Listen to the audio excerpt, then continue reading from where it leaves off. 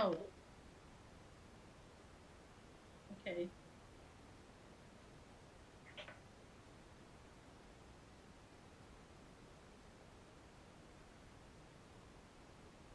Mm.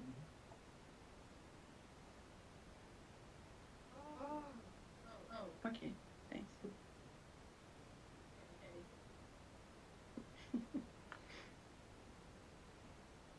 So, Merima, do you play violin? Ah, But I'm Tokyo in is, Bayreuth, I'm in Germany now. Uh, Tokyo, I keep wearing this. yes, yes. Very good. I have been giving lectures even with this. Uh-huh. How often, how often can you do the classes or like this? Only remote classes or?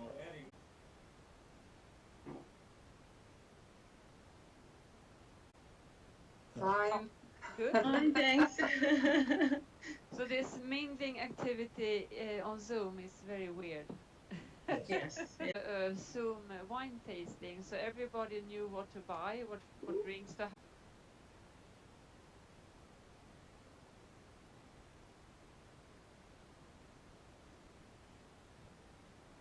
I mean, worse.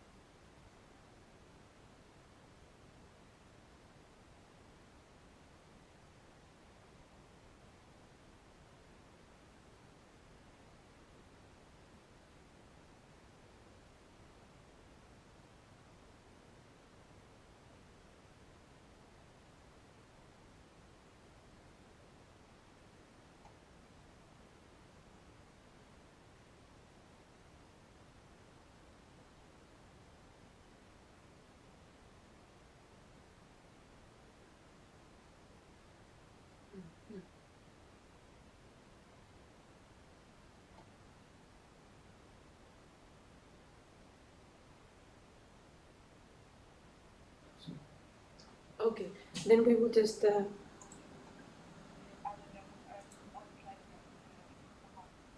okay. Then we will just go according to the schedule.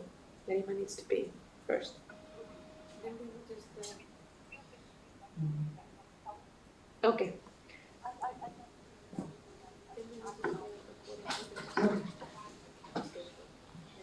Okay. Just stay in the Zoom and let's see what's happening.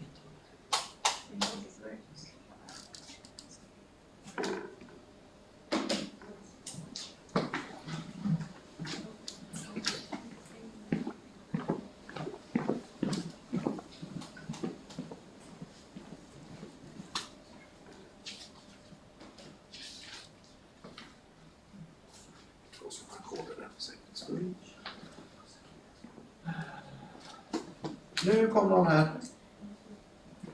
Det är nu Anna.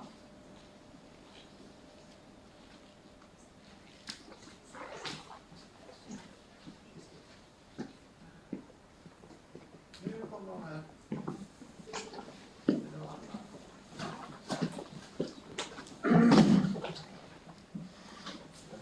Okay.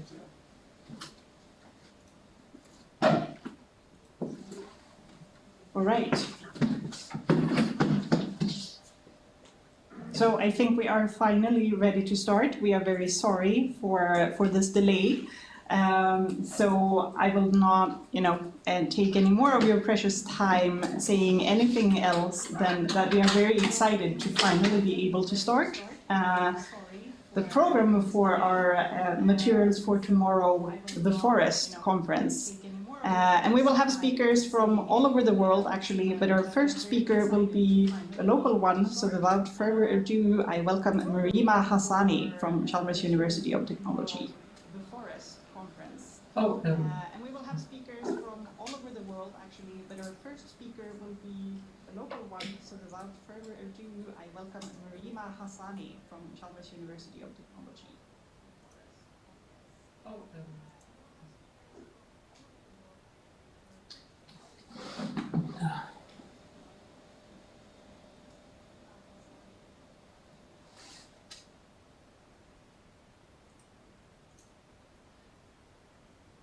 Okay, Merima.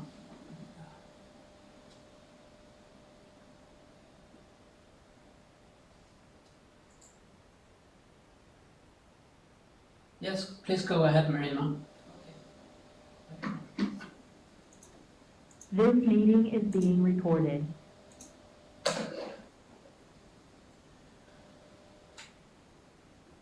Yes, please go ahead, Merima. This meeting is being recorded.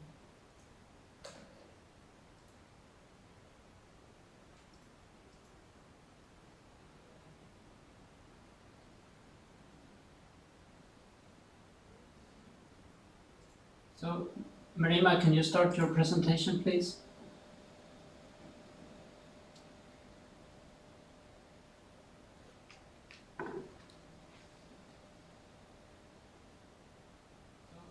Merima, can you start your presentation, please? Yes.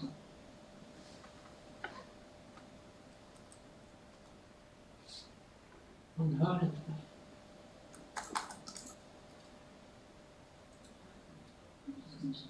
Svara bara på chatten och please start.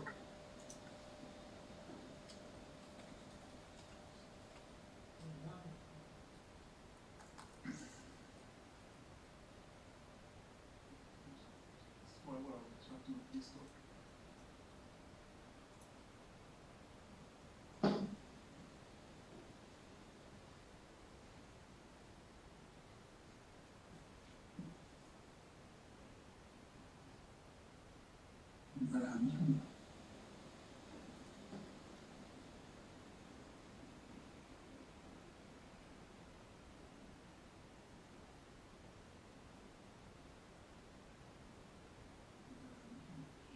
Good morning. I hope No. you can hear me now. My name is Mera Hassani and I'm an associate professor for and I would like to start this presentation by first of all, thanking the organizers for inviting me. It's always a pleasure to be a part of materials for tomorrow. Um,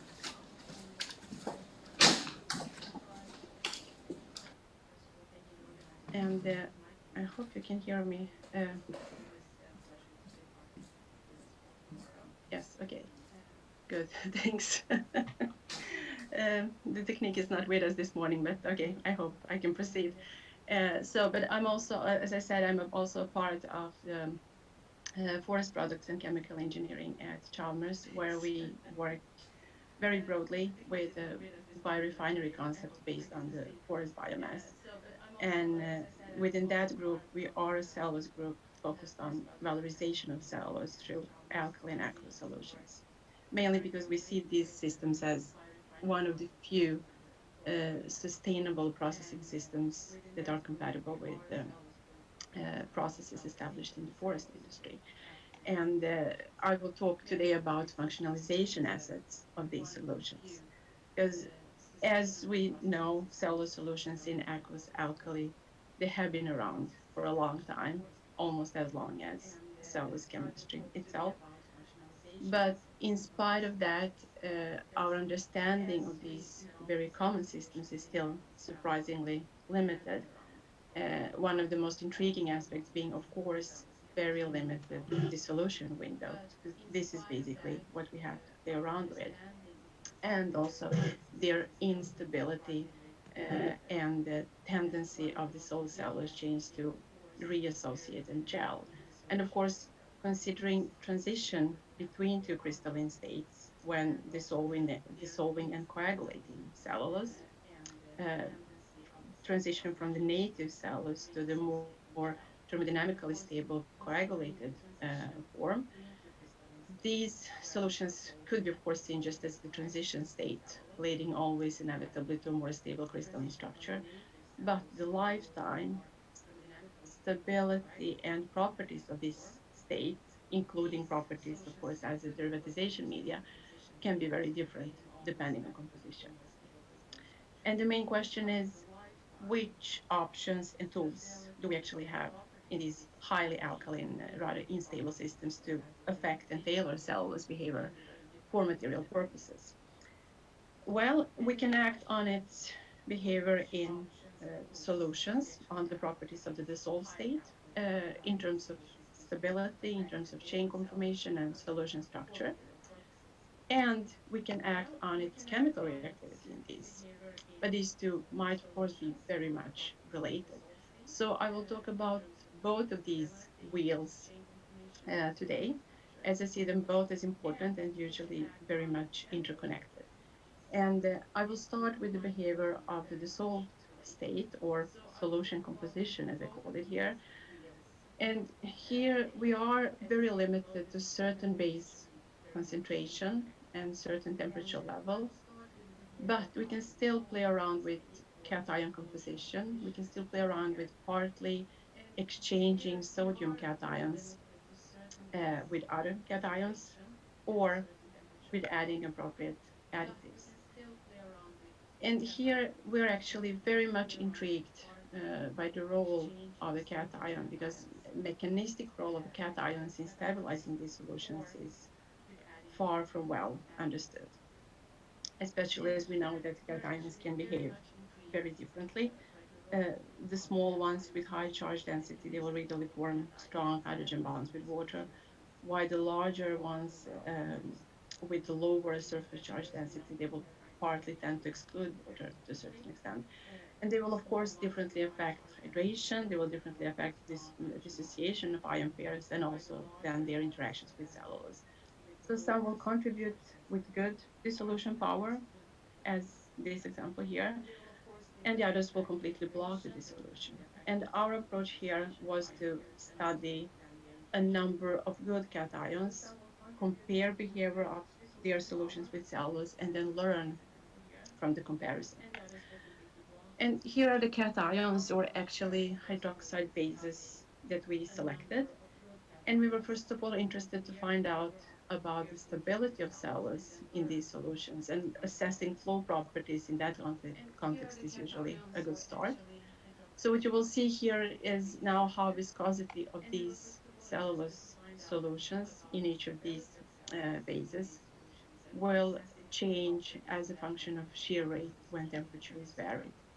So for sodium hydroxide, not surprisingly, a substantial increase of viscosity could be observed at higher temperatures, which indicated aggregation. But even at lower temperatures, some kind of network formation was present. Interestingly, for tetramethyl ammonium hydroxide, the picture was completely different. And also for trimethyl benzylammonium hydroxide, the base that I will in continuation call triton, just for simplicity. So all over the temperature range, they showed almost Newtonian behavior with no obvious signs of aggregation. And this finding inspired us to consider combining these powerful cations with the poor but very widely used sodium hydroxide, which is why we ended up studying these combinations. And we could see improvements compared to sodium hydroxide, but presence of sodium hydroxide seemed to promote aggregation in this case and shear thinning behavior at higher temperatures here. And with sodium hydroxide present, as you can see, same stability as in these pure bases couldn't really be accomplished. And usually a magical trick when trying to stabilize these is, of course, to add urea. And indeed, urea seemed to slightly improve temperature stability of these sodium hydroxide containing solutions, but it didn't seem to affect the already quite stable solutions of more uh, hydrophobic cations. And a real surprise, or should I say a real disappointment, was this combination of sodium hydroxide with triton, because in spite of excellent properties of triton itself, the combination failed to sufficiently stabilize cellulose, in contrast to this combination with tetramethyl ammonium hydroxide that showed shear thinning at elevated temperatures, but no obvious signs of aggregation. And not even addition of urea seemed to help much in this case, which points out that combining bases is really far from trivial and the combination should be selected with great care. And what we just saw on flow properties was also reflected in the dissolution capacity, because dissolution capacity increased going from sodium hydroxide over tetramethyl ammonium hydroxide to triton.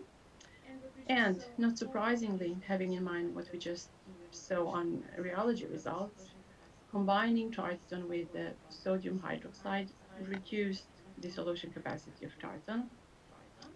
But what is even more interesting is that the solution capacity of this combination, tetramethyl ammonium hydroxide, sodium hydroxide, actually exceeded values of both individual bases. So here, obviously, we deal with some interesting synergetic effect, and we devoted some more attention to this combination. So when analyzing cellulose solutions in this combination with the differential scanning calorimetry, looking for, well, enthalpy changes that would indicate variations in different hydrated structures, we could observe this, that the amount of free tetramethyl ammonium hydroxide hydrates decreased with increasing cellulose concentration, which could indicate that these very hydrates were involved in solidization of cellulose, while the sodium hydroxide hydrates at the same time seem to kind of be set free from cellulose interactions, as they showed slight increase with increasing cellulose concentration. So it might be something like that, that in this combination of two bases, cellulose interactions with this tetramethyl ammonium hydroxide hydrates are preferred, while sodium hydroxide hydrates are partly excluded from interactions with cellulose. But this is, of course, just a guess based on this measurement. Um, intrinsic viscosity of cellulose solutions in this combination that you see here show the slightly higher value compared to the single base solutions, indicating slightly more expanded, more solvated chains, but actually not really a large difference compared to these single base solutions, which probably means quite similar stabilization mechanism in all these cases. So this quite promising combination of bases provided slightly better solvation or expansion of the chain, higher dissolution capacity, as we could see on the previous slide, and very interestingly also, as you will see on the next slide, significantly better stability over time, or actually post-congelation compared to the single bases. So what you see here is a time-resolved rheology, or actually storage and loss modules as a function of time, with their crossover points as an estimate of gelation. And we measured for 3 different temperatures. And for all of them in the single base solutions, which are these blue and purple traces, gelation already occurred when we started measuring. But for combined bases, we could observe postponed gelation by approximately 15, 11, and 3 minutes over here. So at higher temperatures, this combination is obviously not that powerful anymore. For improved stability at even higher temperatures, it is possible that more hydrophobic cations are needed, cations that will be capable of providing even stronger stabilization through less temperature sensitive dispersion interactions. Because actually both sodium hydroxide and tetramethyl ammonium hydroxide, they are so-called osmotropic cations, interacting strongly through hydrogen bonding, which of course will be weakened at higher temperatures. And it's likely that for improved temperature stability at higher temperatures, a cation with even more extensive van der Waals interactions or even more extensive dispersion interactions is needed. And we can realize that by taking a look at this again, because enhanced hydrophobicity of the cation, enhanced dispersion interactions of the cation, they seem to provide better stability at higher temperatures, and that these red lines, these high temperature traces, they go from aggregation in this case through shear thinning here towards complete Newtonian behavior. So more hydrophobic cations will be probably beneficial, but then combining them with sodium hydroxide is a challenge, as we experienced with Triton. And we continue this work on understanding principles for combining cations, understanding the cation role in defining stability and organization of the dissolved state. But I will now turn to another tailoring asset of these solutions, and that's reactivity of cellulose, which also, of course, will be affected by all these factors. And one obvious asset and a very classical approach is, of course, etherification in these systems, considering access to highly activated alkoxides. And I should say that I will mention this very shortly, and as this is still really ongoing work, although extremely exciting work. But here again, reactivity of the polymer and accessibility of the polymer, it will be affected by the composition of the solutions. And here you see the course of a typical etherification reaction, this model reaction, monitored by in situ FTIR, where if performed under conditions where evaporation and diffusion of air is prevented, you can actually in detail follow development of the signals here arising from conversion of only from the conversion of the etherification agent, of course, including both the desired etherification reaction with cellulose, but also hydrolysis of the reagent itself. And very interestingly, traces of this conversion here recorded over time will be very different depending on the base composition. And here you see these traces are actually fingerprints of the conversion of the eterification agent in different bases, again, comprising both the eterification reaction itself and the hydrolysis of the agent. In all these cases, we get comparable degrees of substitution, but reaction rates are different, as you can see on these different completion times, and possibly also reduced selectivity in these different solutions, as these rather complex FTRI traces indicate. So we are currently trying hard to resolve these very complex signals, to combine it with the NMR studies, and its next occasion, I hope to be able to share with you whether there are differences in reduced selectivity and how different kinetics we deal with in these different solutions. So this was just a short glimpse of an ongoing work. And finally, I will talk about a third or another asset, tailoring asset of these systems, and that so far has been completely overlooked, and that's their interaction with carbon dioxide. Because we could recently show that these solutions actually incorporate significant amounts of carbon dioxide, and that incorporation goes through formation of a transient cellulose carbonate intermediate that is readily hydrolyzed off by water, leading to formation of a carbonate ion. And just a reminder here that this is actually a conventional route of incorporating carbon dioxide into these solutions. But if cellulose is present there, if cellulose is already dissolved and activated before introducing carbon dioxide, this will be the dominating route.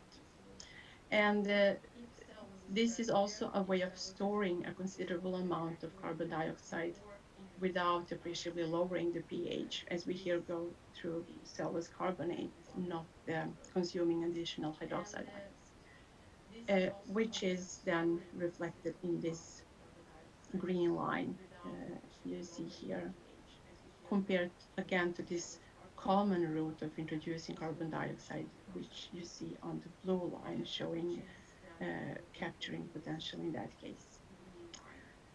I should also mention that this intermediate could be captured in the coagulated cellulose and observed with FTIR, and also actually very recently on NMR, but when running NMR in the nucleophile-free solvent, in a solvent that couldn't really react with this highly reactive intermediate. And this is the FTIR signature of this intermediate. And in order to capture and preserve this cellulose carbonate intermediate during precipitation of cellulose, what is required is a water-free solvent, preferably water-free alcohol, while water itself will very efficiently hydrolyze it off.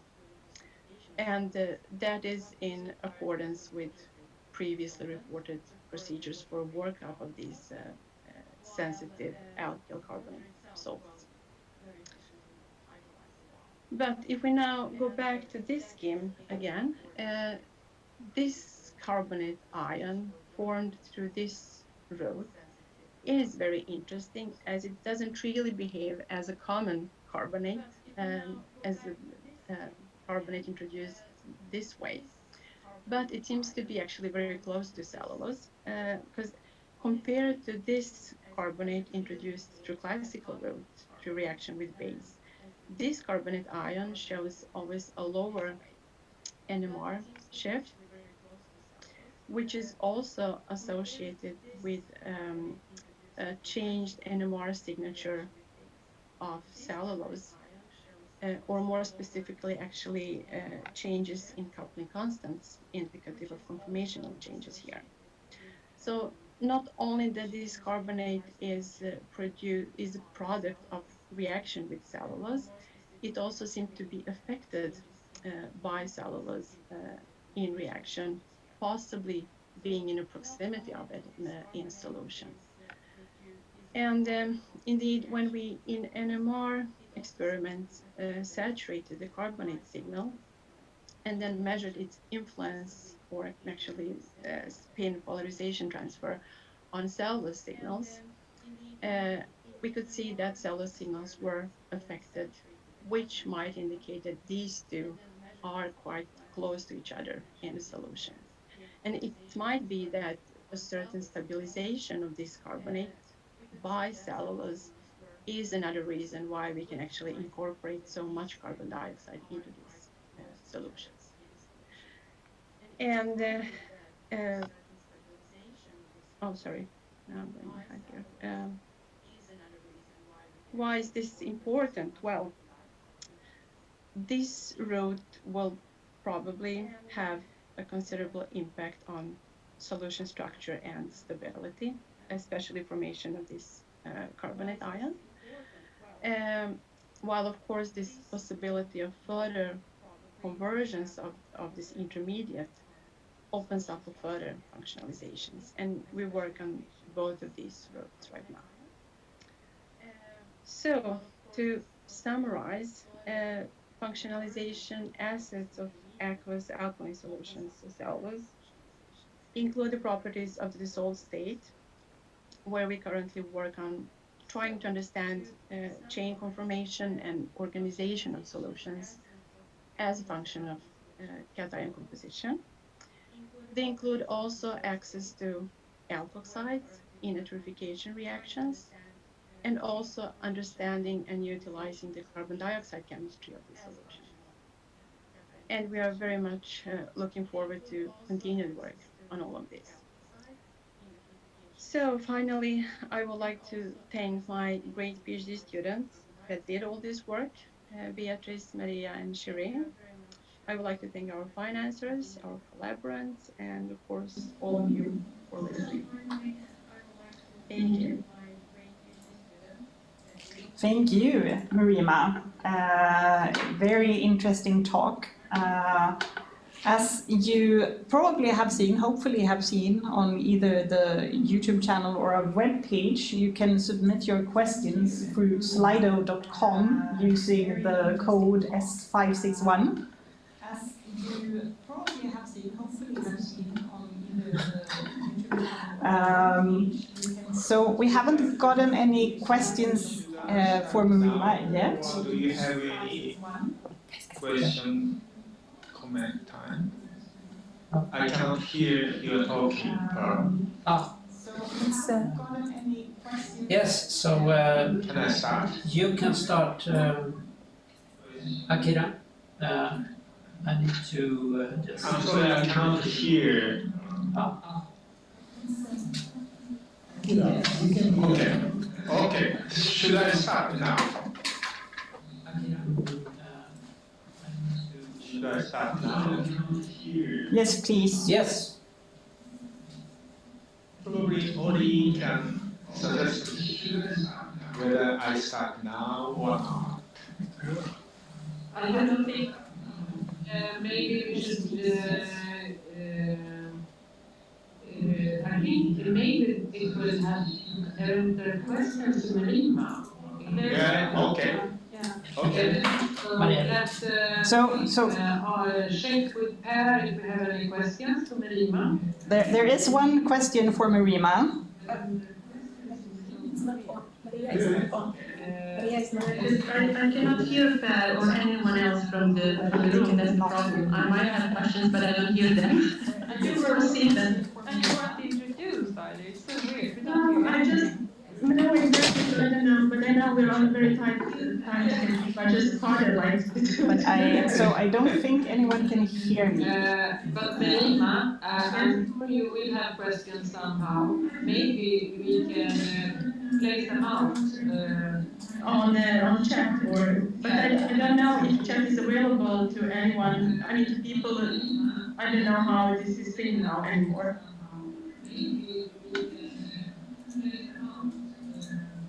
So we should go on with this guy. We try to solve this. So I think we need to move on to our next speaker, which is all the way from Japan. Akira Isugai, please. I think we need to move on to our next speaker, which is all the way from Japan. Akira Isugai, please.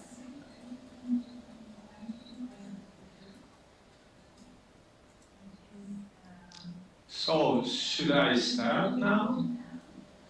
I can't hear what part is talking. So maybe Oli kindly suggest me when I start. Please go ahead. I can't hear what part. At least I can hear you, but I can't hear anyone else. Please go Yeah, ahead. I also can't hear. Akira, can you hear me? Yes, yes. Perfect. Then it's your turn. Go Okay. ahead and get started. Okay. Perfect. Can you see the slide? Yes, we can also Okay, see the good. slides. Now, okay. Good morning, everyone. I'm Akira Isogai of University of Tokyo, Japan. First of all, I would like to thank the online committee and Professors Gunnar Westman, Parr, and Tina organizing this nice conference under this such difficult circumstances, and also for giving me this opportunity to present a paper. And thank you for figure out the connecting problem. At least you can hear me and no problem. The title of my talk is the key technologies to prepare cellulose nanofiber polymer composite with high mechanical and thermal properties. These are motivations for nanocellulose research and development. I will just pick up two of them. Vascular plants consisting of pipe-like fibers in stems containing lignin can efficiently reduce atmospheric CO2 to carbon-containing plant composite components emitting oxygen gas during growing. The cellulose nanofiber CNF utilization from wood biomass resources is expected to strongly contribute to the reduction of atmospheric CO2 emission because of their carbon neutrality. Now the nanocellulose are categorized for me to these three groups depending on their morphologies. Cellulose nanonetworks have such heterogeneous structures with cross linkages and branches. And CNC cellulose nanocrystals are prepared from plant cellulose fibers by, for example, 64% acid sulfuric acid hydrolysis followed by disintegration in water, and have mostly spindle-like morphologies, 5 to 20 nanometer width. Cellulose nanofiber CNFs are prepared from chemically pre-treated pulps by disintegration in water and have homogeneous 3 to 5 nanometer widths and high aspect ratios. In Japan, these many pulp and paper, chemical and machinery companies are now producing diverse nanocelluloses from various pulps by different processes. Almost all pulp and paper companies in Japan are now producing their original and unique nanocelluloses at a pilot scale or a large production scale like this. This is partly because the Japanese government supports nanocellulose research and development. Another reason is that the Japanese pulp and paper companies are trying to change their enterprises from conventional pulp and paper production to, let's say, integrated biorefinery companies based on bioenergy and biomaterials like CNFs to survive in future. This red number one marks show the chemically pretreated CNF production, and these blue number two marks show the companies producing mechanically fibrillated CNF. So almost a 50-50. This table shows diverse nanocellulose production in Japan and the production companies and the institute also shown here. Particularly these various chemical pretreatments are applied to chemical pulps to prepare CNFs, tempo-mediate oxidation, phosphorylation, phosphite esterification, carboxymethyl esterification, let's say xanthate esterification, alkenyl scusinate esterification, sulfate esterification, and C2C3 dicarboxylation. These are three representative chemical surface modification of crystalline cellulose microfibers in cellulose. In phosphorylation, this ammonium dihydrogen phosphate and urea are used in water at high temperatures.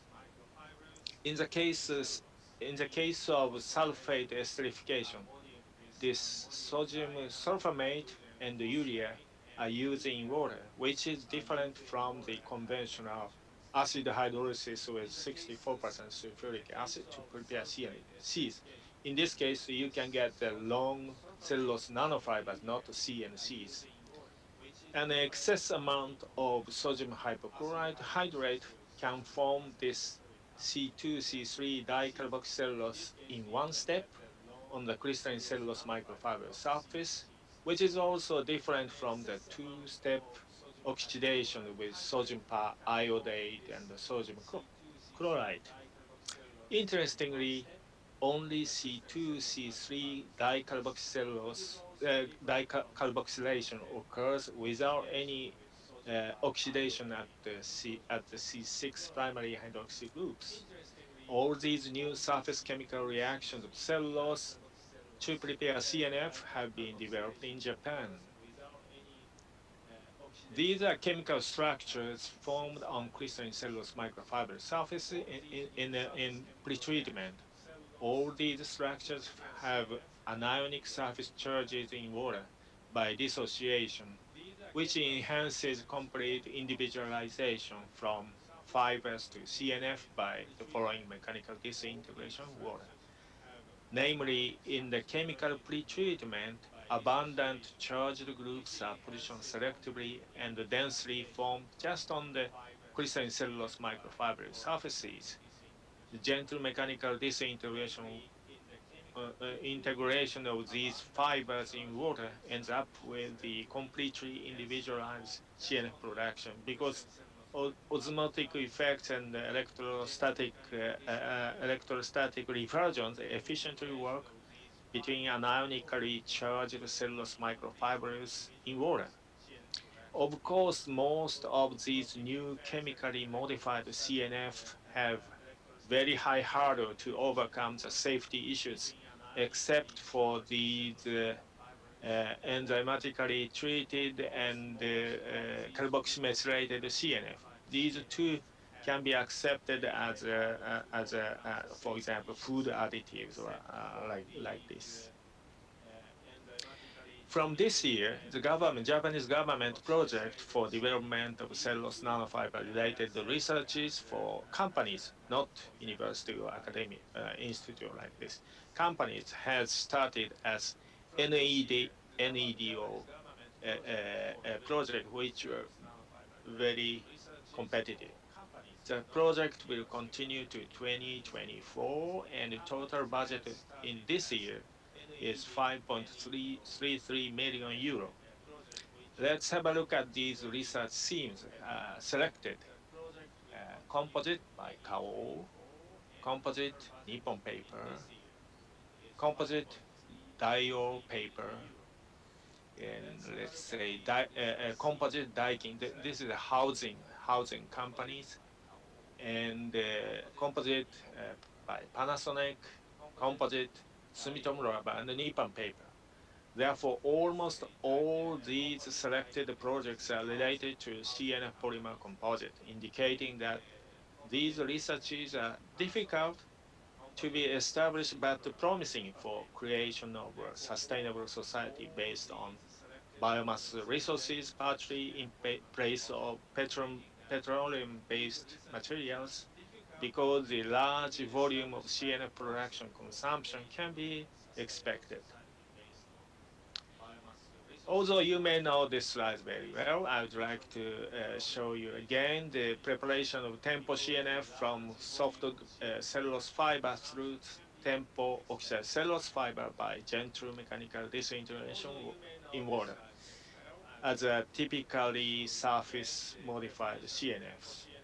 As a consequence, completely individual tempo CNF with homogeneous 3 nanometer width and high aspect ratios are obtained quantitatively as highly viscous and transparent aqueous gels. The widths of the original wood cellulose fiber are downsized to 10 thousandths for tempo CNF, 30 micrometer to 3 nanometer, and the carboxyl content increases from 0.01 to 1.7 millimole per gram by the oxidation. Moreover, once such chemically surface modified cellulose fibers containing abundant charged group can be obtained, diverse cellulosic materials with different morphologies can be obtained from fibers, from original fibers to tempoxide fibers, cellulose nanonetworks, cellulose nanofibers, and cellulose nanocrystals depending on the disintegration condition in water. Therefore, all these nanocellulose morphologies can be prepared from the same chemically modified cellulose fibers. This is one of the characteristic points for chemically surface charged cellulose, not only tempo but also other all surface charged CNFs. Another characteristic point of the chemically surface modified cellulose fibers and nanocellular fibers and nanocelluloses are the sodium counterions of the anionically charged groups can be converted to diverse metal or alkyl ammonium counterions by simple ion exchange in water. As a result, hydrophilic fibers or nanocellulose can be converted to the new functionalities such as high wet strength, catalytic behavior, super deodorant, oxygen barrier, and also hydrophobic properties. All these chemically surface modified cellulose fiber and nanocellulose have the typical two characteristics, namely diverse morphologies can be prepared from fibers to nanonetworks, nanofibers, and nanocrystals, and the diverse counter-ion exchanges are available at these anionically charged groups. Now, there are many possible and promising application fields of CNF. From the aspect of CNF application with a large volume consumption, this CNF reinforced polymer composite are the most promising because CNF have a high specific modulus and also high strength, specific strength compared with other conventional materials, and large volume of petroleum-based polymers has been used up to date, probably around 400 million tons of polymers, including plastics and rubbers, per year in the world. Therefore, if CNF can be incorporated into polymer composite, a large volume of CNF consumption is expected even at small additional level of 1 to 2% in each case.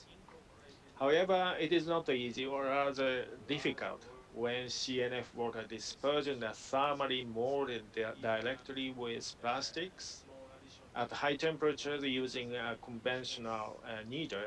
Hydrophilic CNF are easily aggregated in hydrophobic polymer matrices, resulting in very poor mechanical properties.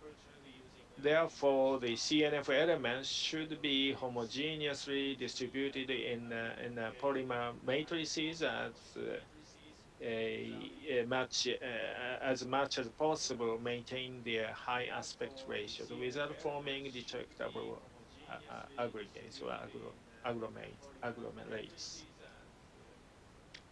This slide shows one example of our previous work, the preparation and characterization of tempo CNF rubber composite films by simple mixing of aqueous tempo CNF dispersion and aqueous rubber latex dispersion at various CNF rubber weight ratios, followed by casting and drying to prepare transparent composite films.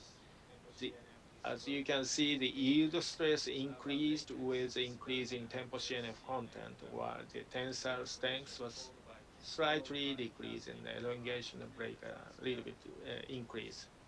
In this case, because hydrophilic tempo CNF cannot homogeneously be mixed with the hydrophobic rubber polymer matrix at the molecular level, as shown in this TEM image, tempo CNF forms mesh-like structures surrounding uh, latex particles like this model.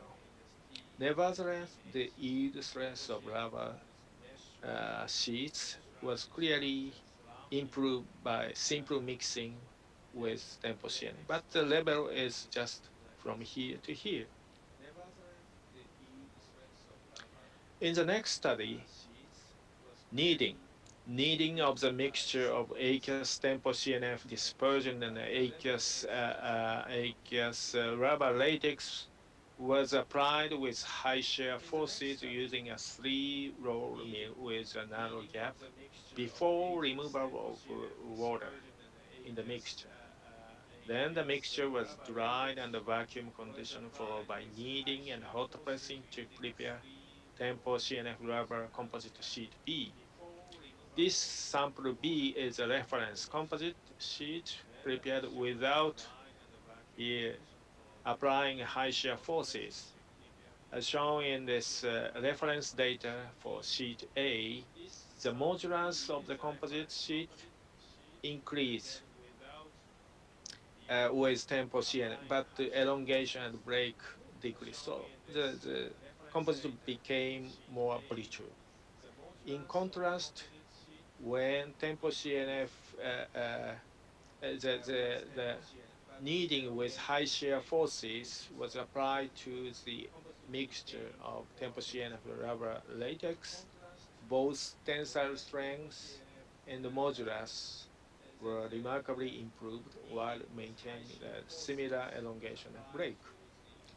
So based on the areas of these strain stress curves, high tensile, high modulus, and high ductility properties concomitantly appeared on the tempo CNF rubber composite sheets prepared by mixing the two components with high shear forces.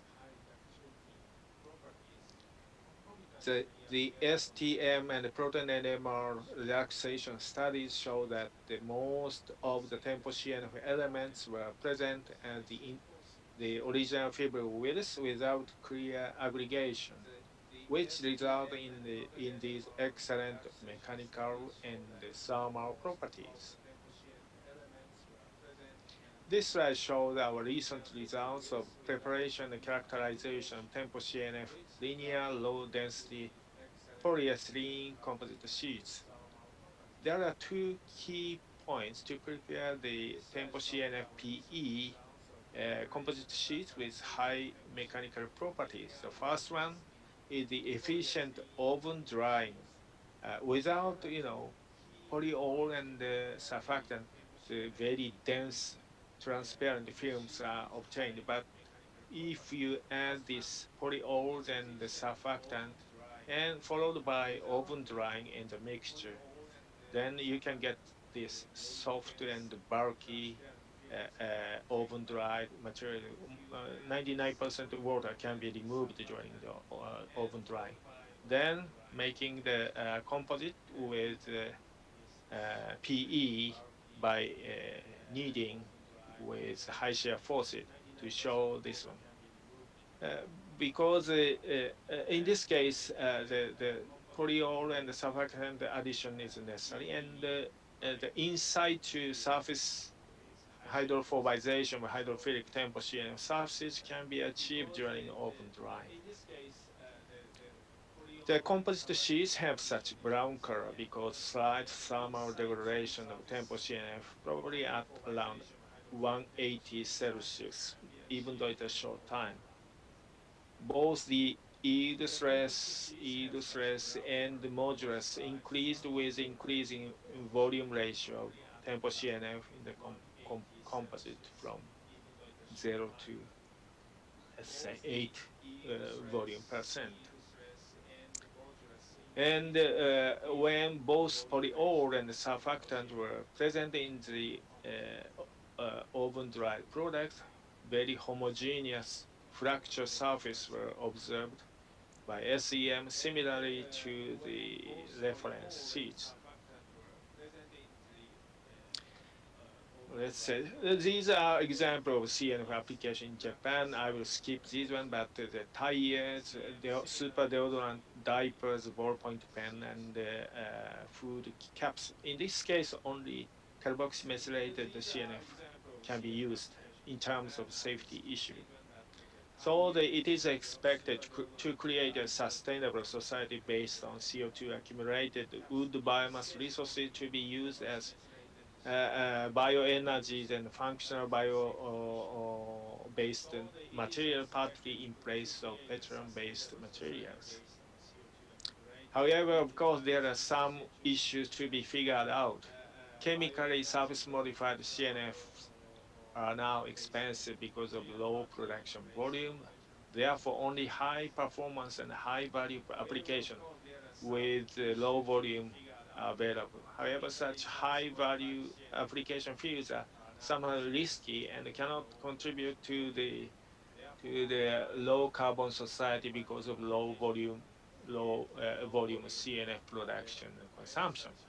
Utilization of CNF partly in place of the presently used petroleum-based materials may contribute to create a low carbon society if it is possible. However, it is difficult in terms of cost competitive edge for new and expensive CNF against the conventionally and inexpensive petroleum-based materials.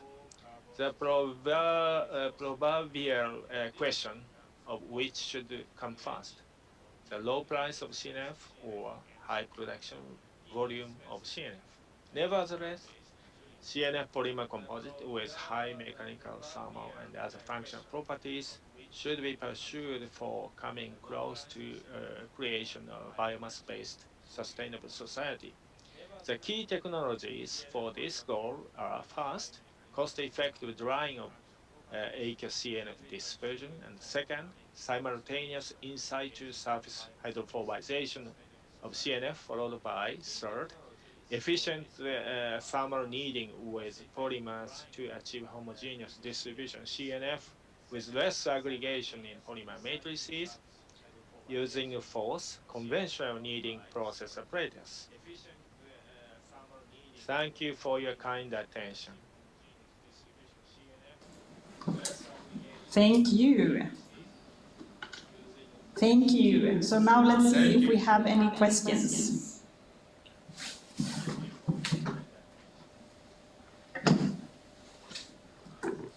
Thank you.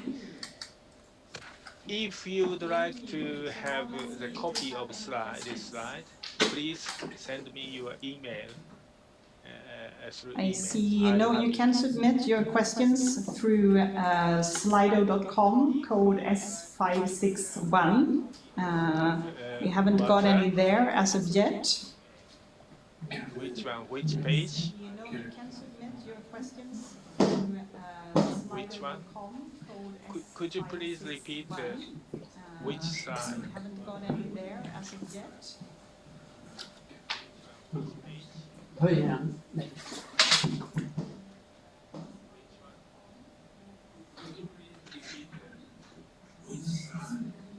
Can you hear me? Yes.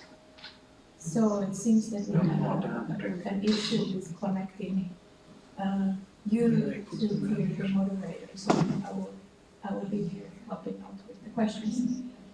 Okay, thank you. Who are you? So it's Tina. Tina. Oh, long time no see. Yes, so what we will do is that Tina will help us moderate the questions now. Good.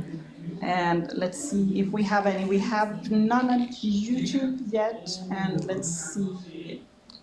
Yes, so what we will do is that Tina will help us moderate the questions now. And let's Okay, see no if problem. we have none on YouTube yet. And we also have no questions at Slido as of yet. Is there any of the panelists maybe who has a question?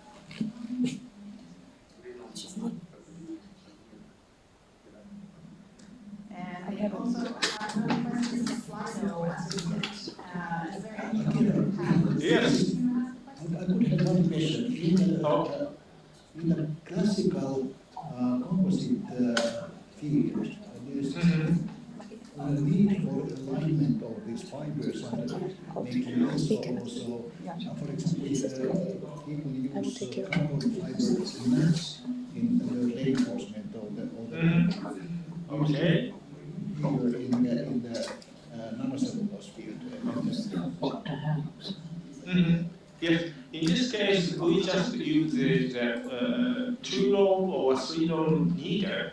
So I'm not sure it's completely aligned, probably much less, let's say, close to isotropic distribution. So, but I'm sure when the tensile test, probably some CNF may align along the direction of tensile stress like this.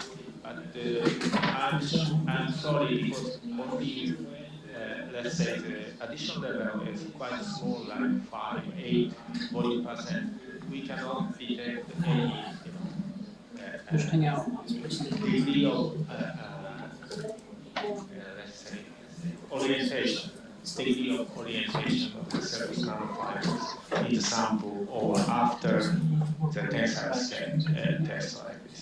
Am I answering correctly to your question? So, for example, in the airplane industry, they make the composites so that they first have a mat reinforcing, for example, carbon fibers. And I haven't seen these kind of approaches yet in the cellulose nanofiber business. Yes. At this moment, it's a preliminary result and not yet applied to the. I'm not so familiar with composite preparation and characterization. We are collaborating with some companies and also the Shinshu University. There is a professor Morinobu Endo, who is one of the pioneer of carbon nanotubes, and we are collaborating with each other to make, to value addition and the scientific analysis of the such compound. Thank you for your question, comment. Thank you, Olli. I think in the interest of time, we thank you, Akira Isaga, for joining our workshop. And then our next speaker is Olli Akala, who is a professor at Aalto University at the Department of Applied Physics. And he's here to share a rather interesting and inspiring topic with us. Okay. Hello. Incidentally, I'm now in Bayreuth University in Germany as a visiting professor. So when I was contacted by Tina and Per, what could be suitable topics, I offered two possibilities. Whether it could be more standard nanocellulose type talk on, for example, gels or aerogels or fiber spinning or something like that. or whether it could be related to something a little bit more fancy. And they wanted more fancy, and now you are going to get a little bit more fancy topic. I don't know how you feel it, but let's see.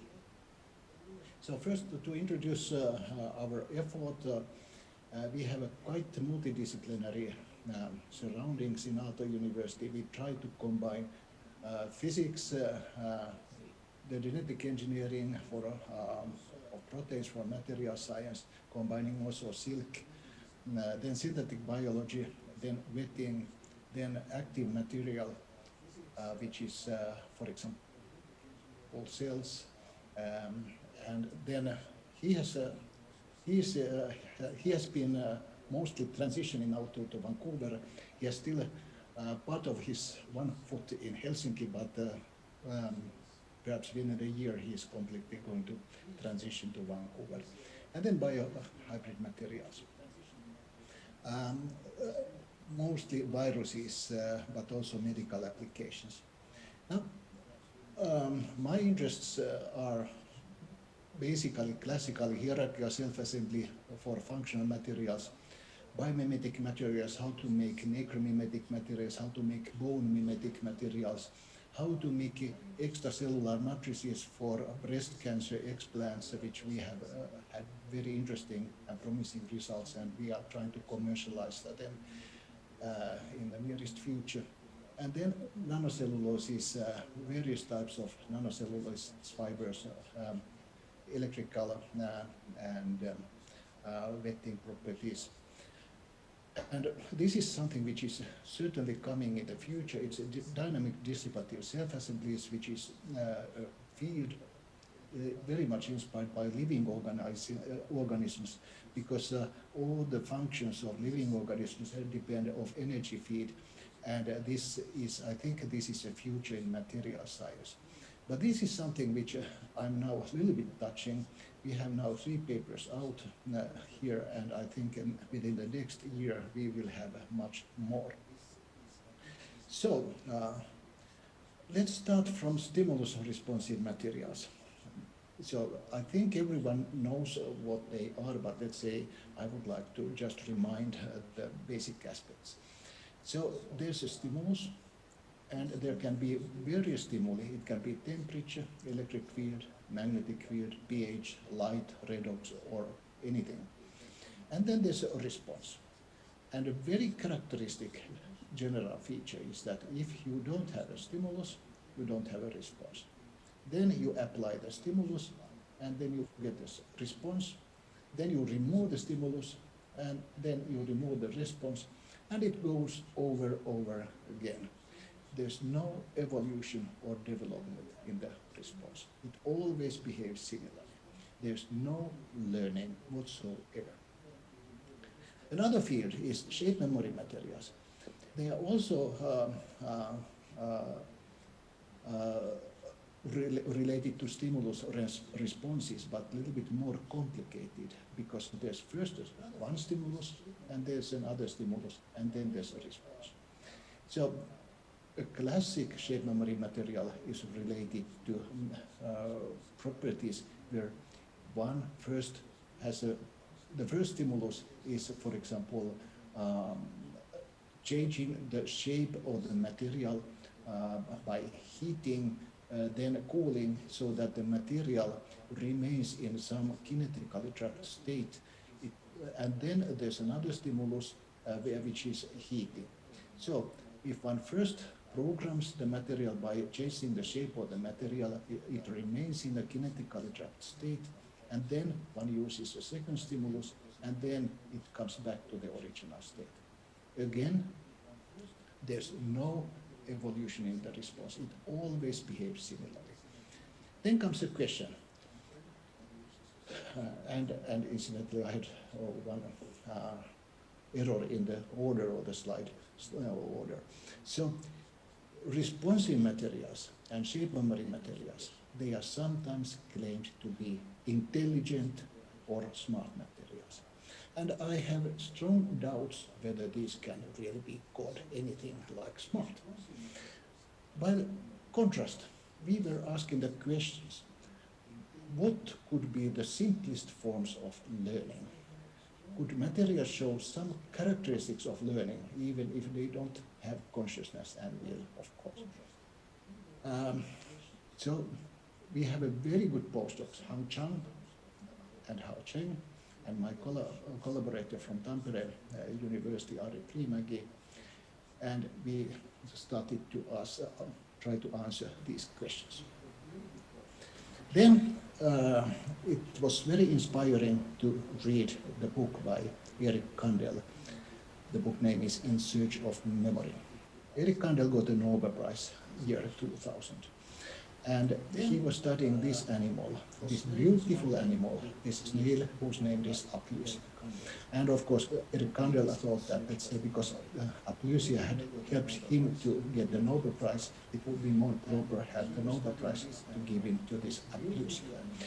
But why Aplysia is so helpful is that it's not a small animal like a banana fly, which is too simple, and it's not too complicated like human being. It's in between. It has only something like 20,000 nerves. And this gentleman, Erik Kandel, got the Nobel Prize because he fully characterized the nervous system of this snail Aplysia, and also characterized what are the simplest forms of learning. And in this case, it's useful to see what he suggested. So, of course, every one of us have some idea what is learning, but it's very difficult to specify exactly what learning is. So, in general, animals and human beings modify their behavior by learning. So, but it has a formidable complexity in the general case because it involves perception, memory, motor, mind, thought, consciousness, reward seeking, and all different aspects which we usually characterize for living matter. But the Kandel's book was instructive because based on the snail studies, he claimed that there are three simplest forms of learning: habituation, sensitization, and classical conditioning. So habituation is a phenomenon where you get the first alarming signal and the animal becomes alerted. But then the animal notices that it's not after all dangerous. Then it's used to this signal and it makes no response. Sensitization is the opposite.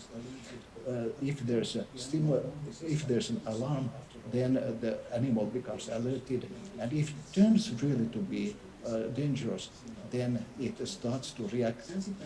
And then there's classical conditioning, and the classical conditioning is the field where we have started this endeavor. So I point out that these three things can be automatic without consciousness or awareness.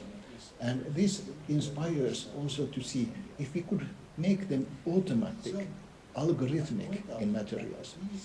So we now study classical conditioning, learn to respond to an originally neutral stimulus.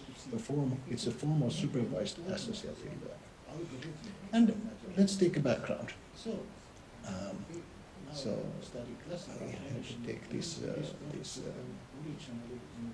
the figures, the photos are there masking at least in my screen, but I hope we can survive.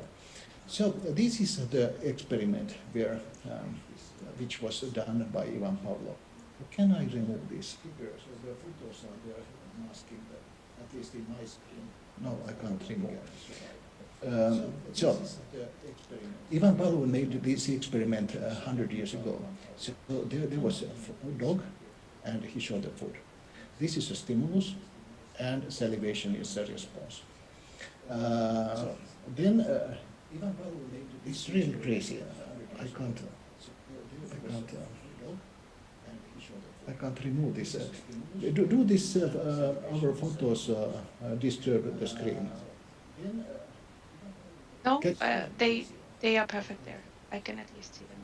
Okay, so they don't disturb the screen. What do you mean with that? The part of the screen is masked by the photos. I see four dogs in the pictures. Okay, so it's only in my screen the problem. Perfect. Then in this case, then there's a bell ring to the I dock, see and there's no more response, dogs here. there's no salivation. So this is not the neutral, this is not the normal response, it's called neutral response. And then the food and the bell was shown at the same time, and then the dog responded by salivation, and then the dog learned to respond with the ringing of the bell so that it gave the salivation. So this is classic conditioning as we know even from the high school. So what we need two stimuli and one triggerable memory. So, but that can be certainly done in materials. So let's try to do it. So let's take saccharide-based material. So this is not exactly forest-based, but let's say this is an excuse to still have a polysaccharide. So let's take agarose. It's not forest-based, unfortunately, but I think we can do this also with the celluloses, and we certainly can. So let's take agarose hydrogel. The stimulus is temperature. The response is gel melting. So what happens is that at the room temperature, the material is elastic gel. There's a network. And how do you find it? So of course we can make the rheology, and we have made it very carefully. But in simplified terms, if you have a vial and you turn it upside down, it does not flow. It's an elastic material. Then you heat it, and then the network opens.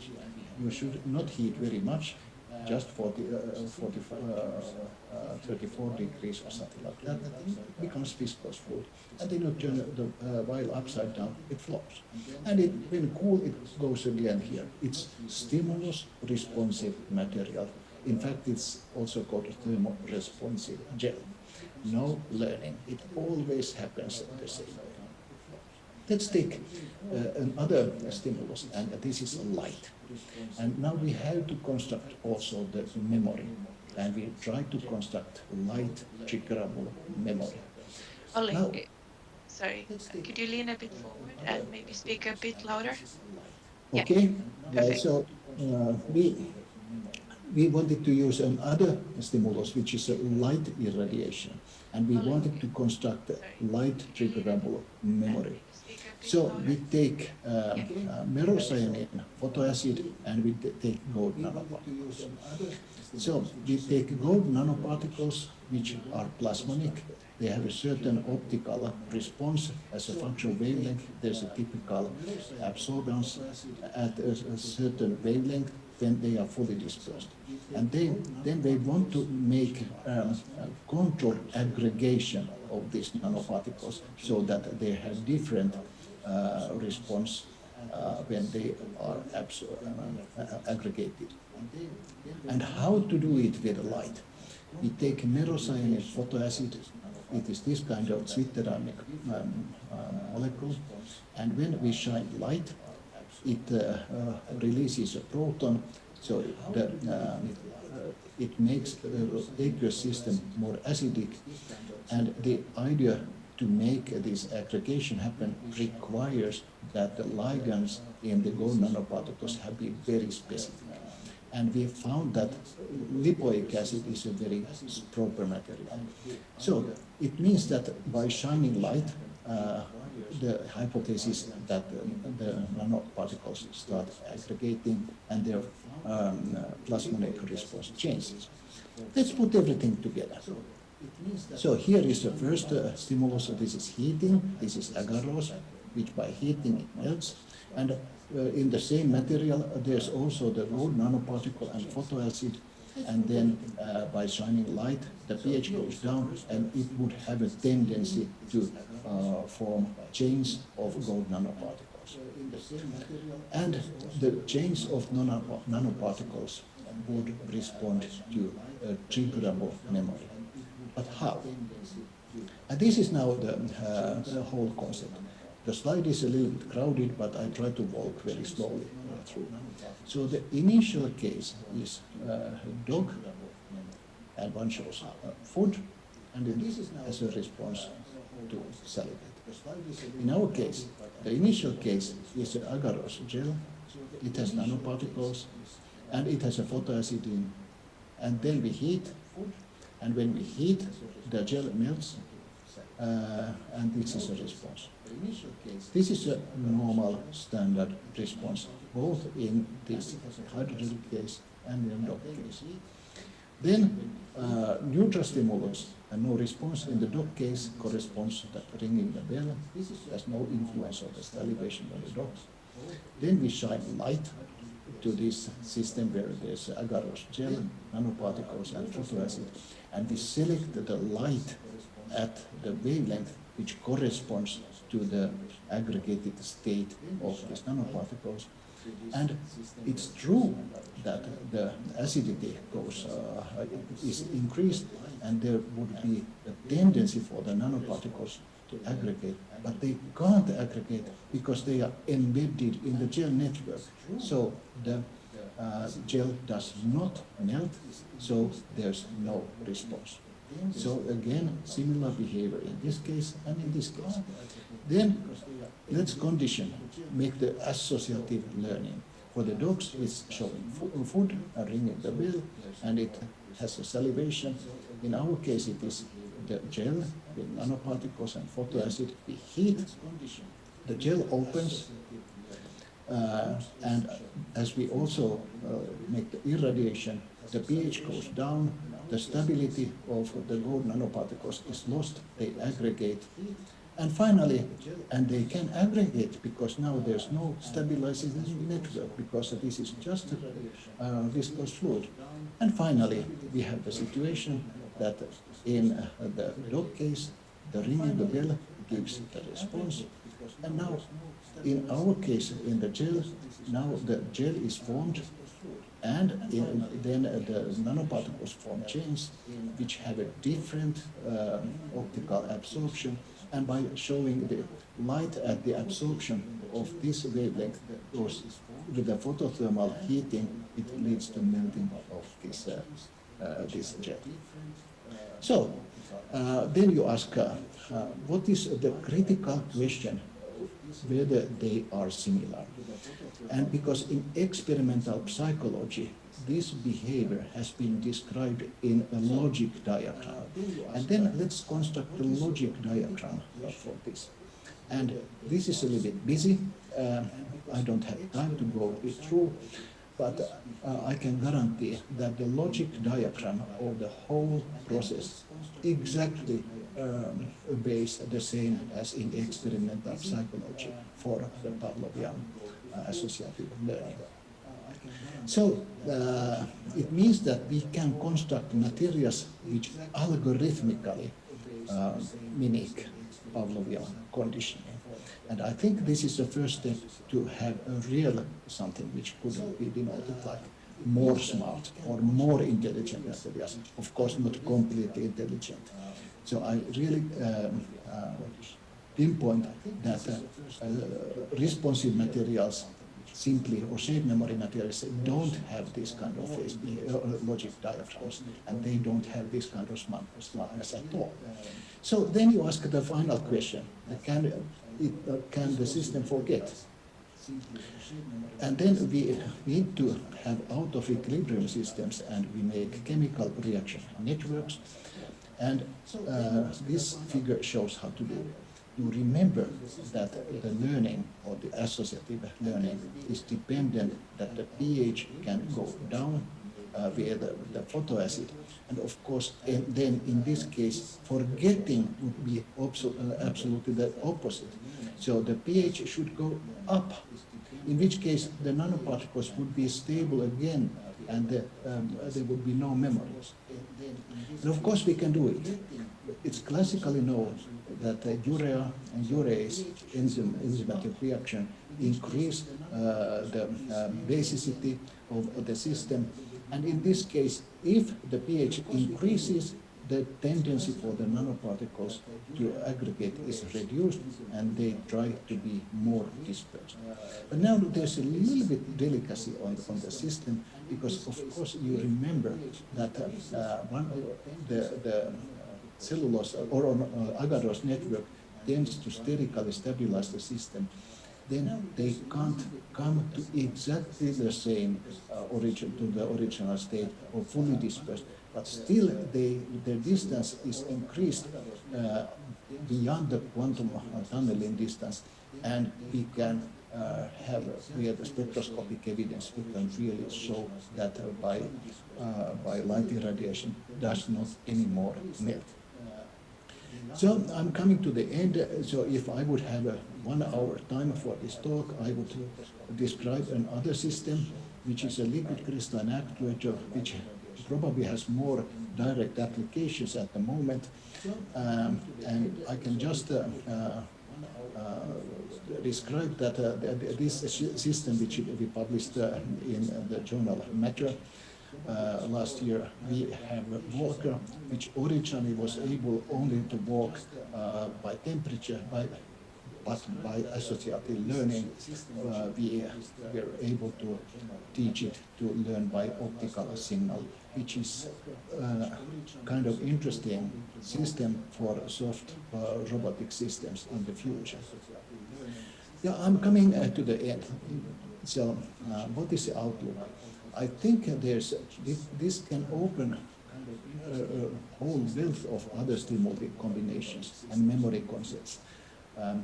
And I think we should check the old history, and we could see that there could be several of systems, for example, using glass transitions or electric fields or magnetic fields, which could be a little bit modified to have this kind of associative learning behavior. Ideally, we need fully orthogonal stimuli, and if you are careful, you notice that the heating and the photothermal effects, they have partial overlap, but still they were sufficiently orthogonal to allow the logic diagram, which I claimed to be important. What is now the most important thing is that we have to go towards applications. And I think we are in the route for soft robots, distributed minimal intelligence and fault tolerance. And now that we show that in material science, also the psychology starts to have an overlap, we need absolutely to have a clarification of terminology. Because in psychology and in material science and in medical sciences, people use different denotions for different things. One of these examples is what is adaptation, which is used in evolutionary biology and also psychology. And it's different, it has a different meaning there than the word adaptation, which has sometimes used in the material science for responsive systems. So I think we have to really work also for the nomenclatures, and here was the first paper where we tried to have some unification in all the concepts. So I'm coming to the end. I would like to answer your questions. I know that often in these remote conferences, the number of questions is very much less than in the real conferences, but if you have something what you would like to know, I can also answer by emails. Thank you very much. Thank you, Olli. Very inspiring talk.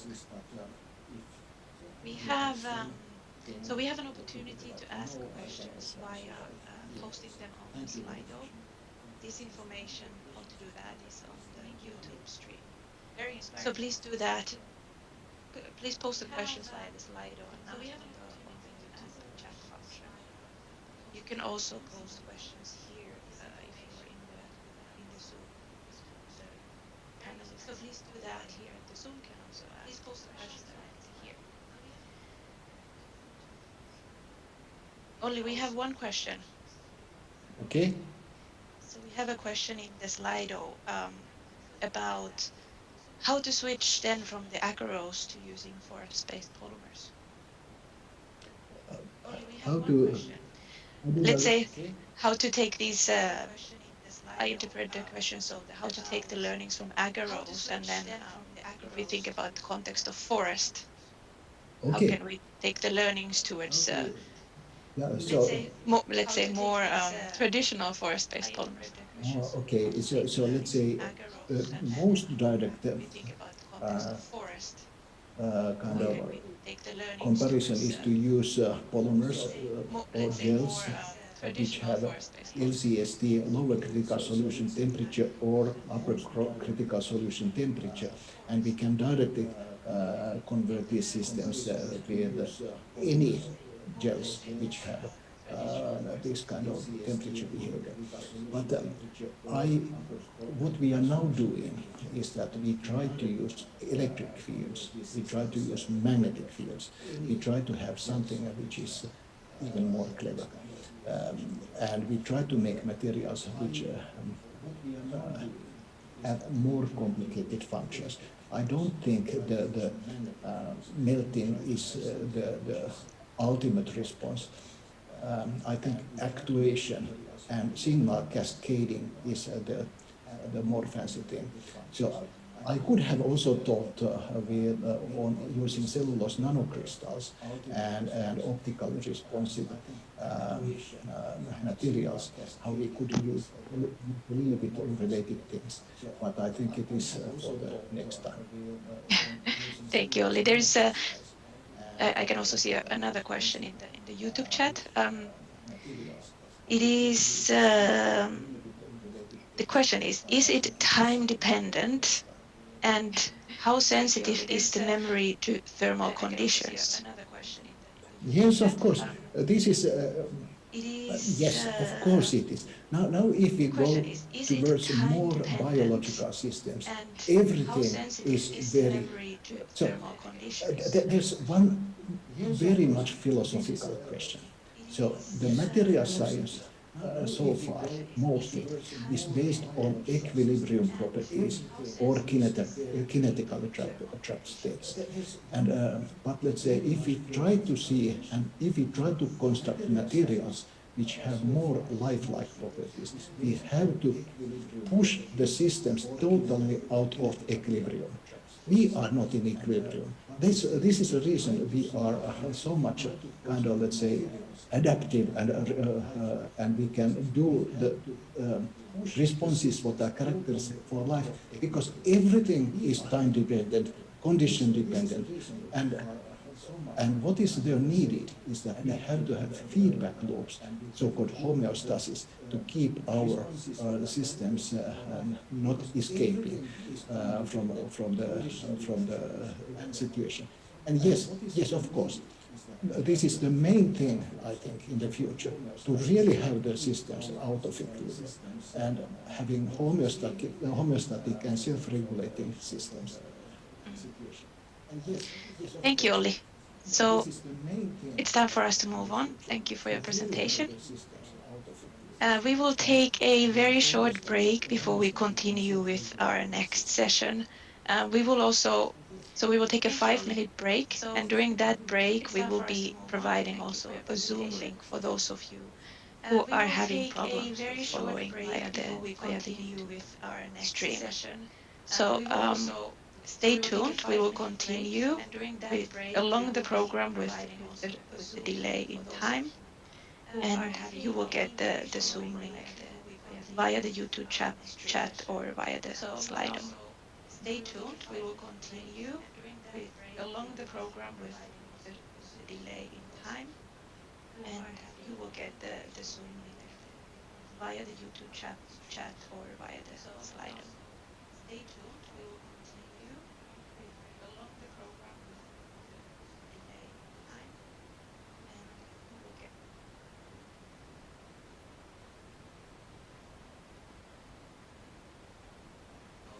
Stay tuned. We will continue.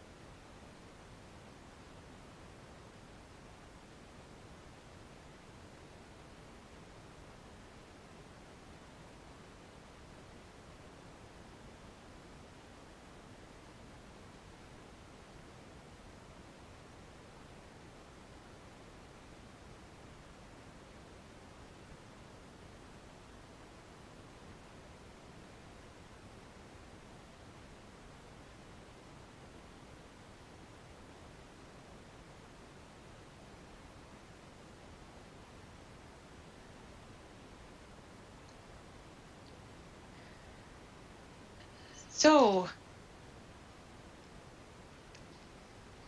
hey Anna, can you hear me? Yes, Tina, I can hear you. Can you hear me well? I can hear you and I can see you, so we're all good. Good. So with a little bit of delay, we are now moving forward, and we are in the beginning of our second session. And in this session, we will first have Anna Wiberg from Bioinnovation to talk about driving change, and this will also have a lot to do with the topic of today, the forest. Yes, With Tina, that, can you hear me well? I can hear you and I can see you, so we're all good. Yes, thank you. So with a little bit of delay, we are now I will start now, Tina, or yeah. Beginning of our second session.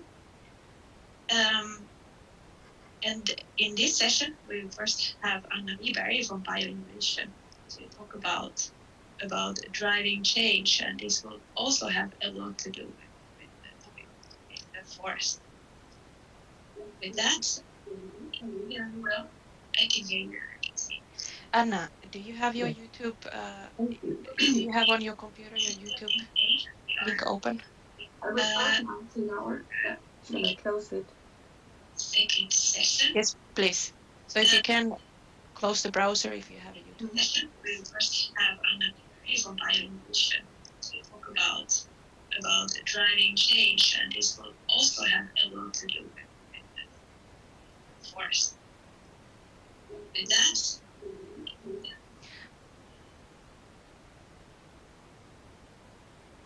I can still hear the.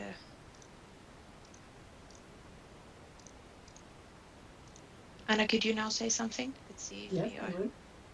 I was just hearing the echo of what I just said, so I'm just wondering where it's coming from. Yeah, and I had no sound on the YouTube channel, so I was Aha, just I see. checking that out to be able to see what the other people see.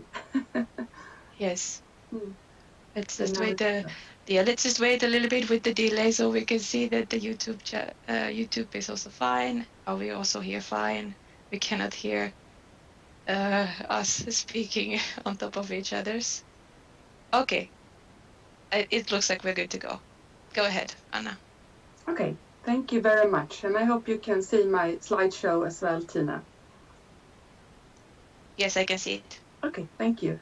Thank you for inviting me to give this presentation. It's a pleasure. It's been very interesting to listen on the development of different material platforms and knowledge platforms. I have been asked to zoom out a bit and talk about what's driving change, and I will do that from the perspective of being director of a Swedish innovation platform financing different projects. I will tell you more about that later. As the population of the world grows and economic opportunities increases, the demand for goods and services also grows, and accelerating consumption in society requires more natural resources. Going forward, development is dependent on the use of more renewable and bio-based raw materials, resource-efficient manufacturing process, and that we create materials with a low environmental impact throughout their whole life cycle. And it also requires changes in consumers' behavior and circular systems. So the way forward, as we see it, is the circular bioeconomy. And I think that is what we also have been talking about today, to use the forest in order to make more sustainable alternatives and solutions. As I said, I'm director for bioinnovation, and bioinnovation is one of 17 strategic innovation programs in Sweden. And we have the mission to support the transition to a circular bioeconomy through research and innovation. The program is a public-private partnership, and we are funded by 3 Swedish agencies, Vinnova, the Energy Agency, and also Formas, as well as the participating stakeholders. The innovation program was initiated by the forest industries, the chemical industries in Sweden and also textile industries. So working together, these industries have, through bio-innovation, created a common platform for bio-based development and innovation. We finance projects and initiatives that focused on bio-based chemicals, materials, and products. And in total, we invest 50 million Swedish crowns yearly into projects. And of course, a lot is about solutions from the forest. So, chemical and energy, materials and construction and designs are three areas where Sweden holds a strong position and where there currently is great optimism. This is particularly evident in the strong investments that are being made on a wide front, both in production capacity, but also in research and development. And I will in this talk highlight some examples of driving forces, for example, through policies, and also what we can see in investments in these examples that I will bring up. So let's start to talk about bio-based construction and design. One of our strongest global trends is urbanization. And Boverket, the National Board of Housing, Building and Planning in Sweden, estimates that Sweden needs to build around 700,000 new homes by the year of 2025 in order for the housing market to be in balance. At the same time, emissions from the sector accounts for about 20% of Sweden's greenhouse gas emissions. Building more is necessary, but so is making it both more cost-efficient and sustainable. In June, the Swedish government published a national strategy on timber construction, stating that timber construction provides environmental and climate benefits, as wood is a renewable resource that binds carbon dioxide from the atmosphere for a long period of time, and industrial timber construction offers resource-efficient processes with lower climate impact. As means towards this, Boverket is now working to introduce requirements and laws, and by 2022, all new buildings in Sweden must be climate certified. So that is a very important driving force in this area. And new high-rise buildings made of wood is really a trend, really globally. Here is one nice example from Sweden. In the middle of central Skellefteå, way up in the north, Sara Kulturhus is being built, which is expected to be one of the world's tallest wooden buildings when it opens in September 2021. The 20-story house is largely produced locally by the forest and by the forest industry. Solar cells and efficient energy use further contribute to minimizing climate footprint. An important key in realizing this kind of tall-rise buildings is material innovation. In this case, cross-laminated timber, called CLT. CLT has the wood's advantage in terms of carbon storage and strength in relation to weight, but it is also dimension stable and can be fabricated in very large elements that can then be used instead of concrete elements. And the capacity in Sweden for cross-laminated timber is growing fast. Big industrial players like Stora Enso, Martinsson, now being part of Holmen, Södra and Sätra is investing in the technology, and during the past 2 years, several new production sites have been started. But taking this further, of course, research and innovation is very important. When it comes to materials, we want it to be 100% bio-based. That means that, for example, glues and joining technologies needs to be developed further.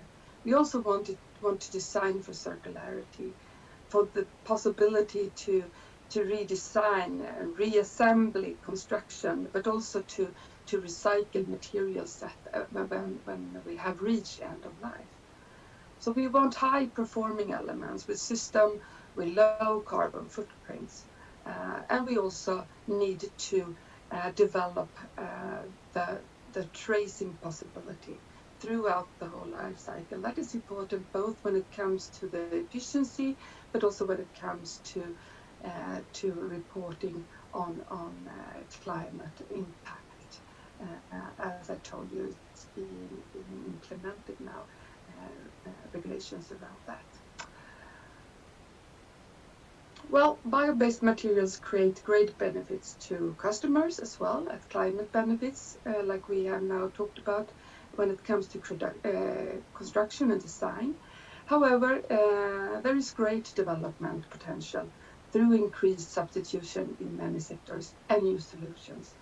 Also in large volume areas such as packaging and textiles. Trade in goods is increasing at a furious speed all over the world, creating a growing demand for packaging in which those goods can be delivered. In many ways, packaging is a key part of the value chain, both for consumer products, but also for industrial products. Plastic packaging is often being criticized due to being seen as one of the main sources of littering in nature. And today around 40% of all plastics used in the world goes to packaging. There are many advantages to plastic materials. The price, the barrier properties, the moldability. However, they are made from non-renewable raw materials, mainly. Among other things, and they release carbon dioxide during combustion, and they have a long degradation time in nature. From this starting point, there is broad agreement in society about reducing the use of fossil-based plastic. One clear example is the plan for new EU legislations that, among other things, increases demands for reduction in the use of so-called single-use plastics. This creates new incentives, both for trade operators and but also for producers of packaging and packaging materials. One example in Sweden is IKEA, a large food retailer, which aims to have packaging in stores made only from bio-based or recycled raw materials by 2030. This focused attention on fiber-based and recyclable materials and new combinations of materials. Going forward, development is about getting the right material in the right place for optimal functionality. And that is, and to do this in an environmental and resource efficient way that also enables efficient recycling. So there's a need for development here, of course, in the packaging area. It's about transparency to get the right barriers and also new recyclable solutions. If we move over to textiles, well, global demand for textiles is increasing rapidly, and by 2050, consumption is expected to have tripled. This poses a major social challenge, as the textile and fashion industry is one of the world's most resource-intensive industries, and material recycling is almost non-existent today. In the field of bio-based and circular textiles, the development of new types of fibers and their recycling is an important area of focus. In 2017, over 90 million tons of textiles fibers were produced worldwide, and just under 10% was cellulose from forest raw materials. Textiles based on cellulose from wood have enormous potential in a variety of applications, in both technical textiles and in fashion and design. Much research and development is currently underway aimed at developing new sustainable manufacturing process, new types of fibers from cellulose, forest cellulose based, and also processes for their recycling. And here, Swedish companies are pioneers. For example, Renewcell with the product Circulose. Renewcell was founded by innovators from Stockholm Royal Institute of Technology in 2012 and is today a textile recycling company based here in Sweden. The company's vision is to lead the way to a sustainable world by producing high quality products from recycled fibers, recycled textiles. The first industrial scale plant opened a few years ago in Kristinehamn, and this year decision was taken to establish their new textile recycling plant at SCA Ortviken industrial area in Sundsvall. Another example is Södra's product Once More. It was launched last year and is produced at Södra Cells pulp mill at Murran.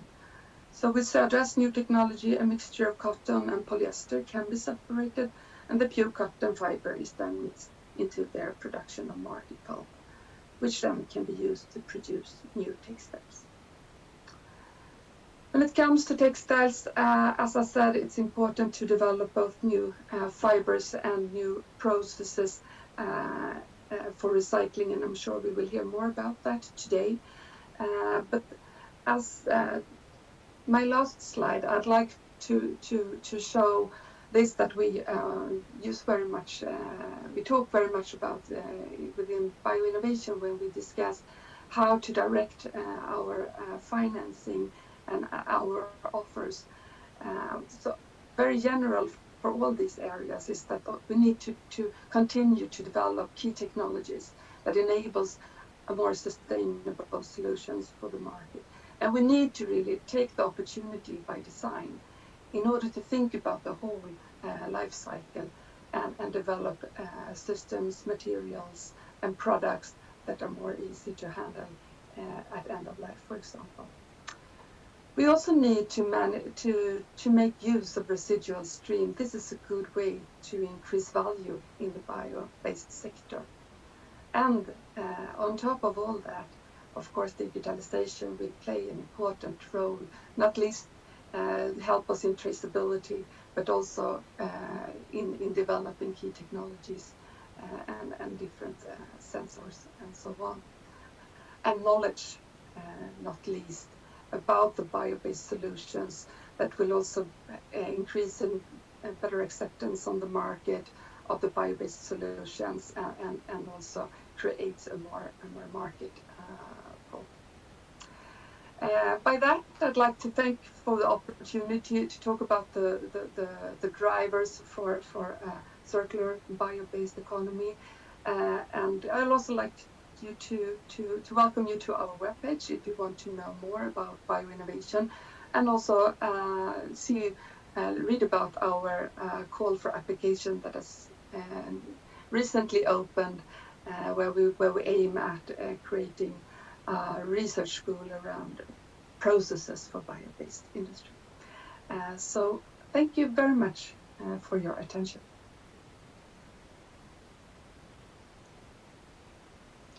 Thank you, Anna. So we are open for questions. You have again the opportunity to post your questions via the Slido, or the ones present in Zoom can also post. You can post your questions here in the Zoom.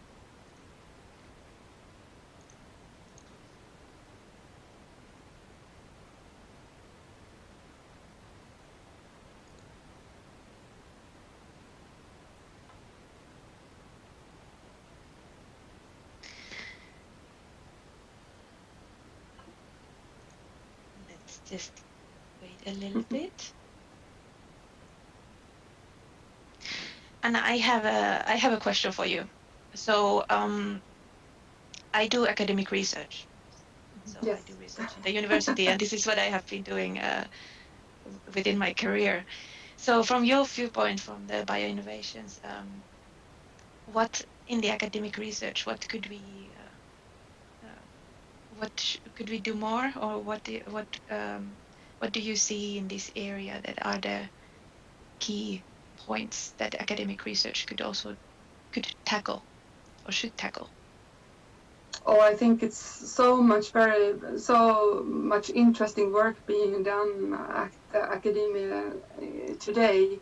And I also think that this coordination that we now have through research in bringing that to the industry is very important.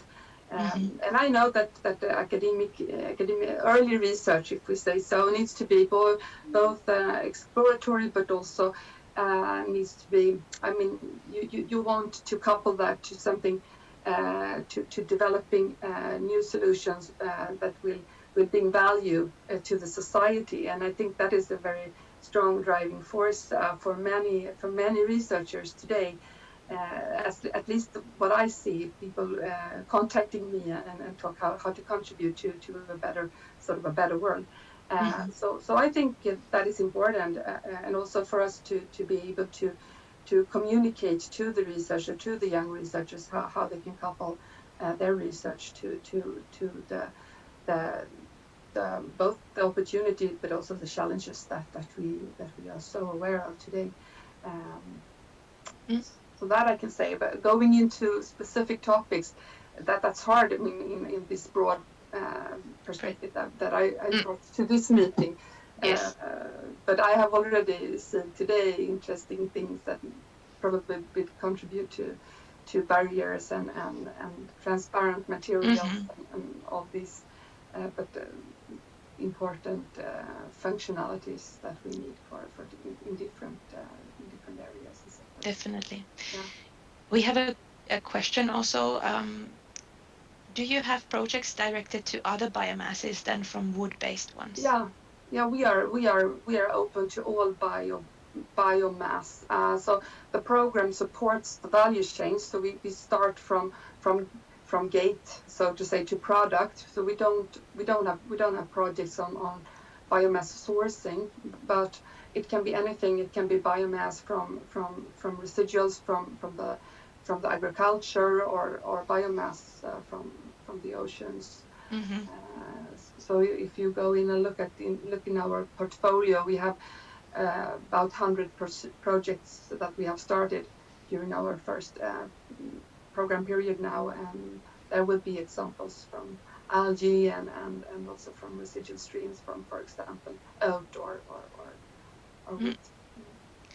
There is a question, and I promise I did not ask it, even if I come from Finland, but there is a question in the slider saying, is there any cooperation with Finland?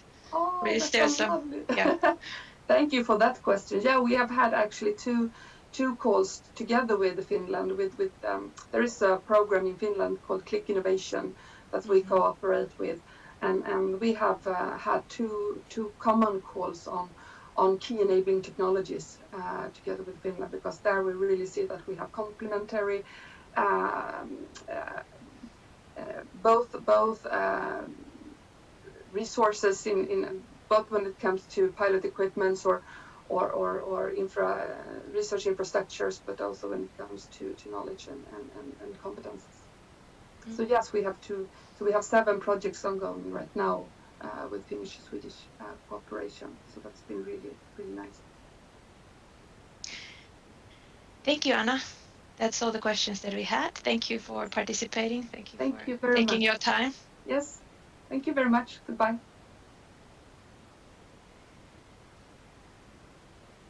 And then we are ready for our next speaker. That is Eva Malmström. Eva, can you hear me? I can see your slides, so I can. No, I think you can hear me. Yes, perfect. So just a small update for our followers. So we are plus 45 minutes, so we have a 45-minute delay. So we're just going to run with that now and then catch up on that at lunchtime. to as well as good as we can. But so our next speaker is Eva Malmström.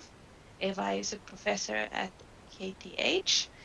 However, I think what Eva will today share with us is about Wallenberg Wood Science Center and the research in the center related to our topic of today. Right, Eva?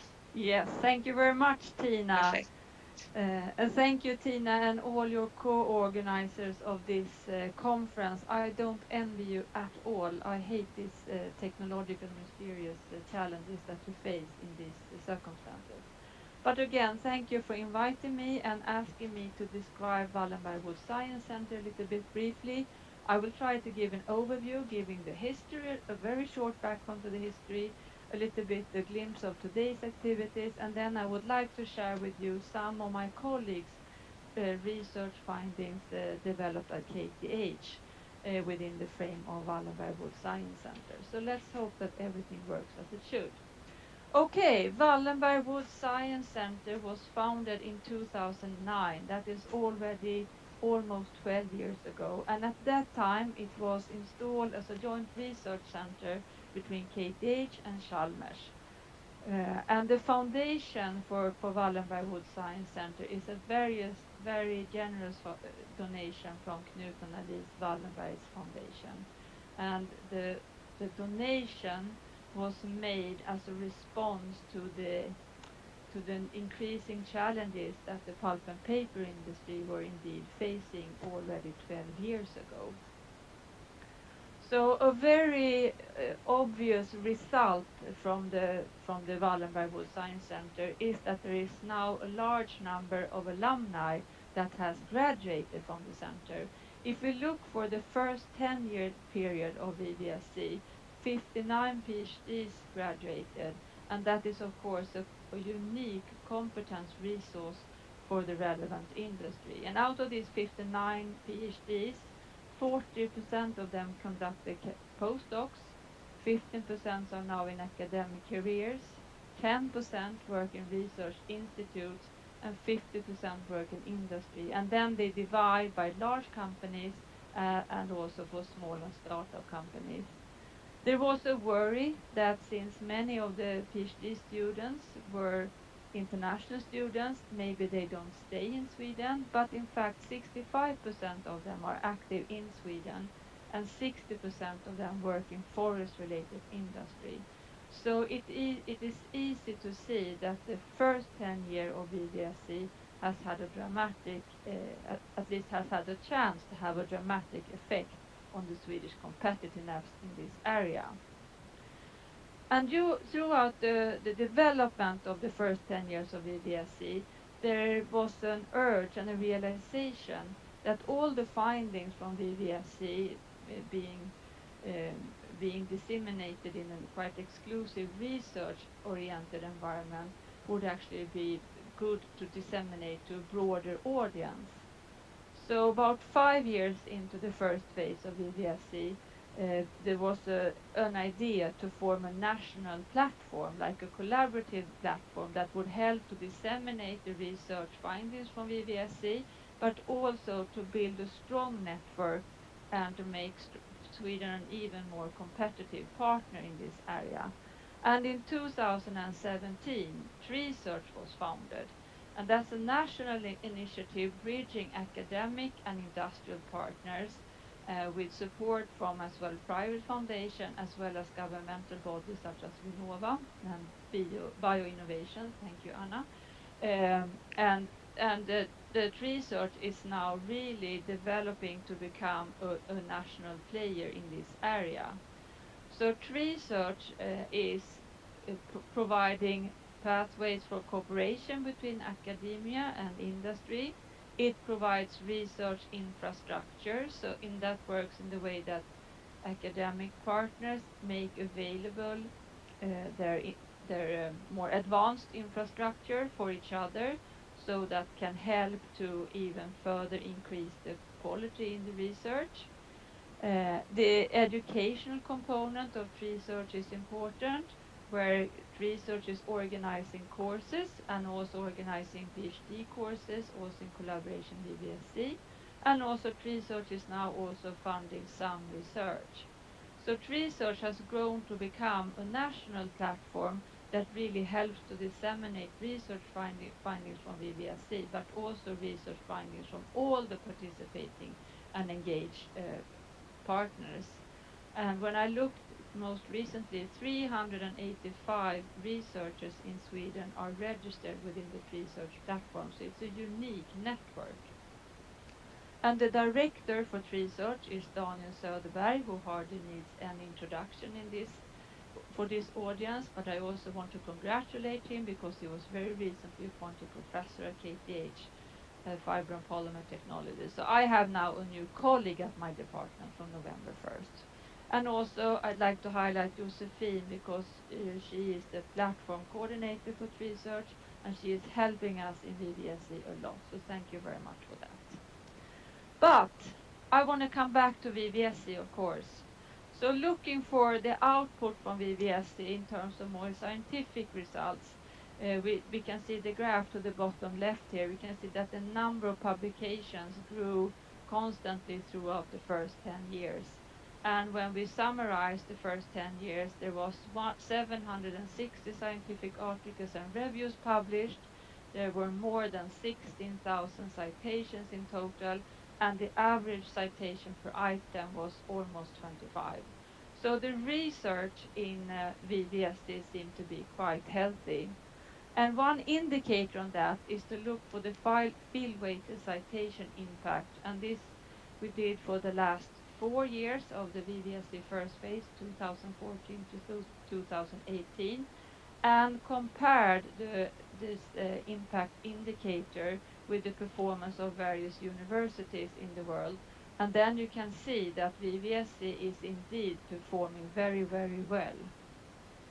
This was acknowledged by the founders of VVSC, and in December 2017, there was an extension granted for VVSC. So this is Magnus Berggren, Lisbeth Olsson and Lars Berglund looking very happy because they have just been told that they now received funding for the next 10 years for VVSC 2.0 as it was called. So this was of course a great acknowledgement and it was really a fantastic opportunity given to all the researchers within the VVSC to continue this research for another 10 years. Wallenberg Wood Science Center 2.0, funded from 2019 and 10 years onwards, is slightly different. This is the very overall funding scheme with 400 million Swedish crowns coming from the Knut and Alice Wallenberg Foundation. And then there is more than 200 million coming from the universities. And then you are maybe observant enough to see that now it also says Linköping University here. So in the second phase of VVSC, Linköping University is now also a member because there was a need to broaden the scope a little bit of the research field that has been introduced during the first 10 years. I'll come back to that in a second. And there is also now research, and this research funding, 100 million Swedish crowns, is actually the industry's contribution to VVSC. So the setup for this next phase of VVSC is slightly different from the first, but it's even stronger. We get more funding and we have a stronger involvement by the industry, while we of course have the high quality research at highest top of the agenda. So VVSC today is organized into 5 program areas, of which I will introduce to you briefly in the following slides. Sorry, I'll come back. So currently we have 52 PhD students, 26 postdocs and 69 PIs and researchers making their daily work focusing on VVSC research activities. We are distributed at 3 universities, and if we look for the node managers, apart from myself now leading the KTH node, Lisbeth Olsson, the professor at Chalmers, I think you're also in the audience, you are leading the VVSC Chalmers part, and Magnus Berggren, you are leading the Linköping University part. and we are almost aligned throughout Sweden in this manner. We have a couple of workhorses that makes VVSC into what it is, apart from the strong research. One of those workhorses is indeed the academy. Our PhD students are enrolled in the VVSC Academy, and Professor Paul Gatenholm from Chalmers, he is the director, and Professor Gunnar Westman, also from Chalmers, is supporting the activities within the VVSC Academy. And the academy is organized in such a way that there are 2 week-long academies every year, one winter school and one summer school. So that means by the time a PhD student is graduating with a PhD degree, him or her has had at least 8 schools to train for the VVSC joint topics. Unfortunately, given the pandemic and all the circumstances that that brings, this year's schools have had to be online editions. And please note that the first one became online very shortly prior to the when it was supposed to be held. And Paul and his co-workers did a tremendously good job in actually making this transition to work really smoothly. So both this year's schools have worked very nicely, and now we're looking forward to the winter school next year, which we hope we can organize in Varberg with also a visit to Max 4. And the topics of these VVSC academies are of course selected to boost our PhD students to have a good preparation for their future career, either in academia or at industry. And next year's summer school is hopefully to be organized in Åland. The other workhorse of VVSC are the workshops, and those are really the key element where all the center participants gather. We usually gather twice a year.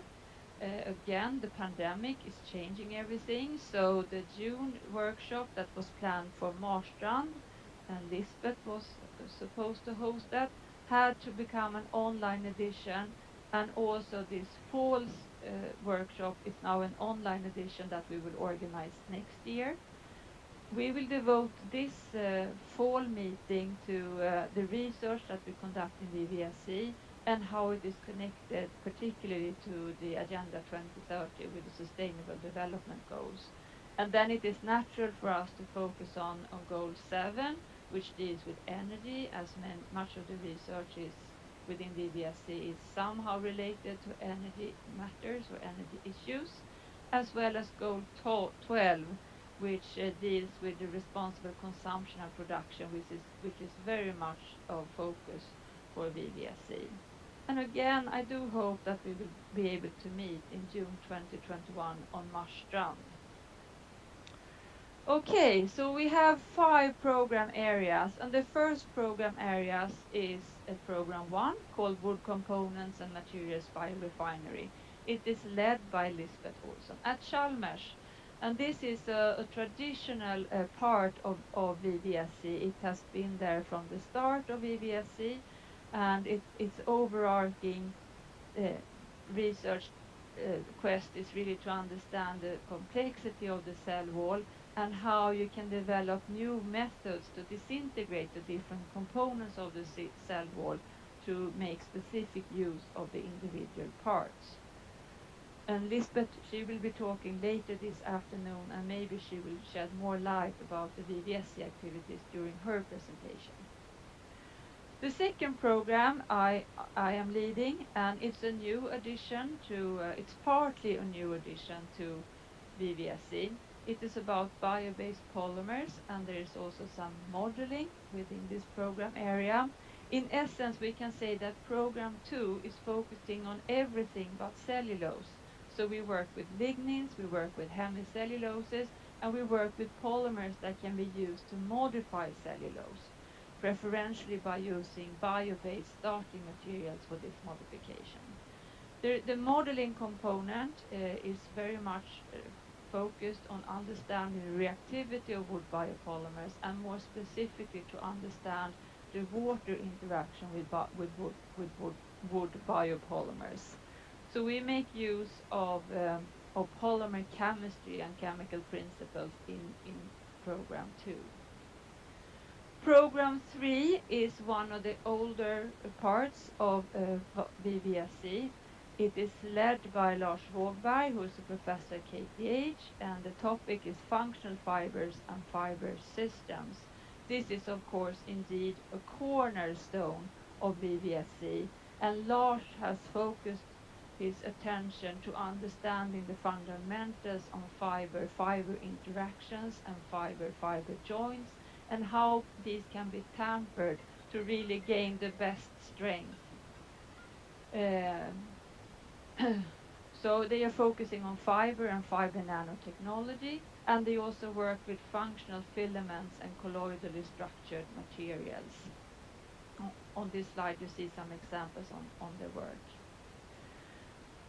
The program 4 area, it's the newest addition to VVSC. It's about composites for energy and electronics, and it is led by Professor Magnus Berggren, who is the head of the Laboratory of Organic Electronics at Linköping University.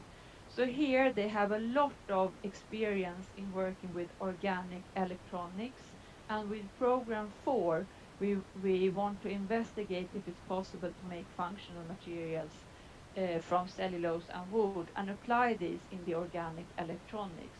So this is an exciting new addition to VVSC 2.0, if I may say so. Program 5, the last program area, is maybe the last, but definitely not the least. It is led by Professor Lars Berglund, also professor at KTH. The topic is biocomposites and wood materials.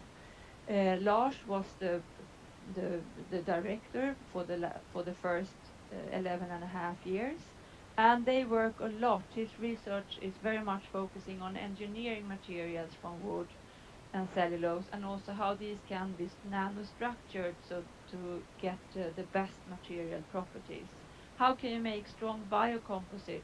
And I will give you an example of transparent wood in the coming slides.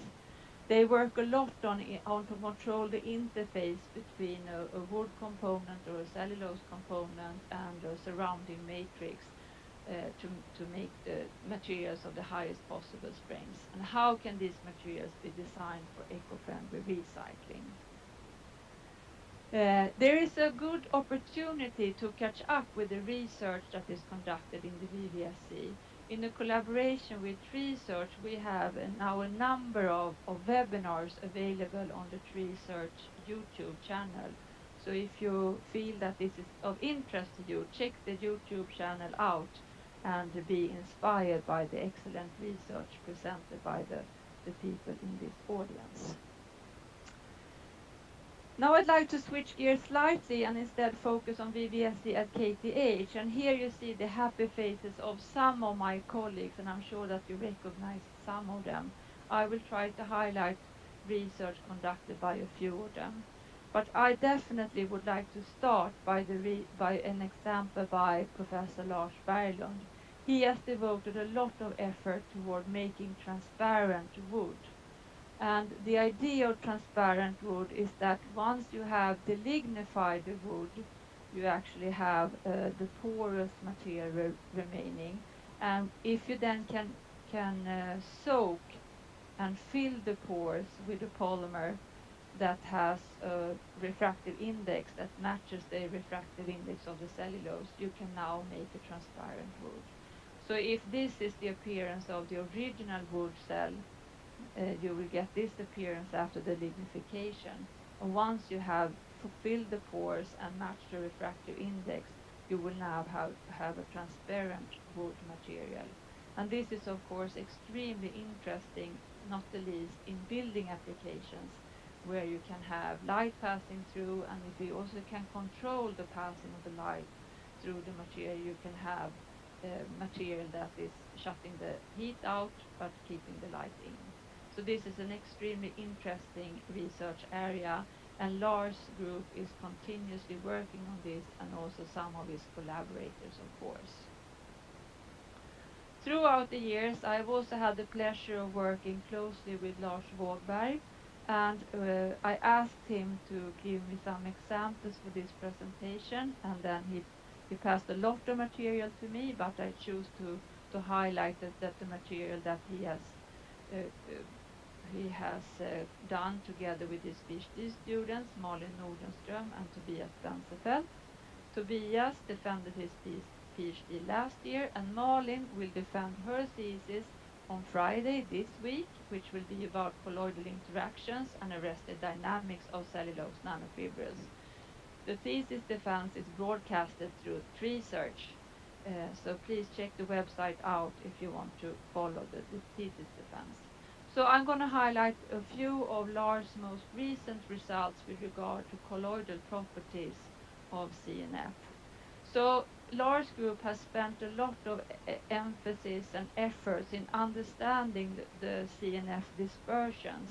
What happens when you are in the dilute regime, when you have such a dilute system where you have no volumetric overlap, and once you start concentrating this dilute dispersion, what happens when you move towards the semi-dilute regime, and eventually what happens when you concentrate it further, when you go from the viscous liquid into the solid gel. So these are a lot of complicated phase transitions that is very much dependent on the system as a whole. So you can describe it in a phase diagram like this, where you can move up by increasing the concentration, or you can move to the right either by changing the ion strength, increasing the ion strength, or decrease the pH, or by adding the multivalent ions. And by controlling these phase transitions, you can now start making dynamic materials, dynamic nanocellulose networks. And just to give you a very schematic idea, that you can have a material that has a high volume, you can shape it and dewater it, and then you can then tune the re-swelling to actually control the structure of the material. So this is just an example how you can vary the material's volume and shape. So this is really fascinating work, and Lars has a long list of publications in this area. And this has also inspired Lars and his collaborators, Daniel Söderberg and Fredrik Lundell, to start thinking about how to prepare filaments from fibrils, not having to go through the dissolution and the regeneration process. And as I understand it, they were first inspired by the Larson work, where they made where they discussed the fully stretched DNA molecules, and by inspiration from that and the findings and understandings that they already had on the fibrils and how they work in with electrostatic repulsion, they could actually now make very strong filaments. So this is also an exciting area where there will be much more to come. Then I would like to switch gear a little bit and highlight some work that has been conducted or is actually ongoing by my colleague Minna Hakkarainen, a professor at KTH, and her postdoc, Nisha Yadav. They are looking for the degradation of biopolymers in simulated and accelerated natural environments. So even though we work with lignocellulose materials and we keep claiming that they are environmentally friendly, to be honest, there is not, at least the picture is not complete when it comes to their end of life. What is the fate of of these kinds of materials? So what Minna is doing is she is setting up a platform where it will be possible to investigate this in much more detail. How does these material actually behave when they end up in nature or even in the sea? So this is work that is ongoing, and I'm looking forward to follow the development of that. Time is flying, so I will try to accelerate a little bit. I'd like to give one example from my own group's work, and this work was definitely made possible through the support from Wallenberg Wood Science Center, where we had the opportunity to work with experts in bioenzymatic catalysis and mutagenesis. The collaborator here is Per-Olof Syrén, And by combining our areas of expertise, we were able to take alpha pinene, which is abundant in turpentine from pine trees, which is not such an interesting compound from a polymer chemist point of view as it holds low reactivity. But with enzymatic transformations and enzyme catalyzed transformations, we could actually increase its reactivity by equipping it with other functionalities and also even put a metacolate unit onto it and then polymerize this metacolate monomer into bio-based polymer, which we then could even further polymerize into thermosets. So I think this opportunity to collaborate with expertise in various fields brought about completely new possibilities to end up with new materials.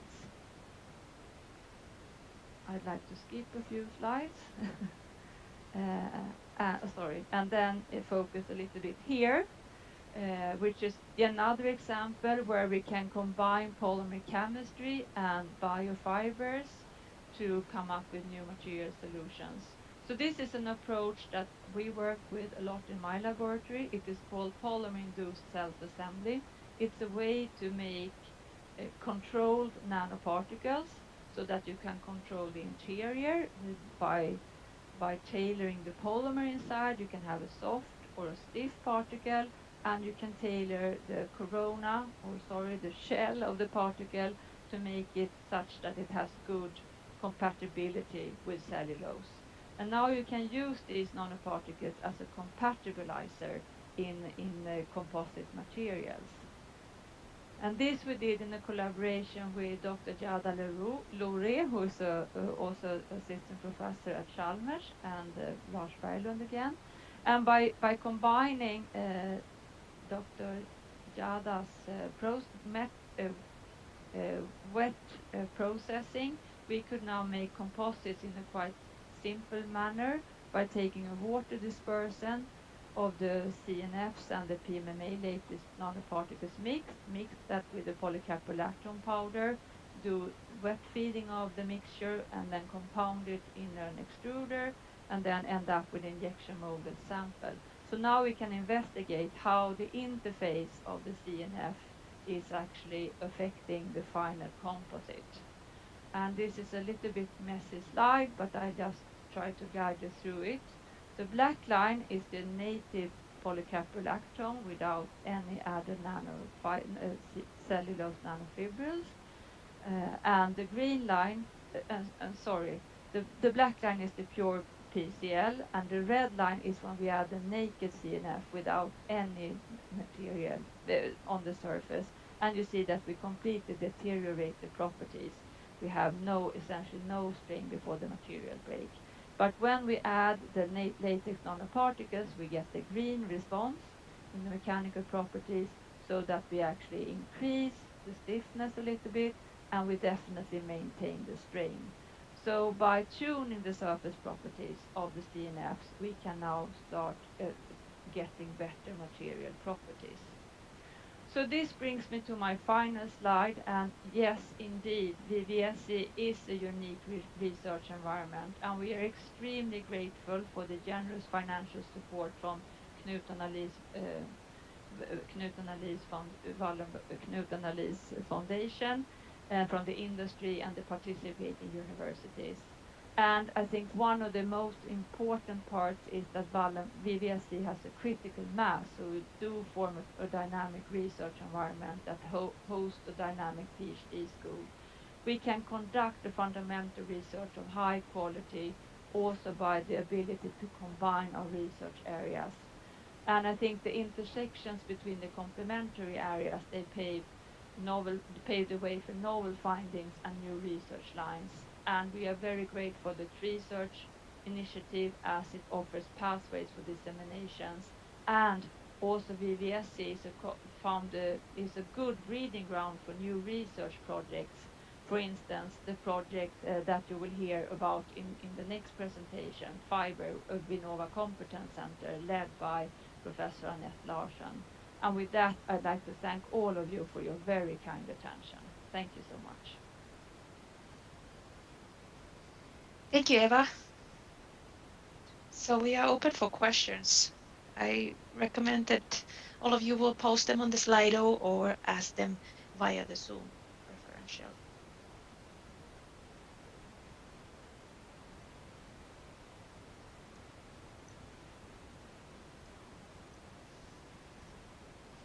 Let's give it a couple of seconds for people to react on it.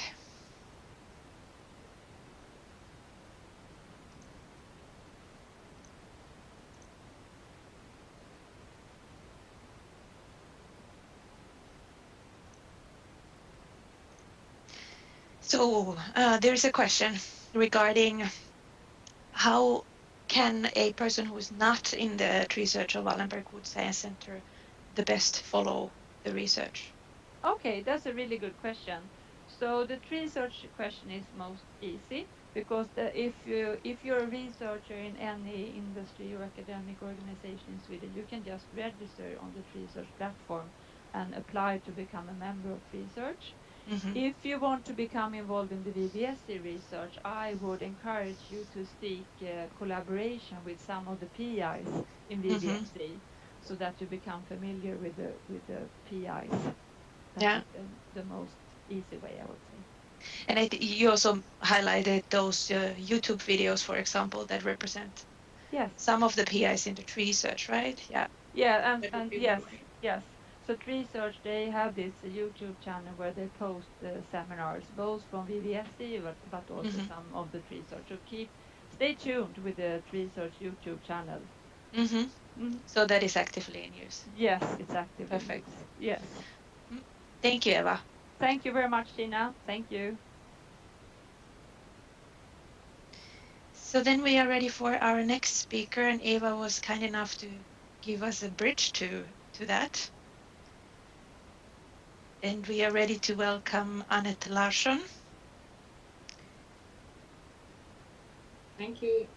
Annette is a professor at Chalmers, and today she will be representing us the Competence Center of Fiber that Eva was already mentioning.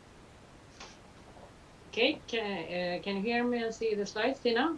Yes, I can hear you. I can see the slides, so it looks like we're good to go. Thank Go you. ahead, Annette.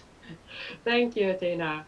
So I'm director for a competence center called Design for Circularity, lignocellulose-based thermoplastics. And that is an enormous long name. So we normally call it just fiber. One can ask, why are we so interested in thermoplastics? And we know that the society, they are really interested in this, and we want to make them much better than they are today. There are enormous problems, and we have all seen these ugly pictures here, but also the European Union here states that it's the need that we tackle the plastic problems. And a problem also generates opportunities. And one of the opportunities is that we can get innovations and increase the competitiveness and job creation. So that is a reason why I really want that we work hard to solve these plastic problems. And to do that, we think that one way to do it is to use lignocellulose-based materials. And here's a slide that I have borrowed from Eva. I don't think that fiber should have been here around now if it has not been for VVSC. As Eva said, it was in the beginning a collaboration between KTH and Chalmers, and that created a network between different researchers. So after 10 years, we could really prove that it is very smooth and easy to work together between different universities.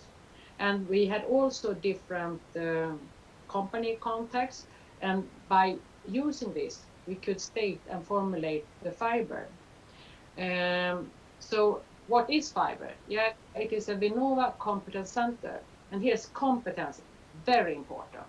We really want to emphasize that. So we want to develop competencies that can solve this problem on long term. And it is a 5-year center, so we have just started, which I will come back to soon. Here we have the base, we have the root system that we want to create knowledge and do research, and we have divided them into 3 different roles. And that should enable knowledge and in the long-term implementation and innovations to the partners that is up here. So here we have partners that is raw material suppliers, manufacturing or usages of thermoplastic materials, or working with recycling. And you can see here that we have in total 22 partners. We have also some partners that are focusing on and very skilled in knowledge transfer and implementation. So taking basic research up to the industrial environment and society. So we try to cover needs from the industry, but also from the society, where we, for example, has we have, I know Puttgarden, I don't remember exactly where it was. It is Johannesburg Science Park, Västra Götaland, and Karolinska, where they want to describe, they use more the materials we try to develop. So what is the vision? Yeah, the vision is a lignocellulose-based thermoplastics in a fossil-free society. That is an extremely challenge. But we think we can contribute there by develop the knowledge that can enable the lignocellulose-based thermoplastic. And we have put some criteria on this to do it in a circular way. We need to do it, minimize the modification, and we should use change the fibrous material as little as possible. So we should not build it up from a sugar platform where you degrade the cellulose materials or lignocellulose materials and then build it up again. We want to keep the structure as much as we can. And one can ask, why is not this already out on the market? What is the limitations here? Here you can see up in the corner a bit of a schematic picture of fiber. Here we have the cellulose that is surrounding with hemicellulose and lignin. And when you want to make a material thermoplastic, that means that you want to heat it up and then you would apply shear forces and then it should shear. But that is not possible for this type of materials, because if you do that, then they burn up before you have deformed them. So we need to do something that makes the material thermoplastic. So together with the industrial representatives and the PIs, we try to develop 2 different hypotheses.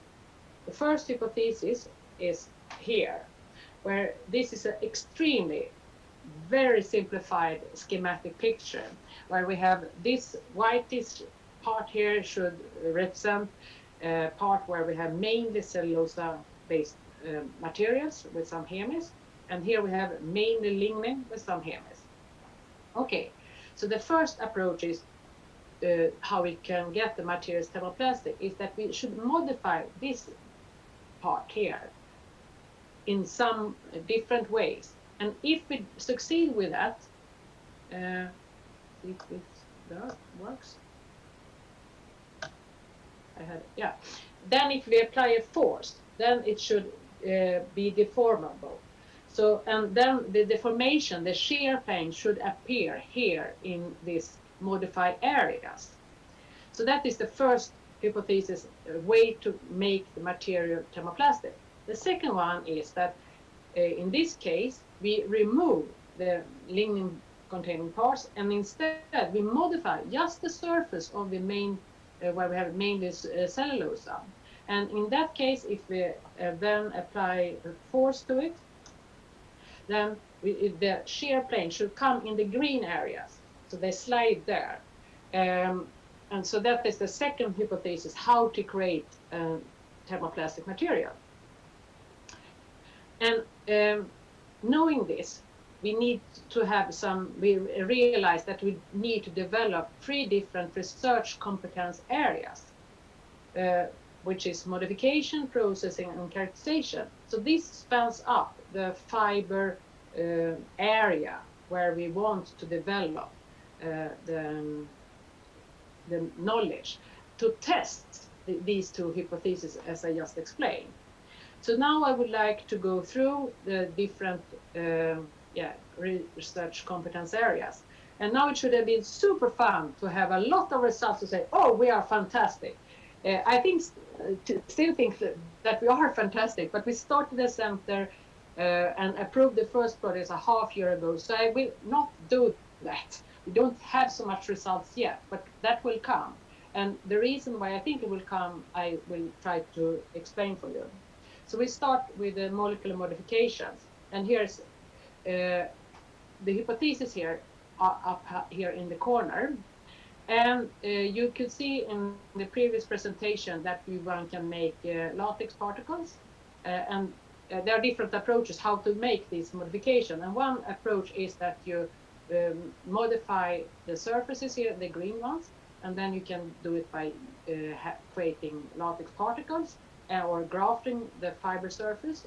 And then you can, when you apply a shear, you can get a reorganization of the cellulose fiber structure. And that will depend on, in this case, is exemplified on where you use latex particles, if they are soft or stiff. But the thing here is that it is important, this is to modify in a smart way, because we want to modify them so we, as little as possible, and with a little as possible waste. This is a really challenging questions to make this modification in this way. So the research question in this corner is to develop these things so we reach that point. Here I exemplified by the grafting and the latex particles. There are of course other ways to do molecular modifications and get the materials thermoplastic. But I just wanted to say that the main focus here is to do minimal modification and minimal waste. And to know when we have modified the materials, then it is super important to know, okay, have we succeeded to make the modification? Are they here or not? And how much do we have modified them? Or is it uniformly in this phase, or is it distributed patchwise? And how does they look like? And to do that, we need to develop an advanced characterization platform. And that this platform must cover many length scales from angstrom level up to micrometer level. So that is quite broad range.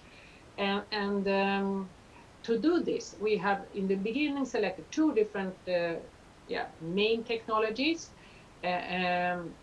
because we know single technique are able to cover 5-6 magnitudes in length scales at the same time. So we have selected NMR and also X-ray scattering. And here's an example of a picture on MaxLab, and TreeSearch has very close collaboration with MaxLab and a beamline called Formax, where Alexander is involved.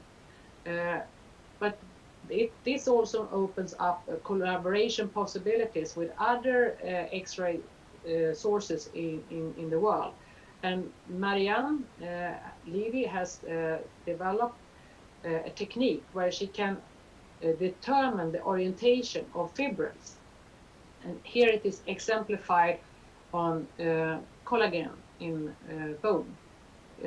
But that can also be adopted, we hope, to take a look onto the orientation of polymers or fibril materials.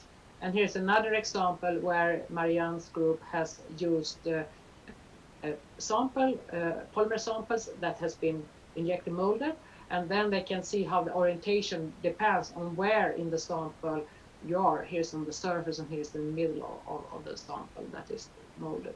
So this is an example of where we try to develop the platform. And it is not with one X-ray technique, it's many different types of X-ray techniques, but also NMR. I would like to emphasize the NMR here as well. I think that can give us opportunities to study these heterogeneity structures. And this platform can not only be used to characterize the modified materials, it can be used also to characterize the starter materials as well as the processed materials. And that comes then to the last research area, competence area, and that is called predictive processing. And the aim with this corner here is that we would like to establish clear relationships between the material properties and how to process materials and what the product properties it will gain in the end.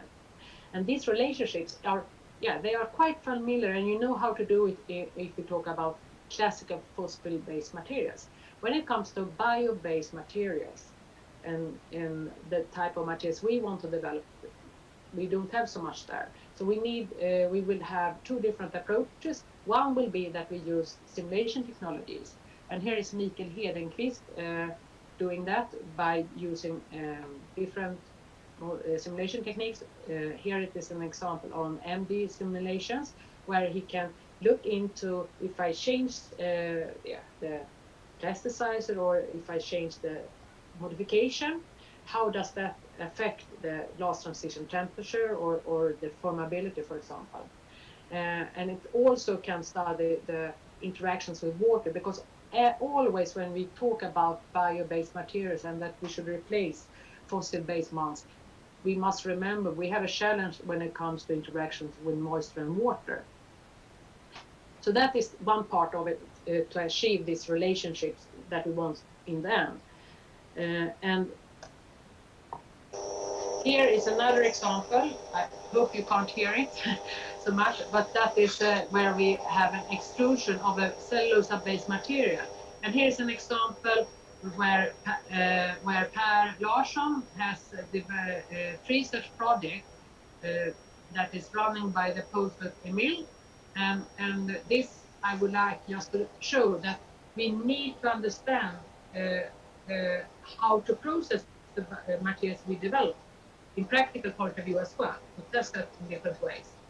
And to do that, we need both experiments, but also we know that many of these bio-based materials is extra challenges, when it, for example, comes to water content and when it comes to creep and stuff like that. So we need to really pay attention, not only to develop materials and know where we have modified them, but we also need to be able to process them, but in the next step also to have ideas how to reuse them and so on. So this is an extrusion that also shows a material that in the end is extremely flexible. It will come soon. So yeah, the take-home message here is that we have now developed, we want to develop a research competence area where we connect the materials properties and the processability of them. And this is the fiber project where we try to span up this volume, and that will need science, that good science come in, but we hope also that we on long term can deliver good research. And to do that, we then can transfer the knowledge to the companies and in the long term get innovations. But if this should be successful, we need to set the projects here in a smart way. Otherwise, we will never reach neither the innovation or excellent science. So we need to have boundary conditions. And we have a special group in fiber that works with that. And that is the scientific development group that supports the management and the board by helping us to set projects and way of working in a good way. It's also important that we have this knowledge transfer, and we try to develop a method to do bidirectional knowledge transfer. I think this is extremely important. It's not that the academy should give the industry or the vice versa. We need to have a continuous flow of knowledge here. Otherwise, I don't think we will be able to meet the needs from the industrial partner or the society. And to do that, we have set up different internal way of meetings to meeting platforms, but also that we need to disseminate knowledge. And we have therefore started together with research a seminar series where we had this first speak was some weeks ago by Thomas, and I just want to say that it was very successful when it comes to downloads. We have more than 300 downloads within 2 weeks, so that is great, and we will continue with that. And next time it will be Ingo Berget from ETH, and I look really forward to hear his presentation there as well. So by that, I would like to acknowledge, of course, Vinnova. Since it is a Vinnova Competence Center, that is quite obvious. But I also would like to acknowledge the partners in fiber and the support and the vision that we have that we would like to reach and have created together. And by that, I thank you for your attention, and I'm willing to answer questions. And if you want, you can send me an email or you can look at our homepage. Tina, I'm ready. Great, Annette. Thank you. I think you're being too humble when you say that you're not sure if you're fantastic. The center has just started, Annette. Yes, I know. Yeah. But we have so far 6 approved projects, and 3 are, I should say that 3 are now available for recruitments. So if you are interested in that, please go ahead. You can look at KTH and Chalmers homepages to find this, or you can mail me and I can send the links to you. And you also mentioned that there are these webinars or lectures online in the YouTube, right? Yep. Do you have anything to add if I ask you the same question as from Eva, that if someone wants to follow the research that is done in fiber, what is the best way? What is the best way? Yeah. To know what's going on. Can I copy Eva's answer? You are free to do as you wish. Maybe is there, yeah. No, but of course, we can, if you're interested, there are opportunities both to first learn what we want to do. That is the research webinar together with fiber in a good way, but also that we hope that we can associate projects to fiber in the long term. And to do that, I suggest you to contact me, and we can initiate that process. But we will have, I will not be the one who determines this. It will be the board, of course, and they should be matching the fiber. Yeah, it should contribute and be beneficial both for the product we associate and for fiber in long term. And there's a question about time scale. What is the time scale that we can realize these lignocellulose-based thermoplastics? Yeah, I mean, what is that's a very good question, but it's not so easy to answer. I mean, you saw this extrusion based materials that started in another competence center called BMAT Innovations, and that started like in the middle of 2012, 14, something like that. So yeah, like 8 years ago, something like that. And now they are extruding the materials. So it takes time, and yeah, that they extruding it doesn't mean that they are ready. You can't buy them on you can't call. Yeah, maybe you can call Per and ask if you can get some materials, but you can't get it in ton scales directly. So it's not on the market yet. Great. Thank you, Annette. I don't see any other questions. Let me just. It's lunchtime. It is lunchtime. Yes, those were the questions to you. Thank you, Annette. Thank you. So we will continue at 1 o'clock. So we will go according to the schedule, hopefully with less drama in the afternoon. So please, you are welcome to come back on the same channels.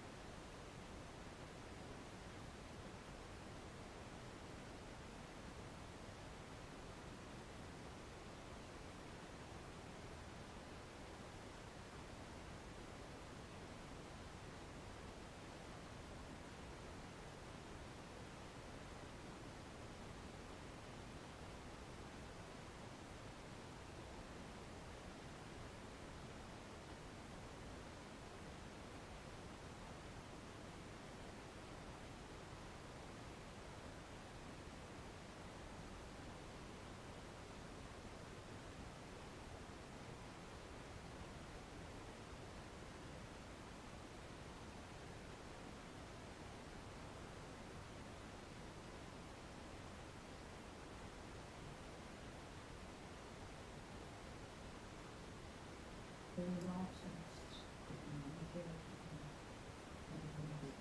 var bra, man ska säga att du är där. Det var bra. Ja, jag är här. Ja, fint. Jag var tyvärr uppbokad hela morgonen. Men jag har sådana problem här så att det kanske det har varit plågsamt för oss. Hej Lisbeth. Hej Leif. Ja. Hej Lisbeth. Hej Magnus. Igen. Hello. Yeah, so. Hi Uli. Oh.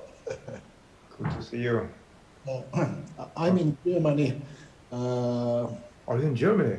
Traveling? Wow, we are so. Not traveling, but working.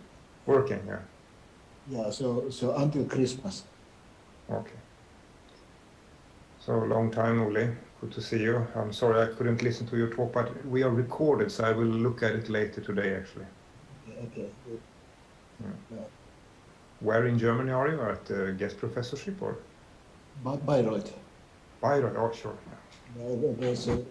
It's very good in polymers and colors. Sure. You've been there since summer, or were you? So so incidentally, I planned to be here this year, but the corona made food everything. So I just came in the beginning of November, and so I split my stay in several 2 months. Should you inform you that this is broadcasted already, so you remember that if you go into too much privacy questions. Okay. So we still have a few minutes. Then Magnus, you missed the locomotion this morning. We had problems with the first internet connection at Chalmers. The building, of course, it didn't work. Oh, really? So you have moved, or? No, it was 45 minutes before we got it sorted out, and then. Okay. Then we had some issues with the YouTube, with the noise and echo that was there. But you will notice all that when you see the recording later on. Then. You seem to be relaxed now, and it seems to work fine. Yeah. And we were high on adrenaline for a while, but now we can relax, I think. So it's going to be smooth, I hope. Yeah. I felt so sorry for you, Leif, because that's such a hassle when it doesn't work. You know, we were so high on adrenaline. It was a fight. Yeah, even I, not part of the organizing committee, was sort of high on the adrenaline. My heart was pumping for you guys. This is so awful when you don't know how to solve it either. Yeah. And you had 2 meetings going on, right? Yeah. So there were some other in the same building. So that's what, and we were not the highest priority apparently. it felt at least. Yeah, what can you do? I think you managed it perfectly. So the presentations and the program is so nice. So I think that for people who have an interest in the field, they will still benefit from the presentations a lot. Yes, why not? So we seem to have quite an audience already, so we start the activities. So good afternoon, everyone. My name is Leif Asp. I'm the co-director of the area of advanced materials science at Chalmers. So I will be hosting the first 3 presentations this afternoon. And we start with Professor Lisbeth Olsson at Chalmers. So that's very nice. And I think with that, I leave the word to you, Lisbeth, and you can share your presentation. Thank you.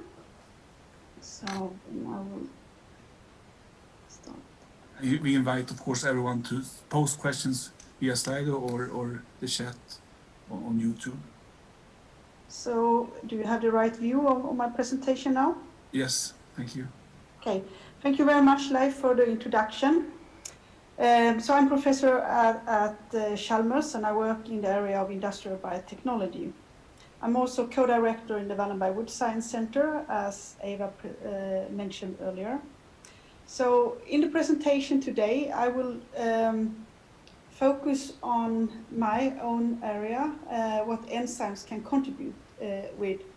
But I will start off in describing a little bit on what Program 1 within the Wallenberg Wood Science Center is, and some of the questions that we can address, and that also build a foundation for that knowledge that we build here in order to further use enzymes in the perspective of wood valorization.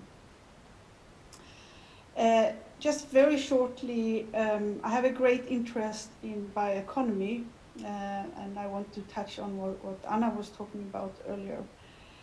So we can use biomass in many different ways. Here we talk about the valorization via wood polymers. I think it's just important to point out that one of the key things that we do in Wallenberg Wood Science Center is not only to go from black to green carbon and finding a new product with the same material properties, but we want to find new innovative material with new materials properties. And one thing that is also an important trend and that we need to take into consideration is that these materials and material components should be recyclable if we are going to approach a sustainable society. So, as you heard, VVS's research aims at new innovative materials, and for that we need to have new components in form of wood polymers that has specific properties that match the requirements of the materials that we want to build. So in the program 1 part of Wallenberg Wood Science Center, our main focus is then to build new material components from wood. So how we are going to decompose the wood and build these materials components. So this is cellulose and other components like lignins, hemicellulose, and bark components.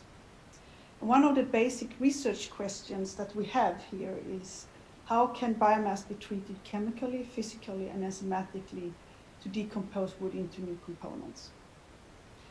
And the program as such is divided in 4 different parts: wood components, lignin-derived processing, enzymes for new materials and biomass tailoring, and wood biopolymers, heterogeneity, and material precursors. And I also encourage those that are interested to learn more about the whole Program 1 to visit the website. Here you see all the members in Program 1, and you can also find out what they are doing. So my main focus today will be to talk about the enzymes for new materials and biomass tailoring. And I'm not the only PI that work in this area. Johan Larsbrink is also one PI in this program that works in this area. So if we take a starting point in wood and think about that trees has been developed for millions of years, we can also see the challenge it is to decompose this material. So the tree is really elaborated by a composite that can withstand very tough environments. It has a plant cell wall that has a complex composition and a supramolecular structure. And I will come back a little bit to this, as understanding of this composition and the supramolecular structure is very important also if we should design enzymes that can work in this context. So also if you think about the major components in the plant cell wall, that is cellulose, glucomannan, xylans, and lignin, and there are also additional components. These major components have different chemical and physical properties. So if we think about decomposition process steps and separation steps, we need to take advantage to the difference in properties, but it can also pose problems when we design these process steps. So in conclusion, there is a great recalcitrance, and this makes the decomposition challenging. So basically in Program 1, we want to achieve research that can lead us to a materials biorefinery. And when we think about the biorefinery, we need also to be very aware of that it needs to be material and energy efficient.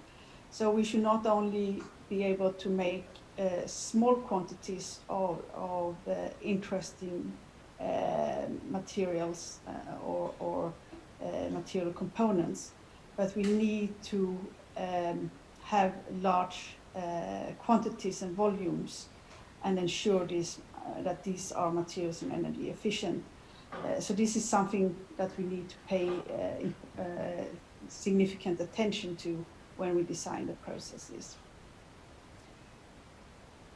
So if we overall look at how we work in program 1, we have the native wood.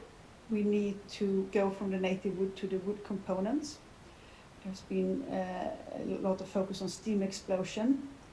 And after the decomposition through different chemical, physical, and enzymatic steps, we will have a mixture of components. And this mixture needs to be separated into the well-defined wood polymers that we are after. There will also be oligomers, monomers, and other products that we can valorize if we think in the biorefinery perspective. When it comes to the decomposition step, the way that the wood polymers are linked in a lignin carbohydrate structure is one of the points where we would like to use enzymes to decompose and help in that process. When we look generally on some fundamental issues we have in the processing, there are both the solubility and the mobility of large molecules, and they can be the wood polymers, can be the enzymes. We need to address fundamental questions around these. And then for, which I will come back to when it comes to the enzymes, we also have to find the right enzymes that we can use in the targeted changes we want to make. And something that is important for all the activities that we have in program 1, maybe I should even say in the whole VVSC, is that we need to have structural and chemical analysis, so we understand in detail what happens with the material we work with, with the biomass we work with. So therefore I want to also emphasize that quite a lot of work in program 1 is around characterization on different levels. So some of the techniques and tools that we work with within the center is depicted here. And it goes from that we need to understand how is the different components in wood built up in form of building units, sugars, or lignin building blocks. How do they link together? How does the polymers look in more details? How do they look when they interact with each other? So what is the macromolecular architecture? And finally, how are they organized in a supramolecular organization? And some of the examples I will discuss when it comes to the use of enzymes will also relate to that we can only use enzyme in an efficient way if we also understand what happens with the biomass, and that we have the right kind of biomass derived streams available to use our enzymes on. And there is even one more complication or difficulties when we look at the biomasses, and this is illustrated by work from Hans Tilliander and Marima in Chalmers. What this work show is after steam explosion on a piece of wood, and the composition in different parts of this piece of wood has been determined. And the basic conclusion here is that there are significant spatial differences in the biomass. So this means that when we both the physical, the chemical, and the enzymatic treatments will differ in different places of the biomass that we are working on. And this also poses a tremendous analytical challenge to gain insight into the details of such differences in the material. So now we move to enzymes and what we can use enzymes for. They can have different roles in a materials biorefinery. I have 3 points I want to discuss today. The most important is how enzymes can cleave the lignin carbohydrate bonds. So this is exemplified here, where we have hemicellulose and we have then the linkage to covalent linkage to lignin. And this is a target where we would like to see if enzymes could cleave. We can also use enzymes to add or chemical groups to cellulose and hemicellulose, and I will give one example on that. Maybe not of such an interest in the VVSC perspectives is the complete hydrolysis of cellulose, but there are some interesting analytics that I also would like to exemplify in this example. So I guess many in the audience are not so familiar with using enzymes, so I would just here remind you of the complex structure of the biomass. We see the cellulose, the hemicellulose that is surrounding the cellulose, and the lignin that glues the structure together. And we also see that there are covalent links both between chains of hemicellulose and between hemicellulose and lignin. And there are, of course, many other kinds of bonds. But it's important to remember that enzymes act on specific chemical bonds. So this is, of course, their strength, that they are very specific. One should also remember that enzymes has a certain size. So an enzyme would typically cover 10 sugar units in size. It's like around 5 nanometers. That means also that when we apply enzymes, it has to be able to penetrate the material and access the chemical bonds that it's supposed to act on. And therefore you always see enzymatic treatments in combination with chemical and physical treatments. So, as I said, one type of enzyme can act on one specific bond. Within a class of enzymes, they can act under different conditions. They might recognize different structures in the material, they might work at different temperature or different pH, which might be very important when we want to apply these enzymes in different kind of processing. And therefore, it's important to learn from nature and discover novel enzymes that can do the job for us. We know that microorganisms degrade biomass in nature. So we need to know more about these enzymes to pick the ones that is suitable for the applications we want to make. So therefore, a key element in the work with enzymes is to do enzyme discovery.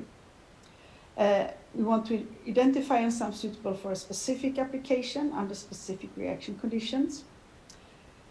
We can learn a lot from nature and evolution.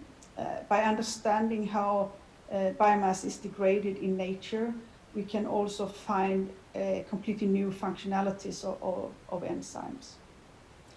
And one important driving force in order to establish a platform for enzyme discovery within BVSC is also that enzymes that are available commercially are available in limited variants, and the most interesting and novel ones will not be shared from companies.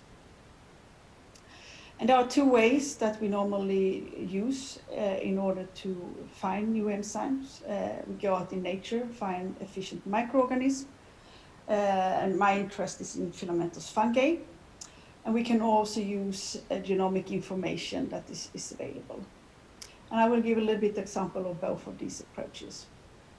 We have for many years collaborated with Food Industrial Research Institute in Hanoi, Vietnam, and taken advantage of the large biodiversity that is present in Southeast Asia.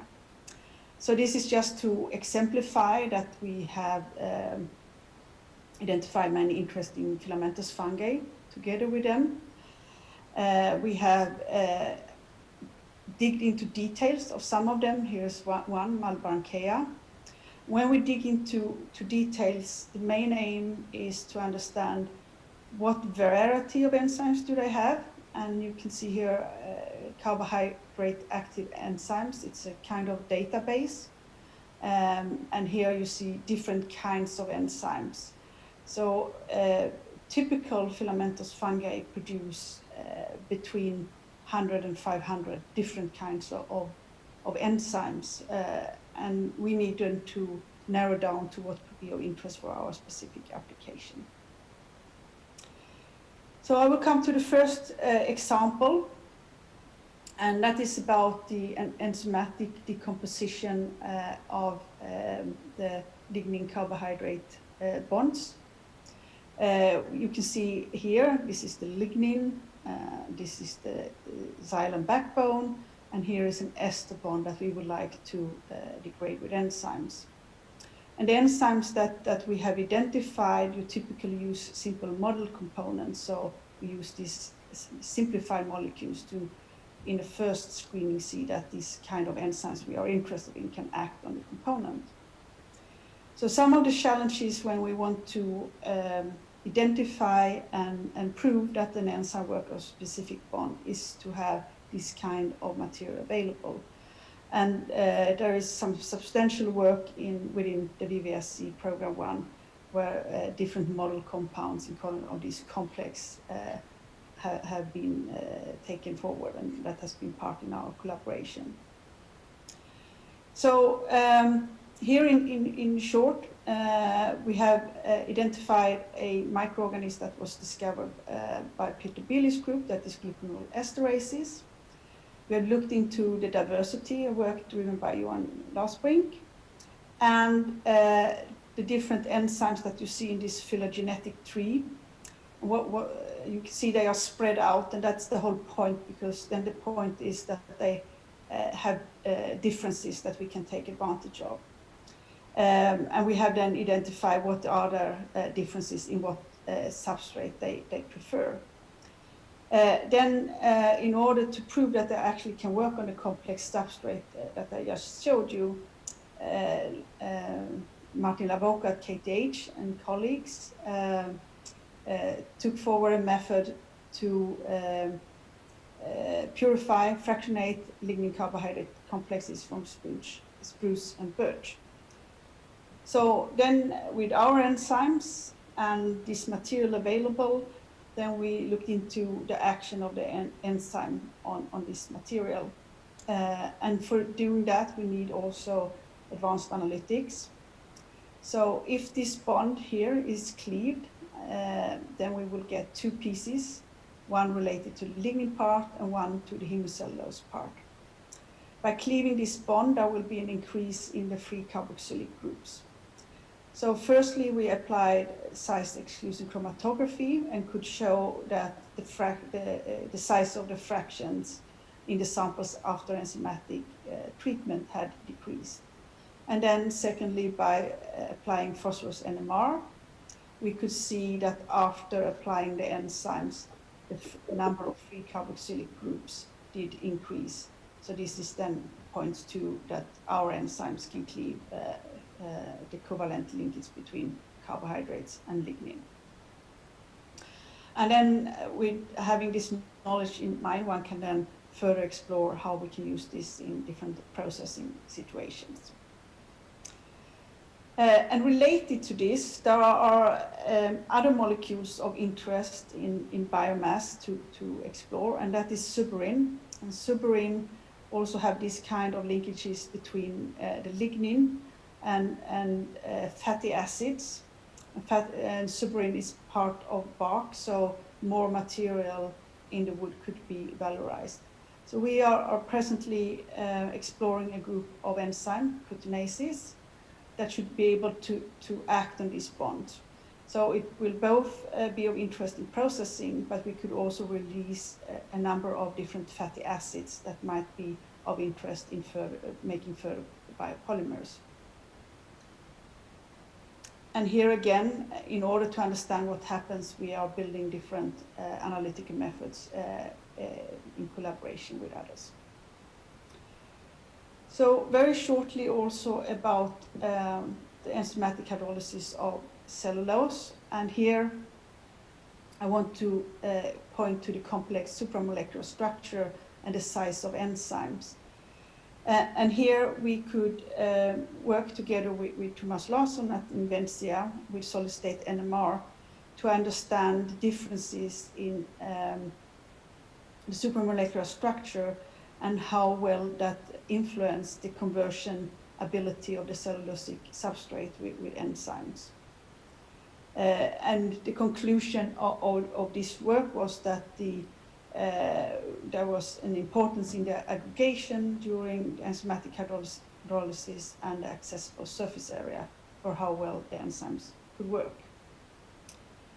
So then a final example is when we would like to use enzymes to build properties on a wood polymer. So in this case, it was a work together with Paul Gartenholm and his student at that time to surface modificate Arabinose islands. We used two groups of enzymes, lipases and cuttinases, and we could prove that we could put on acetate and stearate on the surface. And by doing so, we also got a more hydrophobic properties, and that was the purpose of putting on these side groups on the enzyme surface. And you can see here the film and the change in hydrophobicity of the polymer. So with that, I would like to conclude. I very shortly touched on what we do in VVSC Program 1. So it goes from decomposing the wood separations, understanding the analytics, understanding in detail what is the mechanism during the different processes, and finally use enzymes in different perspectives. And by learning from nature and the enzyme machinery in nature, we can also have a foundation to discover novel enzyme groups and in the long run use them for different applications. I hope they also touched on showing how important analytical tools are for understanding what's happening. And I think we have a non-ending need to further develop tools to advance in this area. And I demonstrated the use of esterases for decomposition in wood. I gave an example of the polymer modification. And there are other enzyme groups that could be of interest for other kinds of modifications. And one group of enzymes we work on is called LPMOs. So with that, I would like to acknowledge there is a lot of people that have contributed. We again direct you to the Program 1 and the website, Inventia, NBU in Norway, Theory, number of collaborators at Chalmers, at KTH, and in my division, Industrial Biotechnology. Currently, Vera and Monica is working with me on this subject, and I showed you quite a lot of work with Jenny, Sylvia, and Osra. And I also would like to point out that Johan is one of the PIs that also works with enzymes in the division. So with that, I also should mention that these activities is of course funded by the Wallenberg Wood Science Center, and we also acknowledge that Chalmers Foundation support Chalmers activity in DBS. So with that, thank you for your attention. I would be happy to answer any question. Thank you, Elisabeth. Nice presentation. And we have some questions coming up now on Slido. So for others, please post your questions there if you have any. We're going to try to take them as many as possible. So the first one is about you showed many possible options to use enzymes in lignocellulosic materials. What, in your opinion, is the most promising one?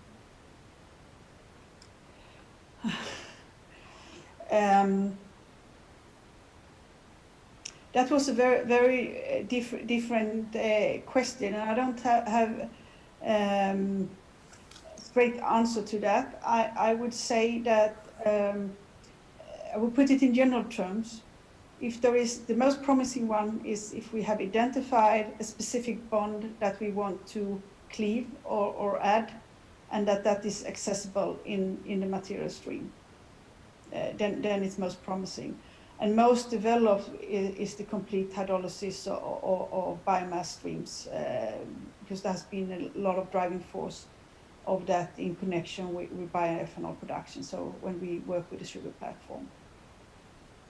And the novelty would be then to do the modifications, I would say. Okay, thanks. So we have a second one. Is there an optimal molecular weight for the model compounds, LCC, for the enzymatic studies?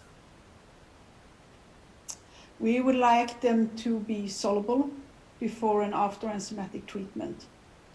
I think that is more, and if they are too small, I mentioned that an enzyme has a typical size of 5 nanometers, and that it binds to a number of chemical molecules. So it should be big enough to mimic the binding site, filling the binding site of the enzyme. If it's smaller, it's not a good mimic of what's going on in nature. Okay. So you mentioned also in the beginning that you need these biorefineries to be very energy efficient. Can you comment on what is the prospect of energy efficiency for these in the future, you think?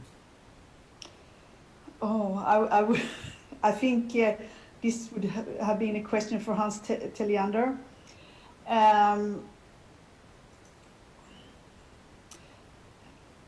I mean, I think that we make progress all the time, and by understanding and learning about the basic mechanism on how the different separation of process steps goes on, we can also come up with solutions that require less energy.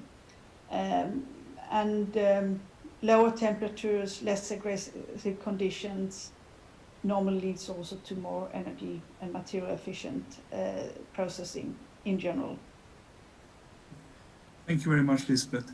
We are going to move on to the next presentation. Thank you a lot. And this is by Professor Herbert Sixta at Aalto University in Helsinki. So you will talk about towards the development of new lyocell fiber spinning process. So with this, Professor Sixta, I give the word to you. Thank you so much. First of all, I want to thank the organizers to invite me to this nice conference. Secondly, warm welcome to all the ladies and gentlemen attending this online conference. To my lecture, as you have already mentioned, we are working on the development of a new lyocell fiber spinning process. Basically, at least two facts have motivated us 10 years ago to start with this development. The first is that cellulose-based textiles are getting more and more popular. And secondly, the growth of cotton is stagnating already since the beginning of 2000. So these two basically reasons triggered us to start the development of the new lyocell fiber spinning process. I will also basically give you some information why lyocell.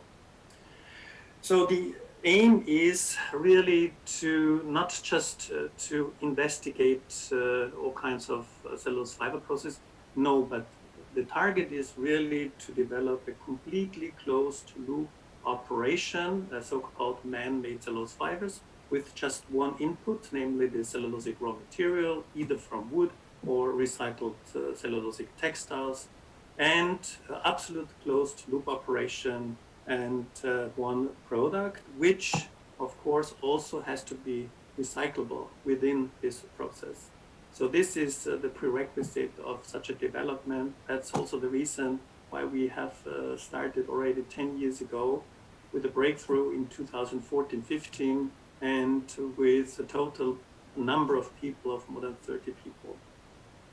So the process scheme is relatively simple. Here it is divided into two parts. The upper part represents the fiber line starting from the raw material, from the dissolution, and from the so-called dry jet wet spinning.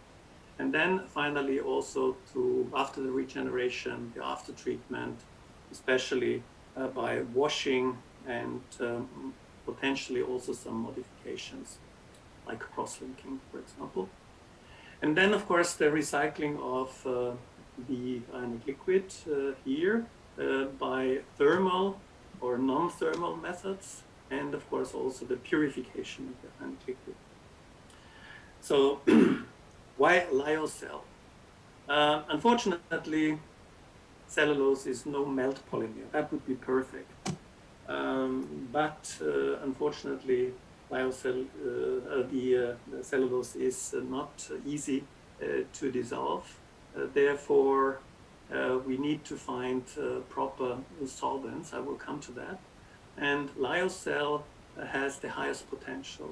It uses a direct solvent. The term lyocell is derived from the Greek word lyein, which means to dissolve. Basically, two things are meant with this lyocell process. First, it's a direct solvent, basically only physical, it's only a physical process. And secondly, it concerns to a so-called dry jet web spinning process. You see here in this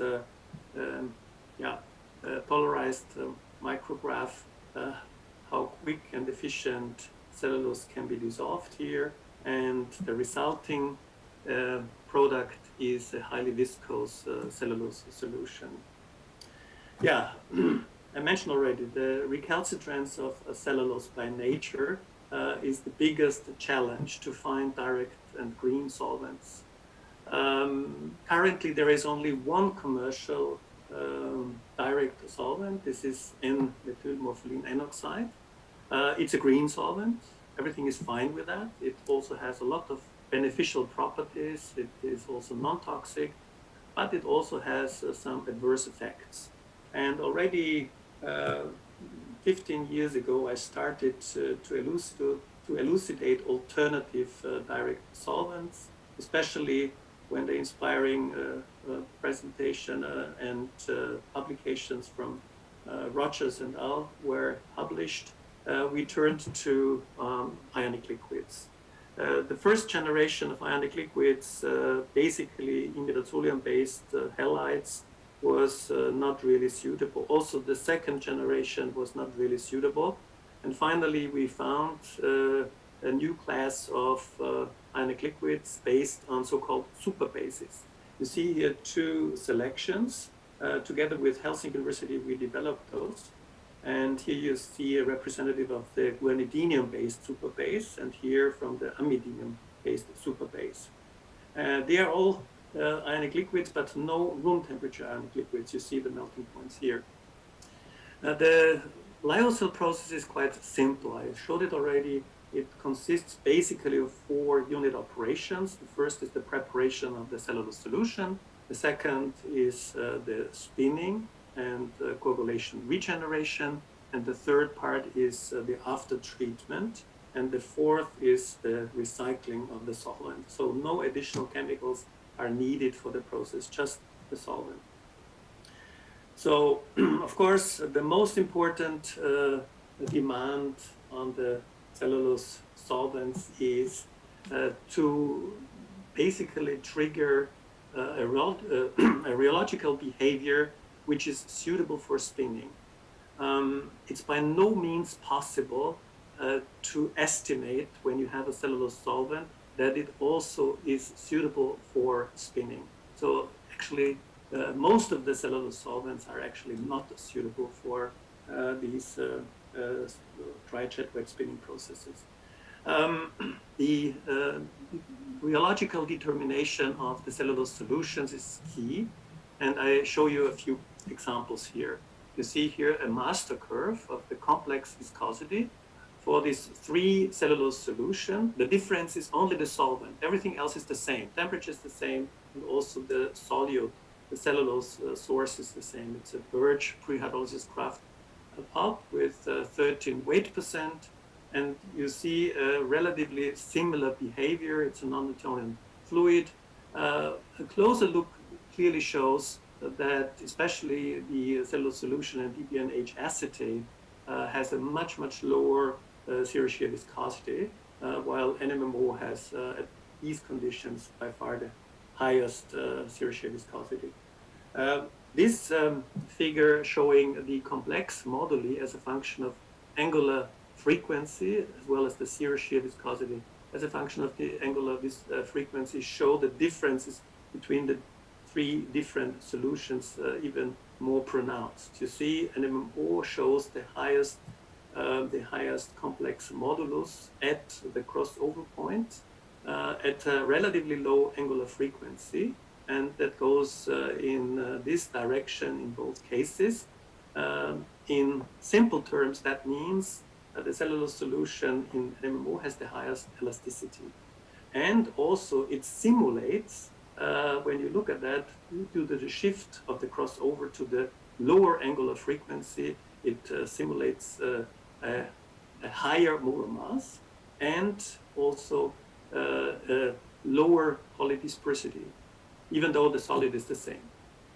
The differences are even more clear when we calculate from the frequency sweep a so-called weighted relaxation time spectrum as a distribution curve, what you see here for the three solution. It's a kind of rheological molar mass distribution, and you see the curves look similar and similar to what you have seen before. The highest intensity is again with the NMO. It also relates to the elasticity of the solution. And what we also see is that there is a slight shift to lower molar mass. And now one of the best known cellulose solvents, namely the amine acetate solution, shows a completely different behavior. The maximum is shifted to relatively low molar mass and the intensity is extremely low. It basically says that the elasticity is much lower as compared to the other cellulose solutions, which in turn means that we have reduced elastic and more viscous behavior, leading also to capillary breaches. And this is exactly what in reality can be observed. So an in-depth rheological characterization is key for the selection of the suitable solvents here. Now, the next step is the so-called coagulation regeneration in the so-called air gap spinning. This is the process which is least understood at the moment. So it's not clear how the structure formation is actually occurring during the coagulation regeneration process.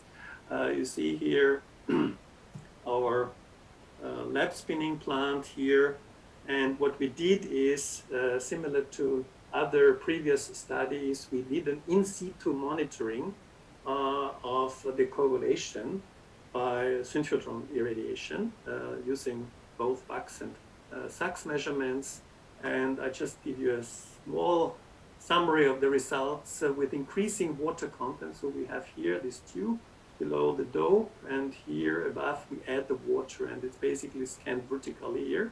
And over time, and with increasing water content, what we observe is a shoulder appearing at the scattering vector of around 0.015 angstrom to the power of -1. It appears, which is corresponding to a correlation length of something like 40 nanometer, and this seems to be indicative for a spinodal decomposition. This spinodal decomposition is not new, so many researchers have already addressed that. There is no final proof on that, but there are strong indications, and it also basically is responsible for the relatively uniform nanofibrillar structure of the cross-section of the lyocell fibers. The difference between NMMO and ionic liquid, what we also did there, just a last word on that, is that we did not detect a crystalline peak in the wax spectrum up to 50 weight% water in the case of ionic liquid, whereas in the NMMO, it seems that it's much easier crystallizing in these conditions.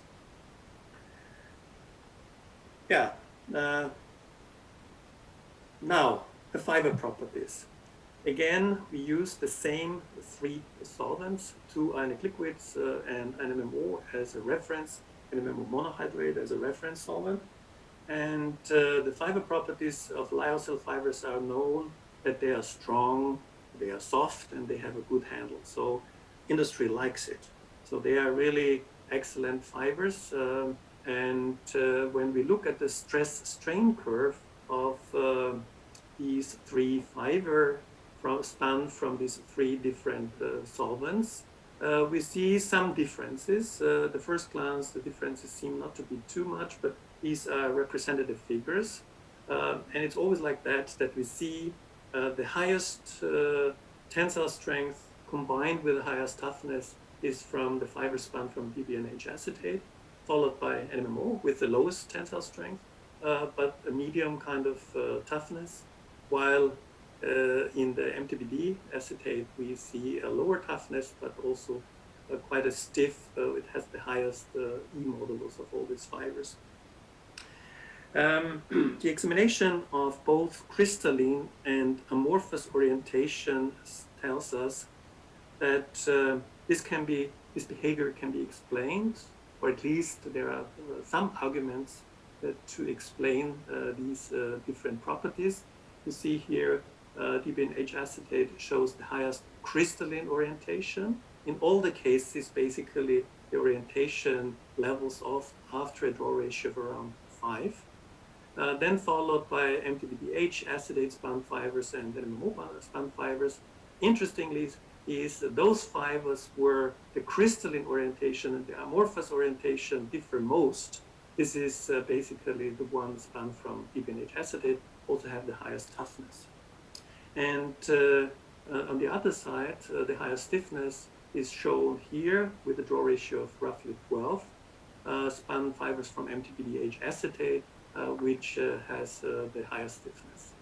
The second criterion is, of course, the pulp which is used, and there, especially the short chains and the long chains.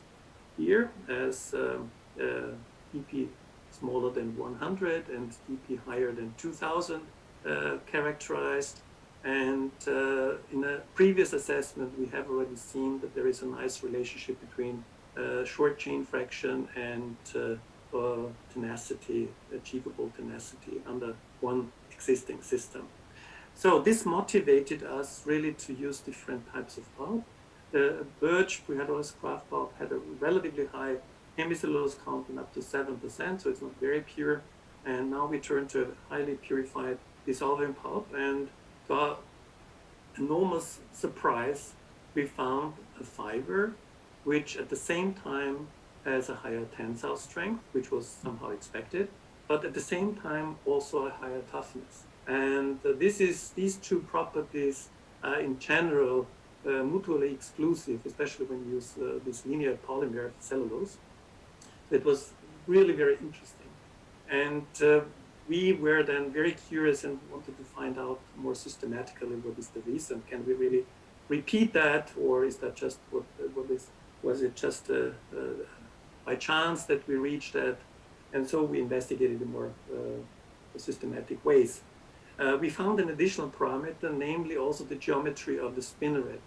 Especially the cylindrical part of the spinneret is decisive with the length to diameter ratio. Here, the diameter in all cases is the same, it's 100 micron. Here we have a very low L to D ratio, and here we have a 10 times higher one. And you see here there is a significant effect on the shear velocity, also on the shear rate. And in turn, the shear power is significantly increased. So this then was the reason also for a better aligning of the cellulose molecules already at the exit of the spinneret, entering into the air gap, thereby forming already hydrogen bonds. So this is the first parameter, and the second, as I mentioned already, namely highly purified pulp, here characterized as HPG, high purity grade pulp, which has a significantly lower amount of short chains, typically hemicelluloses, but also celluloses, and a higher share, more uniform share of long cellulose chains. So over time, we could consolidate our results, and basically on average, we found an almost 30% higher tensile strength from 740 to 940 megapascal, and at the same time, almost 50% higher toughness. You see here also the stress strain curves. So that was really intriguing. In the meantime, we have exceeded this and came already close to 100 megapascal toughness. The reason why we are so interested in this is because it would be the first time for cellulosic-based fibers to approach at least the toughness of polyester fibers. Polyester fibers have certainly a much higher toughness still, but still gradually I think it's worthy to investigate that. Now we have started to investigate the reasons for this interesting behavior and started to investigate small angle neutron scattering. We found the Bragg peaks. We saw really the two-phase cellulose model, and this is very simplified. And basically 3 results support the concomitant increase in both tensile and toughness. The first is that the so-called tilt angle. The tilt angle is the angle between the fiber axis and the scattering vector to the peak, was significantly increased in case of HPD pulp and the high LD ratio. And that is known already from synthetic polymers. This is a sign for much more interlinks between crystalline and amorphous domains, which gives much higher interactions between those different elements. And the extensional force during the spinning process probably induces the slip of crystallites along with the crystalline alignment. And secondly, then also the longer periodicity. So we saw that we have a Bragg peak, so we have periodicity between crystalline amorphous domains, and this a long period is significantly longer. That also supports these assumptions. And finally, also a reduced microvoid orientation. That is totally new. That was the first time described, not found in the so-called pioneering papers from Schurz and Lenz on this part. So, of course, the orientation is high already there, but in the standard grade pulp, they are significantly higher. All these 3 parameters together give at least the support that it's possible to have this concomitant increase of tensile strength and toughness. Yeah, so this concludes the potential of fiber properties. And now I hope you understand why we are so interested in these lyocell type fibers, because they really allow the possibility to produce high strength fibers combined with high toughness, which is very unique for cellulosic, pure cellulosic fibers. Of course, the most important now is it possible to quantitatively recycle the solvent? And that is extremely difficult in the laboratory to examine that, you can imagine, because you need to really basically be very careful that all the spills are considered and recycled back. In principle, after a lot of pre-trials, we decided to use thermal treatments for the evaporation of water. So typically a combination of falling film and thin film evaporators, and also a purification unit, which is outside the scope of this paper. It's still confidential. So you need always both the removal of accumulated impurities and the removal of water. The problem, I addressed the disadvantages of NMMO, but there are also disadvantages with this so-called super base-based ionic liquids. And the reason for those difficulties or the challenges is that we deal with so-called unsaturated nitrogenous bases. And those bases are susceptible to hydrolysis in the presence of water, of course. The there is a nucleophilic attack of hydroxyl anion to the sp2 hybridized carbon here, forming this lactam here. This is fortunately a reversible process here. In this particular case, we have also isomers, as you see here. In DPNH acetate, this is not the case. So the first equilibrium is not really the problem. The second would be the problem because it's highly irreversible, namely the acetylation and formation of this acetamide. That is really a key problem.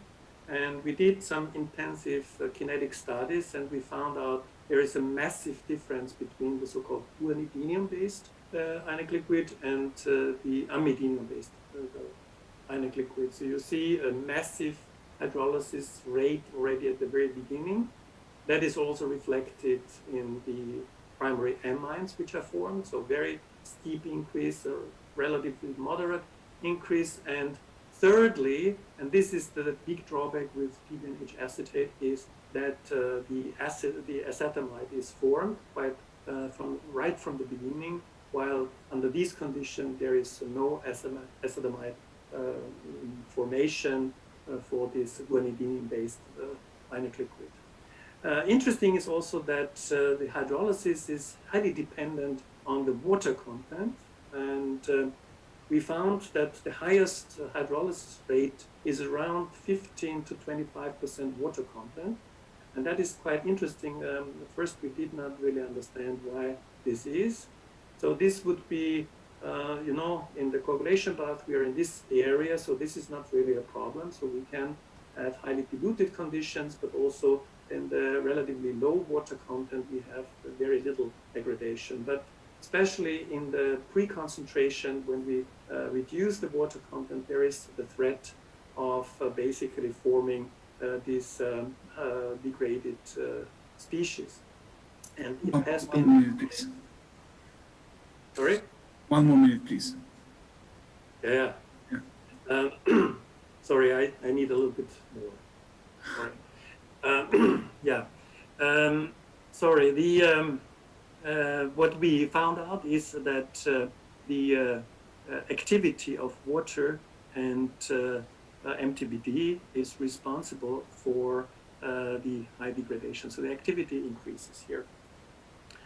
So what I just now move on is that these 220 cycles, I'm now a little bit faster, was successful. So we could, under these conditions, nicely show that within these 20 cycles, it was possible to recycle it. We also adjusted to a higher stoichiometry between acid to base, which what you see here supports and stabilizes against hydrolysis. The final part now is the easy part. During the years, our students have produced many interesting products which have been tested by professionals, especially design companies or other big companies. And you see a selection here from garments produced from wood pulp in different years. Then also the recycling of cellulosic textile wastes and also paper waste. You see here, this is waste board. The designers played also with the residual lignin, so they could tune the color of the material nicely. And below you see the recycling of old jeans, where we preserve also the wet dye of the old jeans in the new fibers. And finally, a very recent project from Susanna.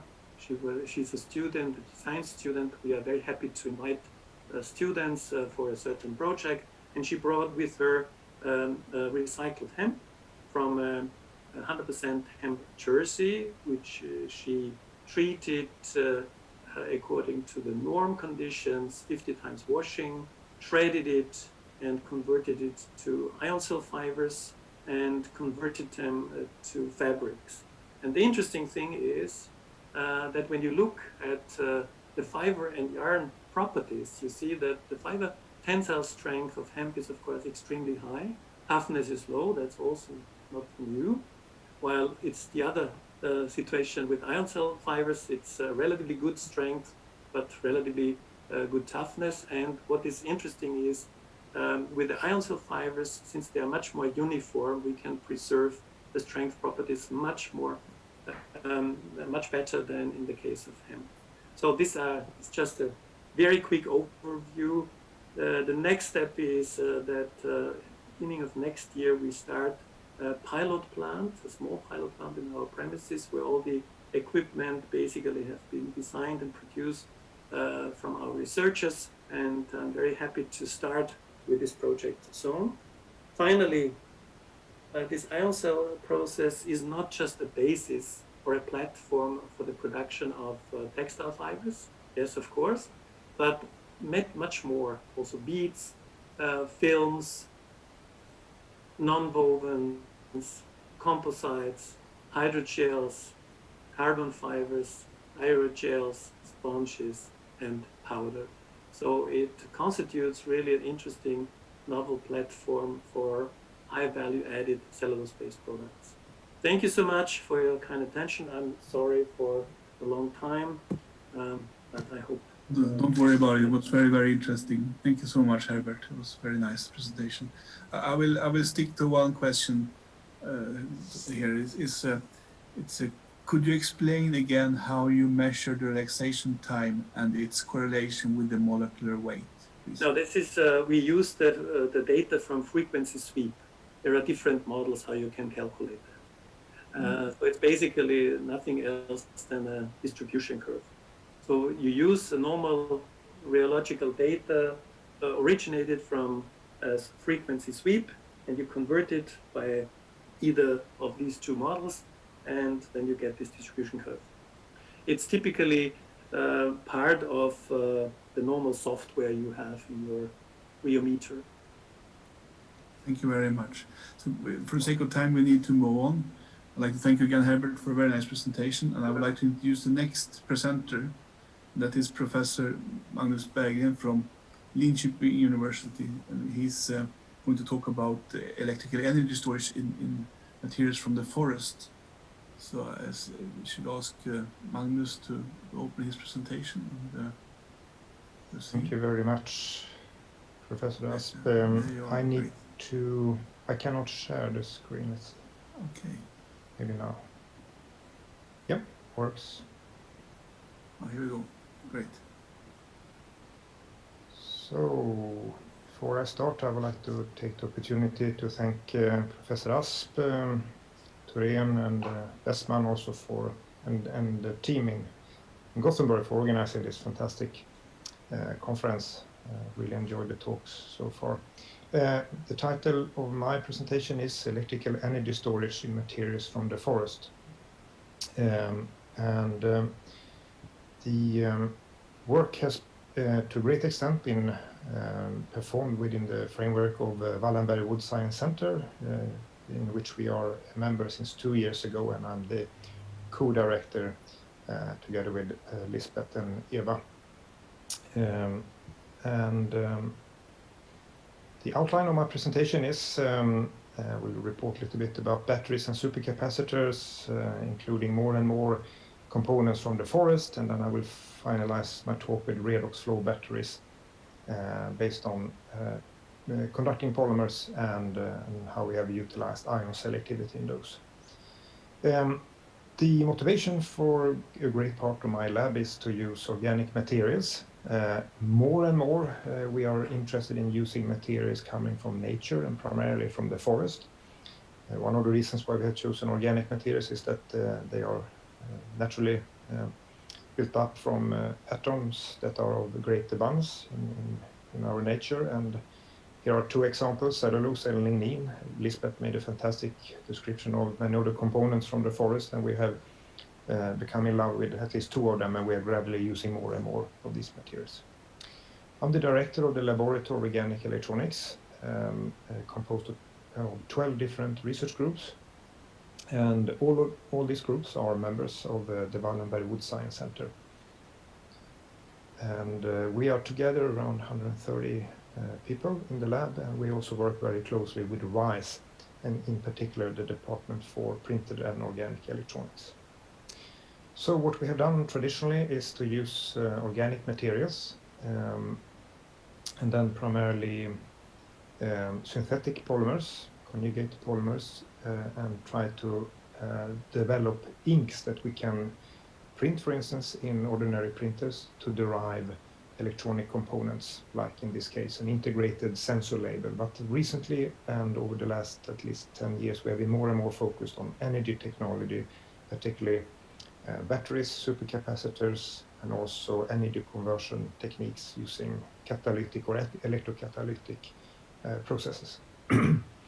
So organic electronics, one way of looking at it is that using a conjugated polymer, like in this case PEDOT, this is a sp2 hybridized system. You have double and single bonds alternating along the backbone, and this leaves one p orbital perpendicular to this molecular system, and they overlap and they become mobile, and then you can compensate charges along this electronic backbone with, for instance, a polymer counterion, and this makes the system quite conductive, and if you have a high degree of compensation, you make it very conductive.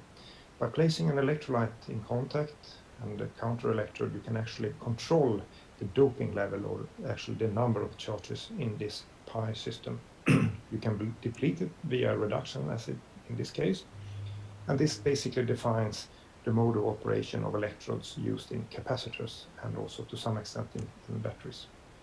Not only that, by doing this depletion, you also change the energetics in the material, you increase the band gap, and by doing that, you start to absorb more and more light in the visible region, and this can be used in this case as an electronic ink in electrochromic displays.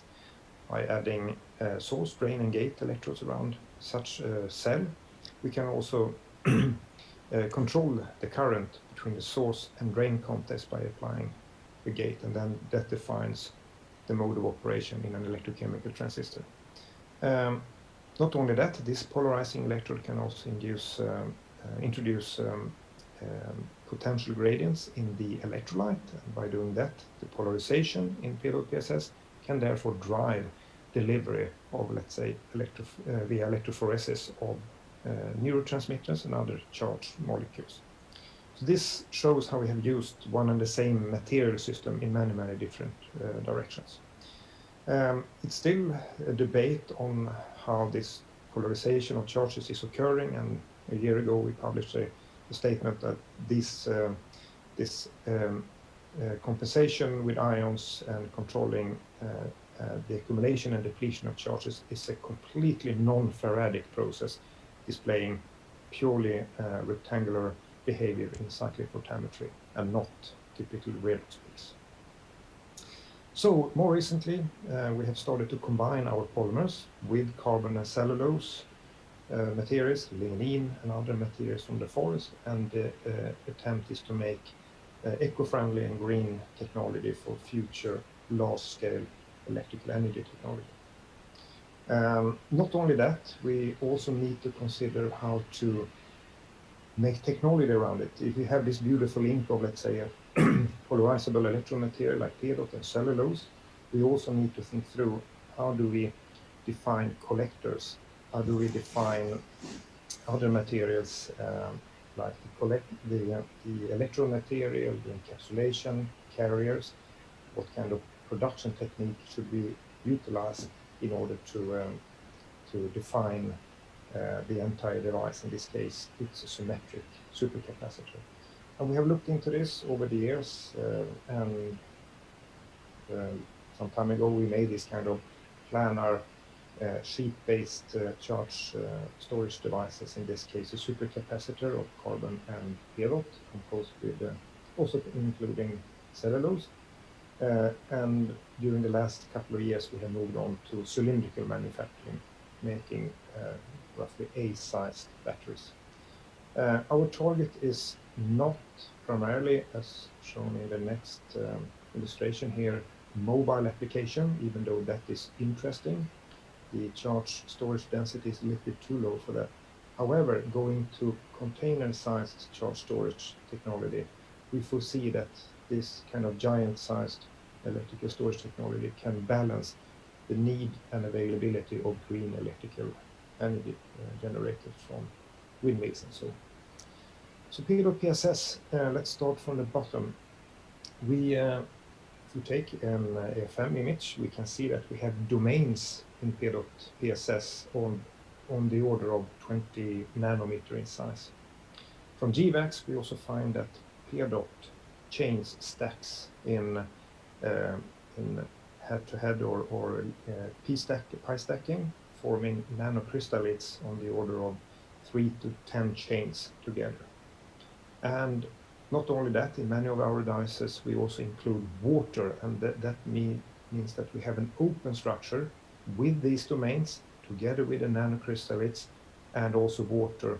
And if we do an ion inclusion here, the ion travels around before it minimizes energy. So after quite some time, we can conclude that we have rich domains, PSS rich domains, and we have also PSS intermingled here in order to make the system completely doped.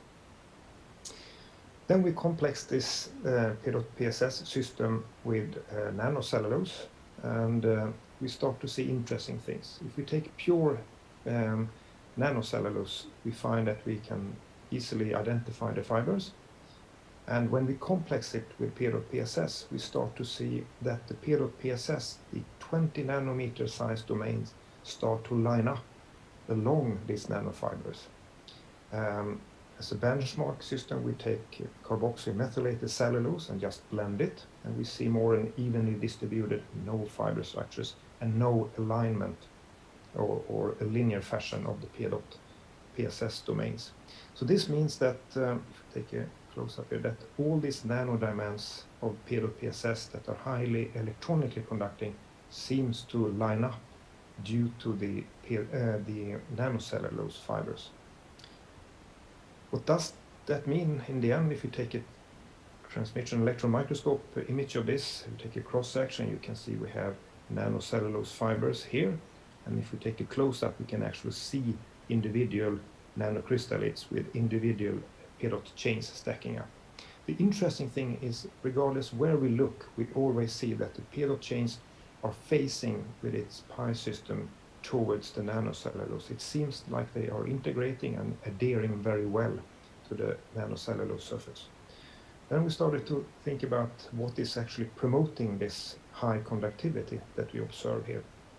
And the conclusion is that we have lined up facing nanocellulose, and then they are also set in a linear fashion where we have low or easy hopping of charges in between all the way through the system. So that means that nanocellulose is not only a 3D surface onto which PSS can aggregate and form stable structures, so we can make thick films and large-scale electrodes. It also promotes conductivity with this, let's say, nanoscopic or mesoscopic linear structure. So then we started to think about what is really promoting this organization. Is it, for instance, the ionic groups along the surface? Is that enough to generate high conductivity, or is it really the structure? So we started to look at CNF with different degree of substitution with carboxymethylated groups, and then we also looked at carboxymethylated cellulose reaching up to a very high degree of substitution. Regardless of the level of substitution, we seem to have more or less a stable conductivity. For CNF, we reached 400 Siemens per centimeter, which is even higher than the pure PSS system in itself. We actually reached, taking the part of PSS, a higher conductivity, which is very interesting. And the carboxymethylation seems not to be the main reason. It's really the lining up that seems to be the most important property. And by blending these two systems, we basically have a linear combination of the low and high conductivity between the two systems. Then we take these materials, we form electrodes, and I would like to stress that we would never have been able to make thick electrodes or even paper structures like this without including nanocellulose. It's really a promoter of the possibility to make thick films or paper-like structures. At the same time, it's also increased the connectivity.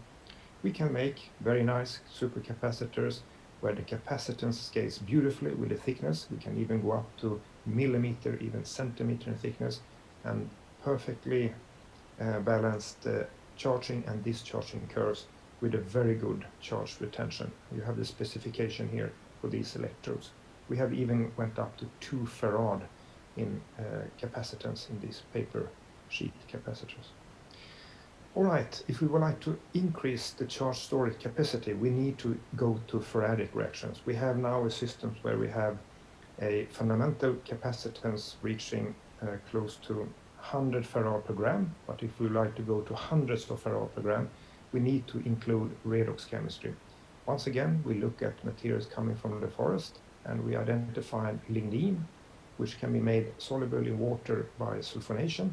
In particular, we are interested in catechol groups like this, and most importantly, alcohol groups, which can be oxidized to form carbonyl groups, and this defines then a very nice positron electrode that can be used in batteries.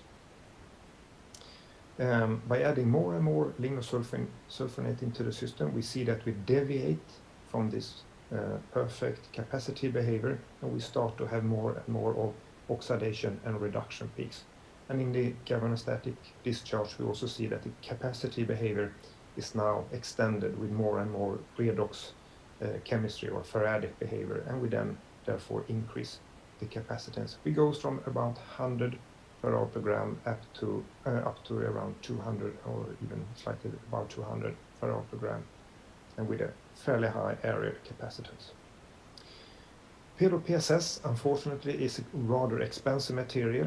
Cellulose is inexpensive, nanocellulose is expensive, and lignin is very inexpensive. So we need to look for other conducting and structural materials besides PSS and nanocellulose in order to make this really inexpensive.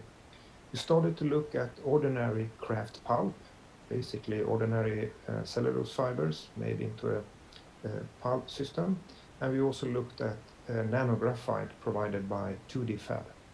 Just blending these two components into a mixture including 1 to 2 with respect to the fiber versus nanographite, and even up to 1 to 3 we can make stable papers with high retention characteristics. If we look at the thermogravimetric analysis, we can see that the cellulose decompose, the pulp system decomposed early. This is the nanographite. In the mixture, we can see that we have more or less a linear combination of the two systems. In the resulting paper, we see that the tensile index goes down, and of course it should do. If we start to increase more and more graphite flakes in between the fibers, of course the tensile index is expected to lower. In this case, it's roughly half of the original value. However, the Young's modulus seems to increase, and this suggests to us that actually the nanographite flakes seems to bind together the cellulose fiber, actually promoting a higher and even better mechanical integrity of the system. This was surprising to us. Normally when you include fillers, you have a poor retention. You need to struggle to keep the filler material in the system. Whereas in this case, we see extremely good retention, and all the nanographite that we include seems to stay because of this favorable van der Waals interaction between the two systems. So in this case, we have been lucky. So let's see how these perform in devices. Once again, beautiful capacitive curves, charging, discharging, and we can also include those electrodes as the backplane in electrochromic displays. This is the charging, this is the retention of voltage over more than a minute. So this paper can serve as a backplane for electrochromic displays and other devices, but also as the electrode in capacitors. So the conclusion here is the the cellulose fibers are actually hold together of this nanographite, and the fibers promotes us with a technique to use ordinary paper manufacturing protocols to derive highly conducting papers.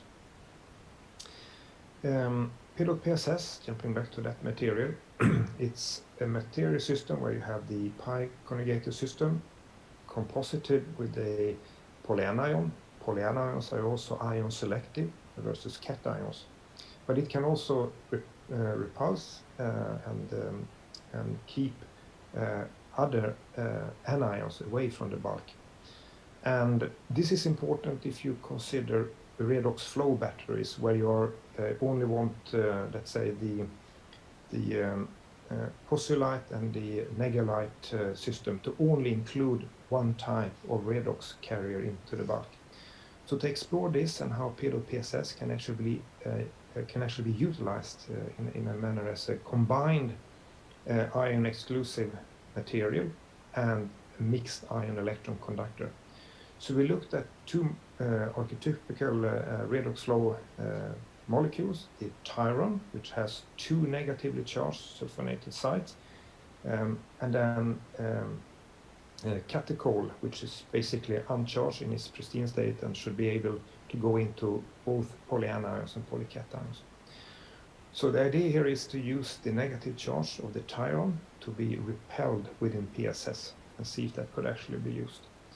And when we operate this, we can see that the redox peak, the charge transfer to these molecules, depends heavily onto which electrode we apply the system.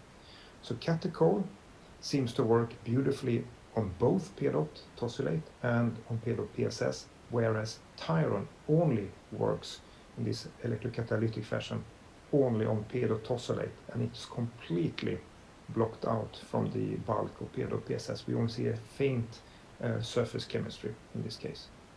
By looking at the capacitance of this, we see that catechol and Tyron has utterly different characteristics, whereas the peak current with Tyron when we have tosylate, it really goes high, which makes the total capacitance in this system becoming much higher, and it scales in this case beautifully with the thickness, meaning that in the case with Tyron, in this case it can really go into the bulk and perform electrocatalysis all through the bulk. So the conclusion here is that we have generated a p-dot PSS electrode where we have ion selectivity to dictate what kind of molecules that can enter. To conclude my talk, I would like to stress that we are gradually moving away from synthetic polymers, and we are trying to see if we can make charge storage devices based entirely on materials from the forest. And this is a program concept project within VVSC, where we have gathered many people primarily from Chalmers and from Linköping University, where we make encapsulation material, current collectors, gluing material, the electrode interface, and also the separator entirely from materials coming from the forest. The key component here is, of course, carbonized nanofibers of various formats, and you can see the stack here. The resulting device is a capacitor, of course, with quite some degree of series resistance, but nevertheless it works quite all right, and with a very good stability over at least 1,000 cycles. So this opens up an effort around the world, I would say, to actually explore charge storage devices based entirely on material. There are no metals, there are no synthetic metals whatsoever in this device structure. Some of the efforts I have presented and other efforts have been transferred into an effort called Lean Energy, where we're actually trying to explore and develop a manufacturing technique for giant scale electrical energy storage, both targeting supercapacitors and pseudo batteries, where we are trying to, of course, generate high energy density, but our real asset is that many of our devices that we are developing now have very high power densities, and we are looking forward to use this not for transportation, but mainly to balance the availability of green energy from wind and sun with the need in our society, and we are aiming for basically giant scale container-sized energy storage systems. And with that, I would like to thank all of you for your attention, for listening today. I'd like to acknowledge primarily the funding from KAV and also from SSF and Vinnova for these projects. And we are happy members of ABSE. Thank you very much. Thank you, Magnus. So fascinating, very interesting. So I have asked for questions. I haven't seen anyone yet, but please post your questions on the web, and I will try to pick them up. In the meantime, I was intrigued by this modulus increase that you measured, and you said it was fortunate. But I was wondering, I understand that graphite, if you lithiate graphite, then the autoplane modulus of that is increased almost 3 times. But also predictions. So this maybe is showing that this is actually the case. Yeah, but absolutely, that's one way. Of course, the interaction between the graphite flakes is very important, of course, but I think that there is that van der Waals interaction is well understood.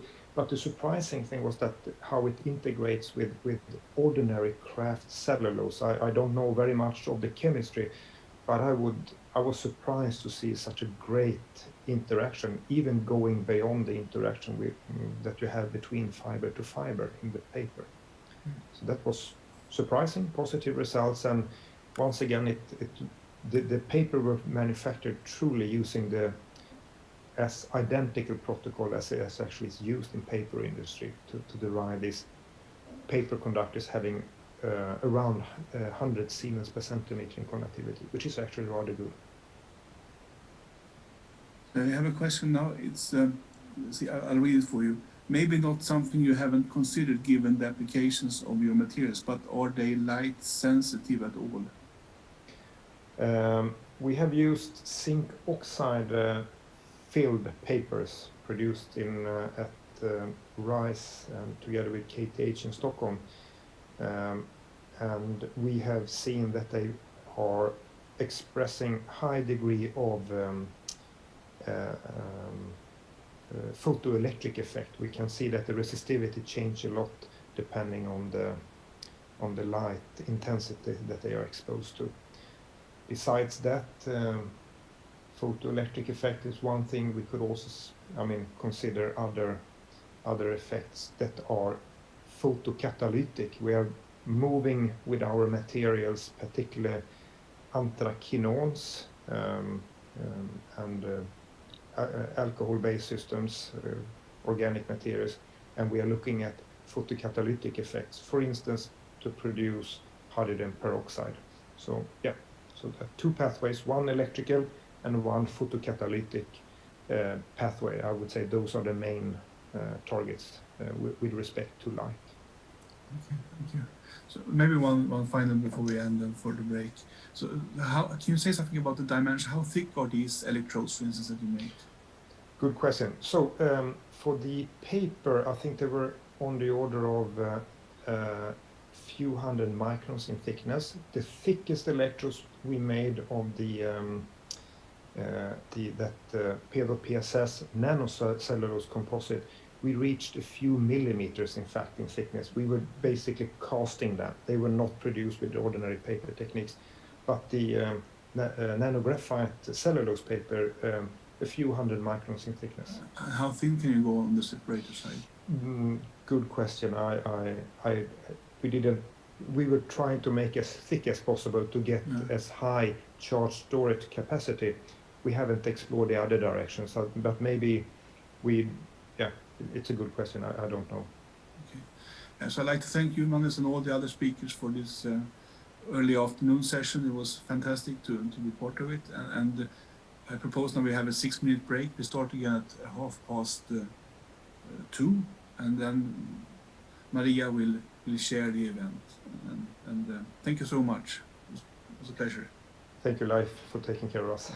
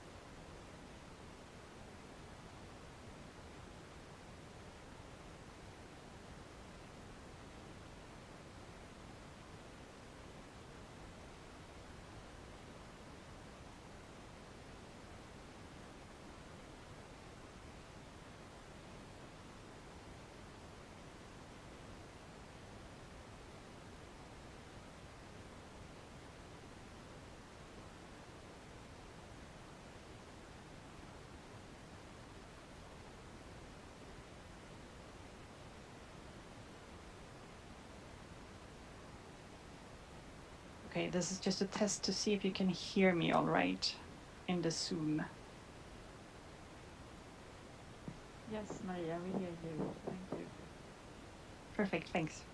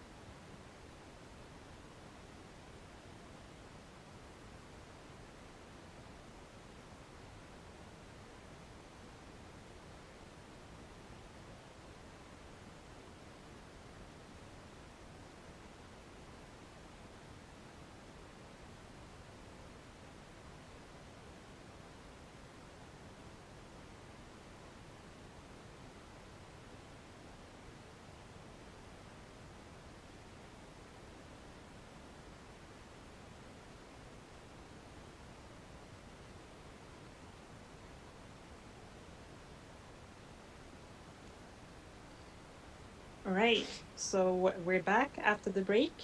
and we're ready to go again. My name is Maria Abrahamsson. I'm the director of the area of advanced material science here at Chalmers, which means I have the pleasure of working with people like Lisbeth and Annette and Marima that you've already heard. And our very first agenda point after the break here is a very short greeting from another Chalmers initiative, which is called the Allwood Composites platform. So I will give the word to Brina for this, please. Hi, it's been a pleasure to be here today. The wonderful group of speakers we've had so far this morning. It's been really exciting. So I just want to talk a little bit about the platform that we have. It's fairly new at Chalmers, and we have a number of people involved from across the different areas, including the BBSC and fiber. And here we have kind of a lineup of the 7 contributing faculty members right now. And we're from all different areas across Chalmers, including chemistry and different parts of the industrial materials science department.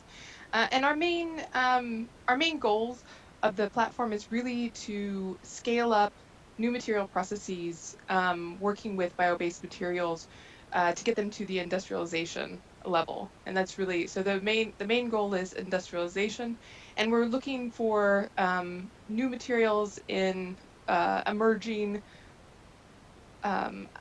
bio-based combinations of materials, so hence the composite part, and really looking at this kind of framework for formulating and developing the scale up that makes these materials then suitable for production. So we're kind of an intermediary platform working at Chalmers, and we have a couple different strengths in the hub. So we're really looking at different materials from the forest industries, and all-in-one approach where we bring together different scientists and researchers from different areas in a really multifunctional way, or interdisciplinary way. And we're looking at scaling up the different comprehensive approaches thereof. So really thinking about all the parts of the industrialization process to make that happen. And then we're really able to provide kind of a broad expertise with the different members of industry that Chalmers is collaborating with at the moment. So that's an overview of the Allwood Composite platform, and I'm looking forward to hearing the next set of speakers for the afternoon session. Thanks, Maria. Thank you, Brina, so much for this introduction on one of the platforms that we're actually funding within the area of advanced.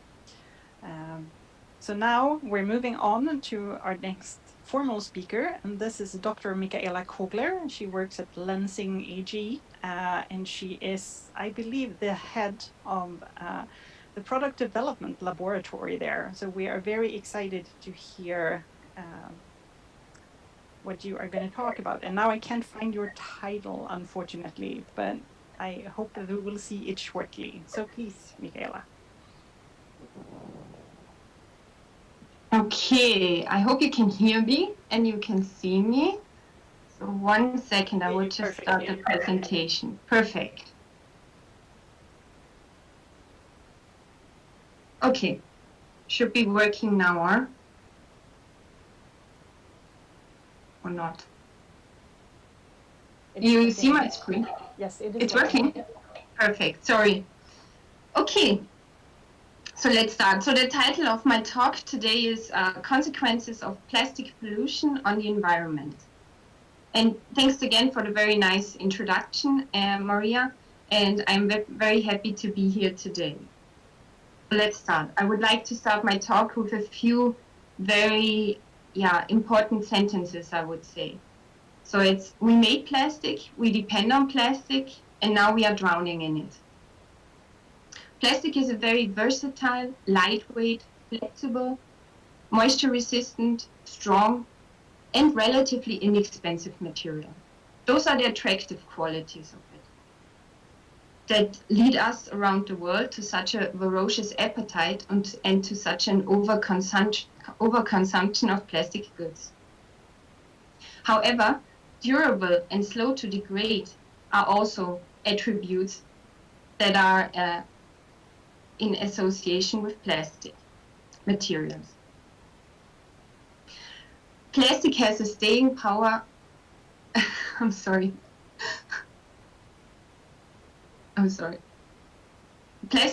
Plastic is very durable and has a staying power, and it is really hard to get rid of it. Our tremendous attraction to this material has led us to certain problems that we have created ourselves. So in the first decade of this century, we have made more plastic than all the plastics that has been made in history up to the year 2000. Tons of plastic debris is discarded every year, everywhere, polluting lands, rivers, coasts, beaches, and also our oceans. There is no place remote enough that you do not find plastic there. All 5 of Earth's major ocean gyres are filled with plastic waste. The largest one has been called the Great Pacific Garbage Patch, and it's huge. But it's not limited to the gyres. Studies estimate that there are several billions of pieces of plastic in the world's oceans, from the equator to the poles, from the Arctic ice sheets to the seafloor. Not 1 square kilometer of surface ocean anywhere on Earth is free of plastic pollution. So this problem is really growing into a crisis. So let's look at some facts. Every minute, 1 garbage truck of plastic is dumped into our ocean. Every second, 1 garbage truck of clothing is landfilled or burned. The total fashion waste in 2030 is anticipated to reach 148 million tons. 12 million tons of plastic waste ends up in the ocean every year. So if this continues, there is an estimation that by 2050, there will be more plastic in the ocean than fish. So this is really a huge problem that we have created ourselves. And now we have to ask ourselves, are we really still unaffected by all of this? I would say the question is no. But of course, there are several different effects that plastic has on us and on our wildlife. So depending on the size of the plastic particles, different problems come with it. So when we are talking about macroplastics, so everything larger than 25 millimeters, we mainly talk about entanglement, but also about ingestion, as you can see in the picture of this bird in the upper right corner. When we are talking about microplastic, so generally everything that is smaller than 5 millimeters in size, the problems that come with this are a little bit different. So here we are talking also about ingestion. This is the picture in the lower right corner, but we are also talking about accumulation. So we can see here that plastic pollution has a direct and deadly effect on wildlife. At least 267 different animal species are known to have suffered from entanglement and ingestion of plastic debris. According to a study, plastic debris kills an estimated 100,000 mammals annually, as well as millions of birds and fish. So with talking about this whole macroplastic thing, it is a problem that is visible to us, visible to the naked eye. It is very easy to see. But when you are talking about microplastic, it's something that is very small in size, so it is much more unreal. A lot of people cannot relate to it as much, to say it better. So it's easy to react to something that is very obvious, but it's much harder to react to something that you do not see. But also these tiny pieces of plastic, particles of fibers from washing your clothes, can cause a lot of harm. So many animals are affected by it. Different problems come with it, but this does not end at an animal level. It also affects us because toxins can also accumulate or absorb on fibers or particles, which are then being ingested by animals. And this is then enriched in the fatty tissue, and this is what we are eating when we eat a fish fillet. So it can also cause problems to humans, other than just making a big mess out of our planet. Of course, there are solutions for this, but there definitely needs to be, we definitely need to start doing something. And in my opinion, there is not one solution, but there are several different things that need to be done. The first step, in my opinion, is always create awareness for the problem. So I would say a lot of people are aware that we are trashing our planet with plastic, but a lot of people are also not aware of what they are buying on a daily basis. Here, a good example are wipes. A lot of people are using wipes or face masks, and they do not know what these wipes consist of. So we should start with really educating people on where do macroplastic particles come from, where do microplastic particles come from. And then they can make a more sustainable choice if they want to, but then at least they have a choice. Right now, it's kind of hard for them to even grasp what the problem is. Another problem or another point is that there are many different terms out there. A lot of times you hear about compostability, home composting and industrial composting. You hear about biodegradation, disintegration, degradation, fragmentation, and there's more and more of these terms out there. And a lot of people just have no clue what they mean. So you go into the supermarket, you try to make the sustainable choice, you try to buy one of those bio-based plastic bags, and you realize at the end, oh, I cannot home compost it because it just won't degrade. It will not be gone within a certain amount of time. So this is also something that people need to be made aware of. Another thing that can be done is refuse single-use items, of course, whenever they don't make sense, and choose reusable items instead. There is already this EU Single-Use Plastics Directive. They did a lot of studies. They looked at different types of trash that was found on European beaches. They found that cigarette butts are number one. They also found cotton bud sticks, bottles, wipes, plastic bags, and lots of different things. And there will be some rules and regulations. Certain things will definitely also be banned. Certain things will be marked more properly, for example, wipes. Right now, all you see is what the lotion consists of, but you have no idea. You have no idea what the wipe is really made out of.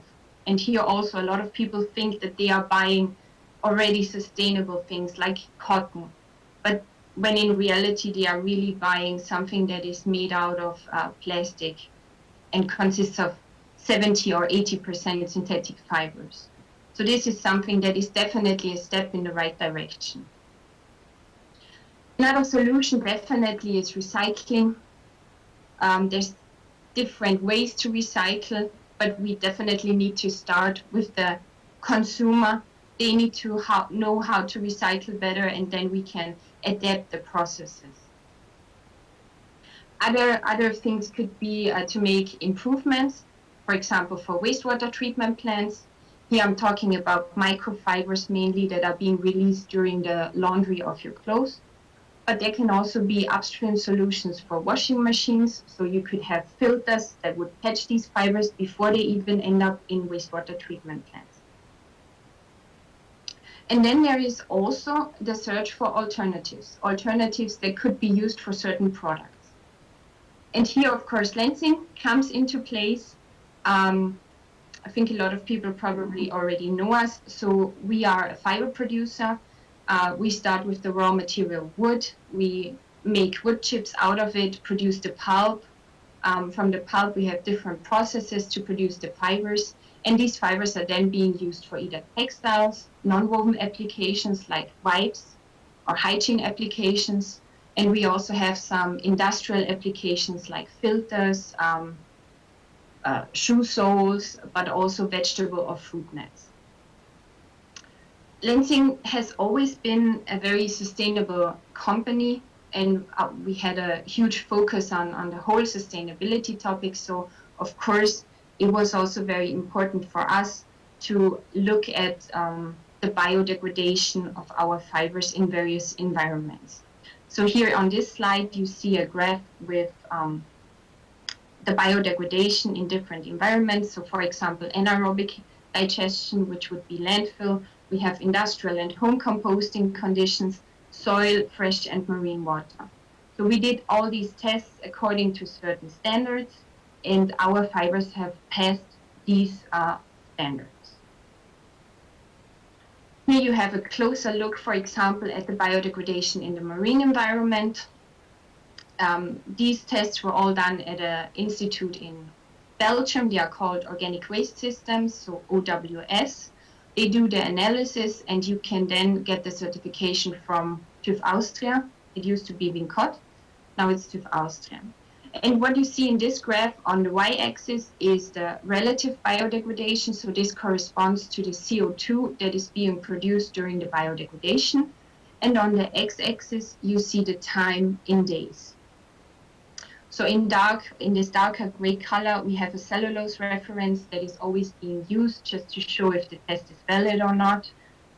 In a lighter gray color, which is not that very good visible, is paper pulp. We have lancing viscose, lancing lyocell, organic cotton, and polyester, which is basically a flat line on the x-axis. And the main thing here is really that viscose and cotton show a very similar biodegradation curve. Lyocell is a little bit slower. It takes a few days for the biodegradation to start, but then you have this steep increase. And really the main thing is paper pulp, viscose, lyocell, and organic cotton all pass the test criteria, and this is 90% biodegradation, relative or absolute to this cellulose reference within 180 days. And here we stopped the test at 28 days. The same thing or very similar thing was done for biodegradation in freshwater. So here again, we have the relative biodegradation on the y-axis and the days on the x-axis. We use the same materials. Polyester again shows no biodegradation within 42 days, and all the other samples show a somewhat similar biodegradation. Also at 40 days again, the test criteria is fulfilled, which is 90% relative or absolute to the cellulose reference within 56 days here for this test. So we have shown with all these lab tests that our fibers do not pose any harm to any of the natural environment. But we wanted to go even a step further, and we said, okay, this is all done in a laboratory. It is really nice. It's according to a standard, so it can be, people can look at it and they can compare it to their results, but we would also like to know, will we get the same outcome if we really test it under realistic conditions? And this is why we found this really great University of San Diego and the work group of Dimitri Dehaene. He's part of Scripps Institution of Oceanography. On the right side here, you see the Scripps campus. You also see this pier, and it is only used for scientific purposes. So it has a huge gate on it, so only scientific personnel can enter it. And there at Pylon 31, they conducted several different tests. So Dimitri has done research on plastic for quite some time. They also did some tests on polyurethane coupons, and they looked at the degradation or fragmentation of these coupons. But they wanted to expand their focus, and they wanted to look at some cellulose-based materials and also some other synthetic materials. So we provided samples for them. This is the experimental setup and what it looks like. So again, we have this pier here on the left side. We have a rope that is going into the water with metal cages where the samples are being placed in. They are submerged in the water. There are some ways to guarantee that they are not sticking out, that they are really completely covered with water. So this is the setup for this first experiment that they conducted. And here we have just a few of the samples that they looked at. So they categorized it as cellulose-based, and this would be modal, lyocell, and viscose, and natural, which is also cellulose-based, so this would be organic cotton and non-organic cotton. We have bio-based polymer, polylactic acid, synthetic materials, polypropylene and polyester. And we have two blend materials, which is 50% lyocell and 50% polypropylene, and also 50% lyocell and 50% polyester. So this is how it looked at day one. Everything is the size of a business card, so you can kind of relate to it. After 7 days, they took the samples out and they analyzed them. They did several different analyses. So these are just some pictures, so you see it. A visual picture is always really nice. So what you see here, that after 7 days, a biofilm has formed on all materials, so also on the synthetic ones. Other than that, you do not really see a lot of changes. Starting with 14 days, there are some changes. You see that there is disintegration of all the cellulose-based materials, so the wood-based and the natural ones. You see that the blend materials have some tears and holes in them, and the PLA and the synthetic ones look kind of similar. I mean, you do see some differences, but they are not as pronounced as for the other materials. If we now look at 28 days, you do not see anything from the modal and the viscose. There is a little bit left of the lyocell and the cotton materials. Again, the blend materials show further disintegration, and the PLA and synthetic ones, you do see some fibers sticking out, or some of the material is getting loose, but there is no real change in the shape. So if we now think back to what I showed you before, these lab analyses done by OWS, you also see a very similar trend that at 28 days, there is still a little bit of the lyocell left, a little bit of the viscose and the organic cotton, but that this trend is really shown in the lab, but also under real conditions. If we now move one step ahead and we go to 77 days, there is nothing left of any of the cellulose-based materials. PLA and the synthetic ones are still pretty much intact. Again, you see these individual fibers sticking out, but the shape, the overall shape is still the same, and the blend material keeps on shrinking. Of course, there is a biodegradation process ongoing for the lyocell, so this material is losing its integrity.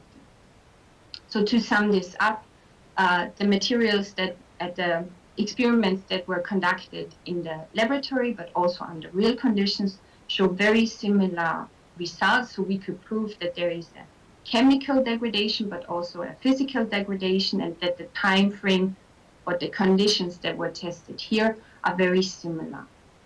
And to come back to this whole plastic topic, it is a huge problem that we are facing right now, and we really need to take action. There are several different solutions out there, and everybody should start thinking about making better choices and thinking about the next 100 generations and not maybe just 1 or 2 generations, so that we can also offer them a really nice planet. Thank you very much. Thank you so much, Michaela. The floor is open for questions.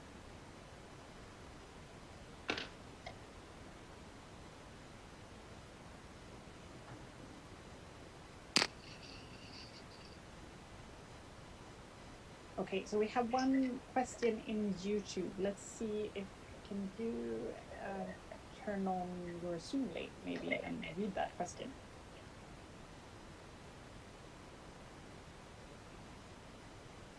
Where would that be? Where would I find that? It's a comment. Okay. That was very... Sorry. That was unfortunate.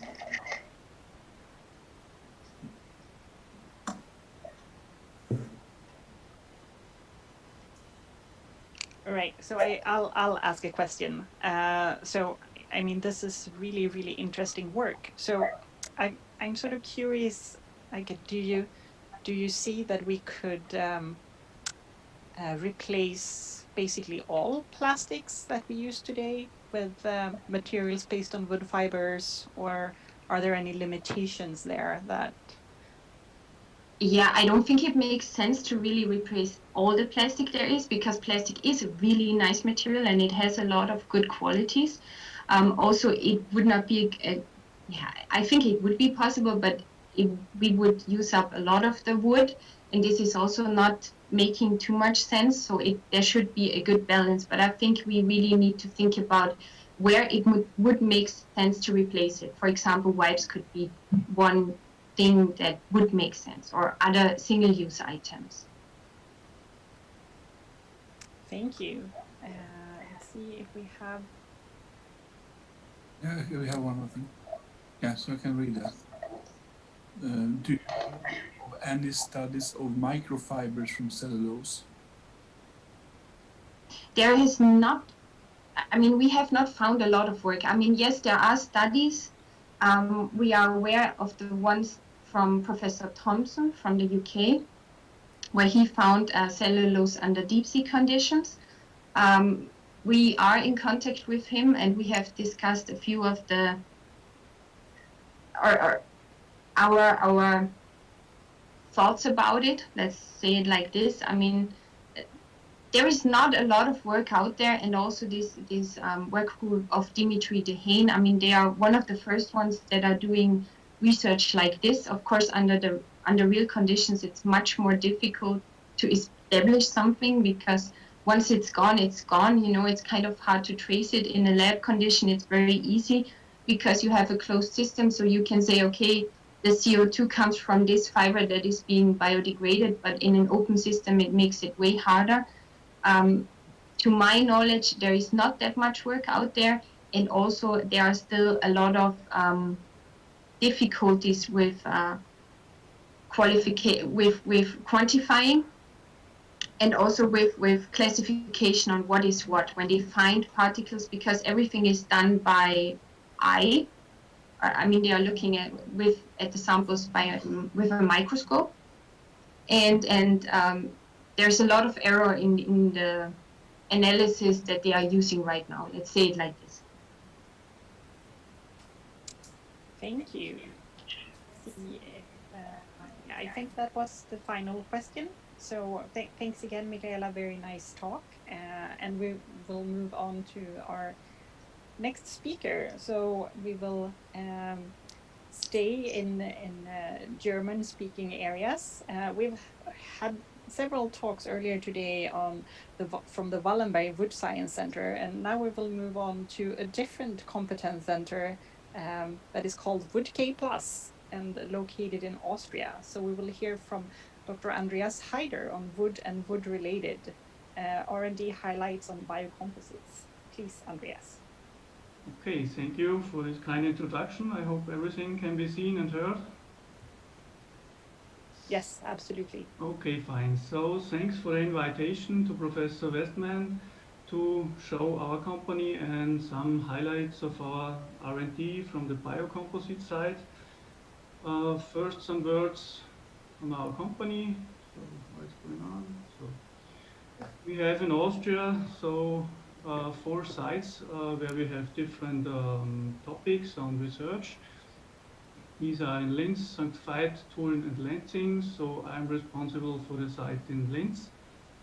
We have about 130 people in all in our center. And now we were founded in 2001 and have now about 19 years of business, and next year then our 20 years annual. Then we have about more than 100 partner companies and about 3 continents, and have research and funding projects in up to 20 million per year. So these are some numbers of us. What are we doing? So I mentioned we have 4 sites. So one is wood chemistry and biotechnology, and there is also one of our business partners is here, the Lenzing AG company.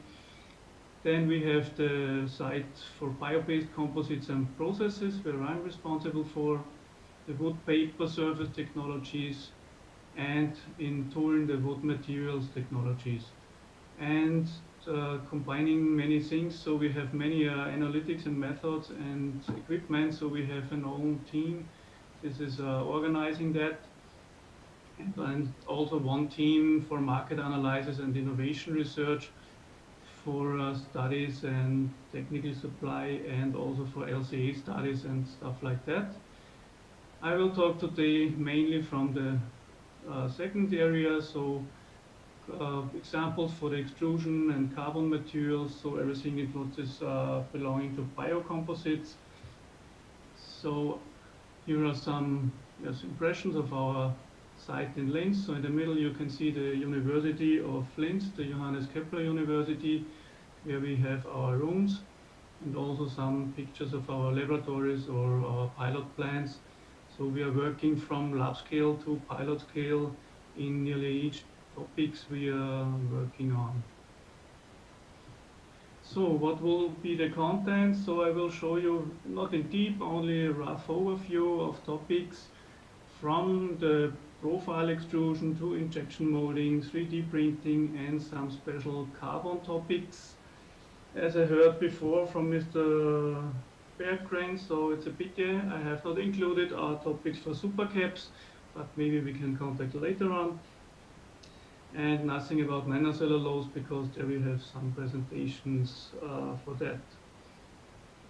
So then let's start very short for the first topic. It's for powder exterior wood. So we developed the process to create a weather-resisting coating on wood and wood fiber composite.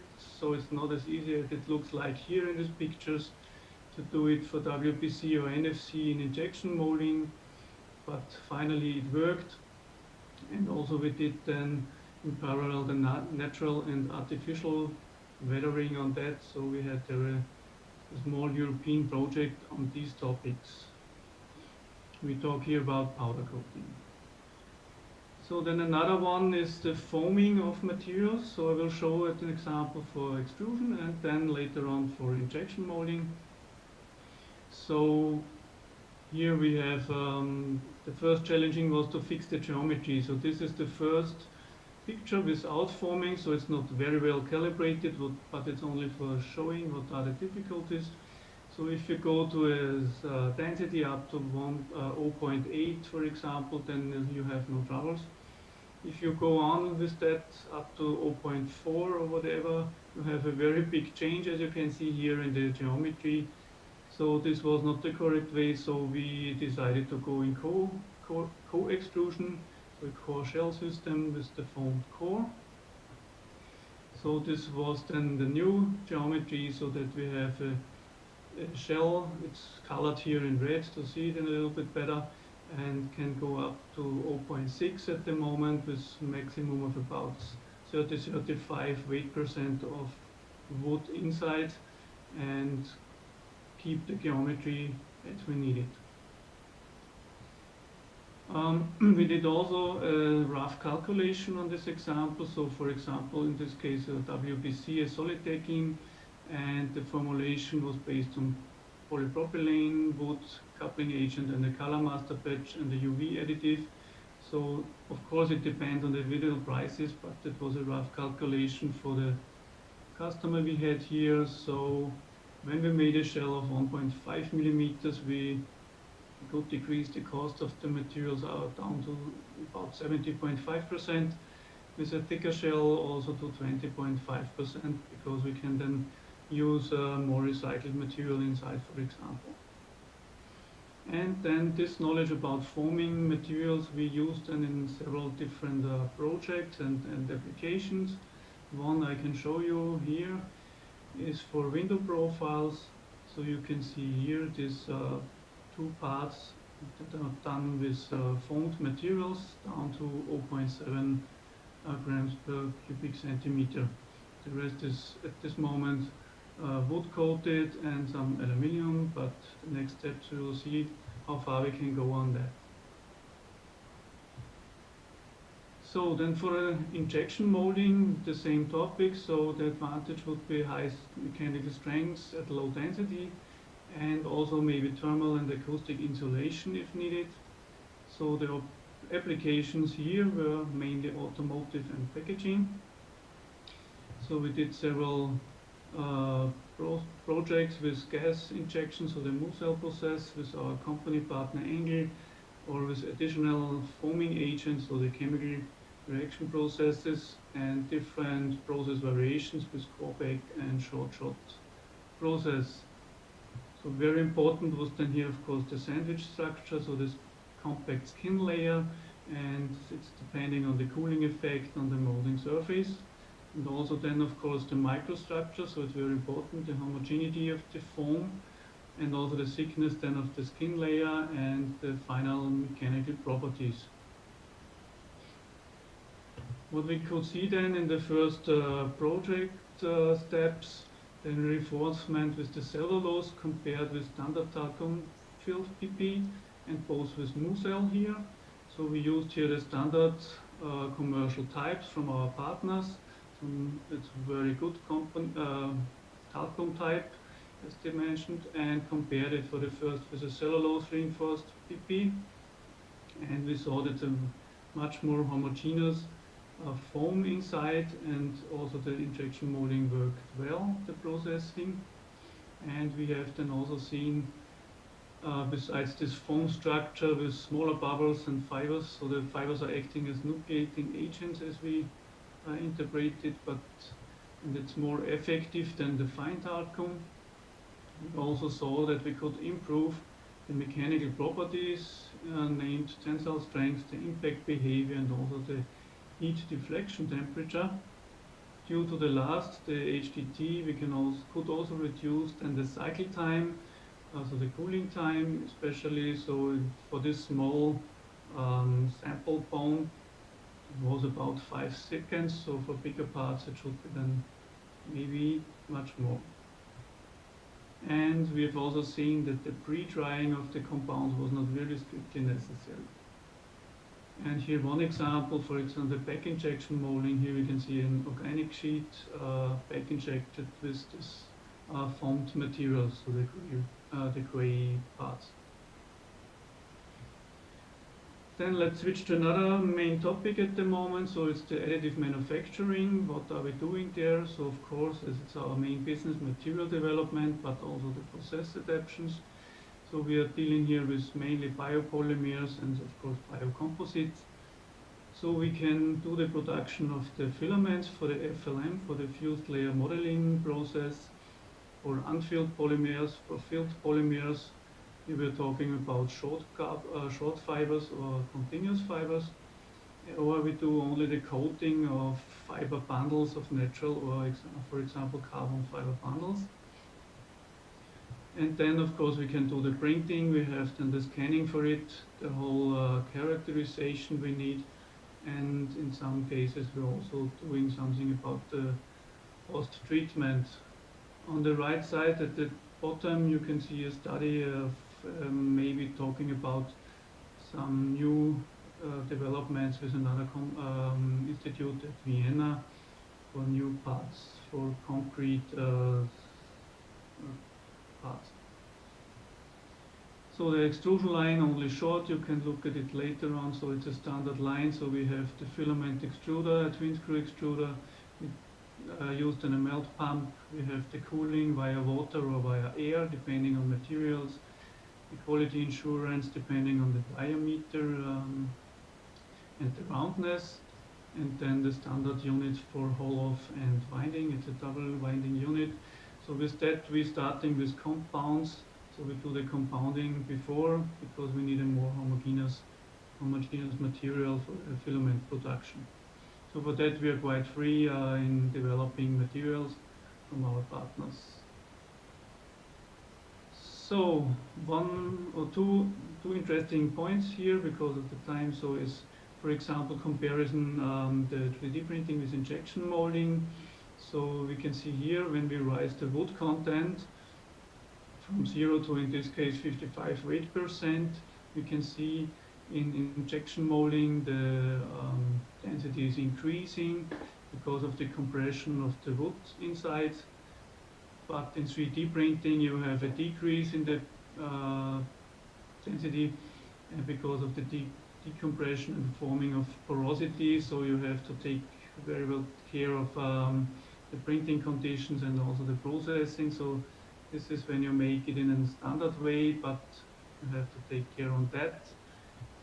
And also a very new one result is very interesting. Sorry, you can see here the first one is injection molding with PLA or a blend of PLA in the special PHA. So it's not a surprise that the notched impact strength is a little bit better. But we have seen the two ones are from 3D printing. So we have seen we can do a much better notched impact strength with 3D printing compared to injection molding. And we did then, of course, if we saw the mechanical properties, the sex and wax characterization, and we saw that we could generate the different kinds of alpha prime and alpha crystals from the PLA and PLA PHA blends, and also a different kind of orientation, not dependent on the orientation of printing, but on the orientation within the material. This was a very interesting part because the first time to get better properties than in injection molding. So summary of the 3D printing for the standard materials is, for the filaments you need a very homogeneous material, you need a good surface quality and haptics due to the feed of the printer, and also plane geometry, the process parameters and the method, of course, for the compounding and filament production. And then, of course, it would be ideal to have inline characterization of the filaments. For the printing, of course, the rheology of the material is very important. Then you need to take care of the quality versus production time and weight. So what you want, if you need materials for mechanical properties or for any kind of design or so on.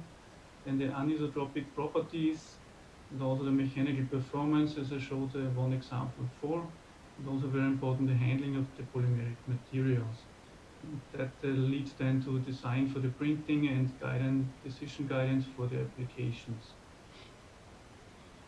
And also some examples are here for maybe for furniture connectors, edge connectors, or different kind of examples. So on the top you can see we have a stand next to Christmas last year, so we made some reindeers here, but the moving parts here, the feet, are very good with this filled materials. Another very impressive from the results is the printing of continuous fiber materials. So there are two possibilities. So one is from a company partner, you have the plastic and go in with the carbon fibers, the impregnated, combine them within the printer head and print them.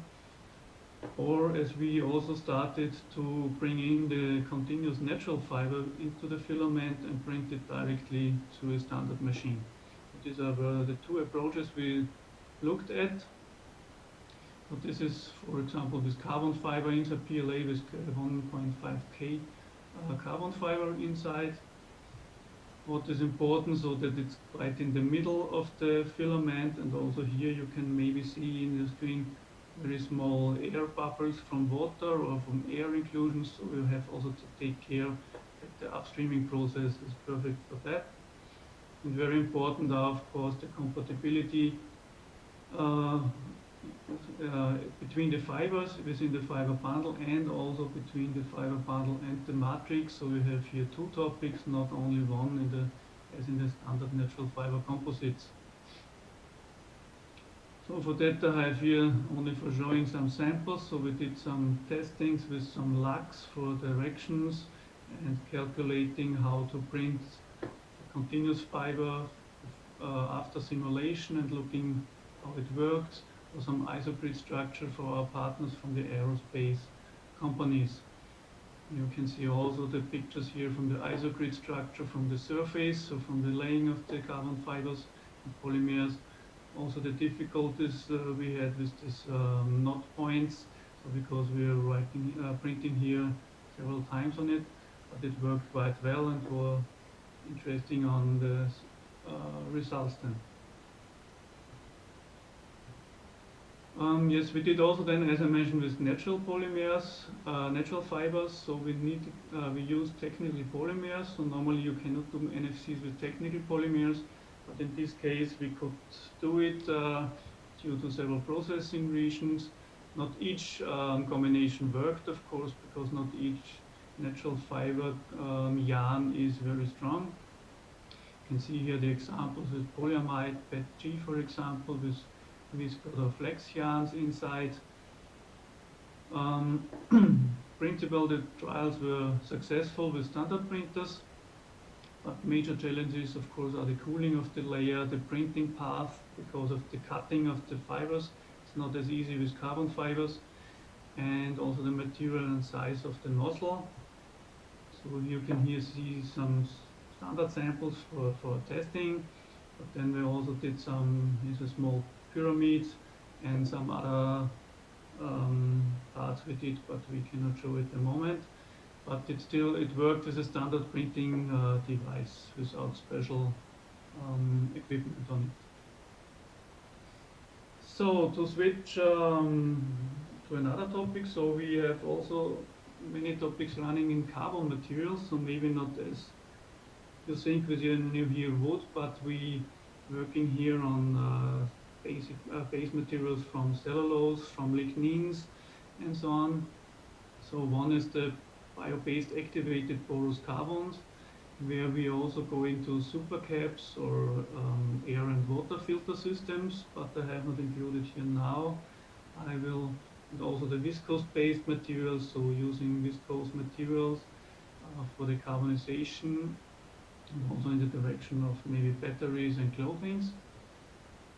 Then we're dealing with bio-based continuous carbon fibers, so starting with lignin and cellulose materials.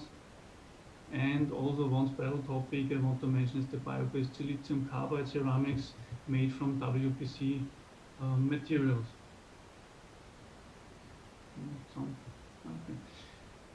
For the lignin topic, I only show you the equipment here because the fibers are not as exciting as you see a brown fiber, but we are using here a standard pilot line from FET from UK. So we have here the feeds at the top and making in this case up to 500 single fibers we can process here, and then the winding of the materials. You can see here some pictures. We have here then a heated chamber, of course, because it should not be cooling down before it's winded, because then it's too brittle, the material maybe. But it works, for the first trials, it worked quite well, and it should be then one of the starting points for using in composites or any other applications, or maybe then go on to carbon fibers. For the bio-based carbon fibers, we also have the three parts of the needed ovens. I'll show you later on. So as mentioned, we use as precursors melt spinning or the melt spin lignin materials, and also for the moment commercial cellulose fibers as base material. We have work on process optimizations for the increasing of the carbon yield and also the improving of the mechanical performance. So we have quite nice results at the moment. Also used it for several processes like 3D printing or also weaving of fleeces and so on. And yes, what are the advantages? Could be then the low cost. It's a low cost material. It's available big amounts, and also it's a sustainable product. And of course, you do not need this high mechanical properties as you will get with hand-based carbon fibers in each application. So for this, we have not one big machine. We have here three different types of tube furnaces for the different steps of the processing. So for the oxidation and stabilization, we have one. And for the low temperature carbonization, for the high temperature carbonization, all the different kind of heating zones and lengths of zones, do all the things also with inert gases and so on. And then we have two guidance rails, with unwinder, gadget two rolls and winder, as you can see here in the picture, and can go on like that. So can investigate each step for its own and do not have to wait for the final result. So then at the last example I want to show is the bio-based silicon carbide ceramics. Maybe it's also not in your mind when you hear wood K+. So we are starting here again from our historically main business with WPC, so wood natural fiber and polymer additive composites. We do here also extrusion injection molding, but in this case we have a thermoset polymer, not the thermoplastic polymer. Then we get this so-called green body. Then we go on with the carbonization, pyrolysis, and got then this porous carbon template. It's only from carbon then. So that's the reason why we need a thermoset, that the geometry stays like it is. And then later on we do the siliconizing at 1600 degrees with liquid infiltration. So the lithium behaves here like water.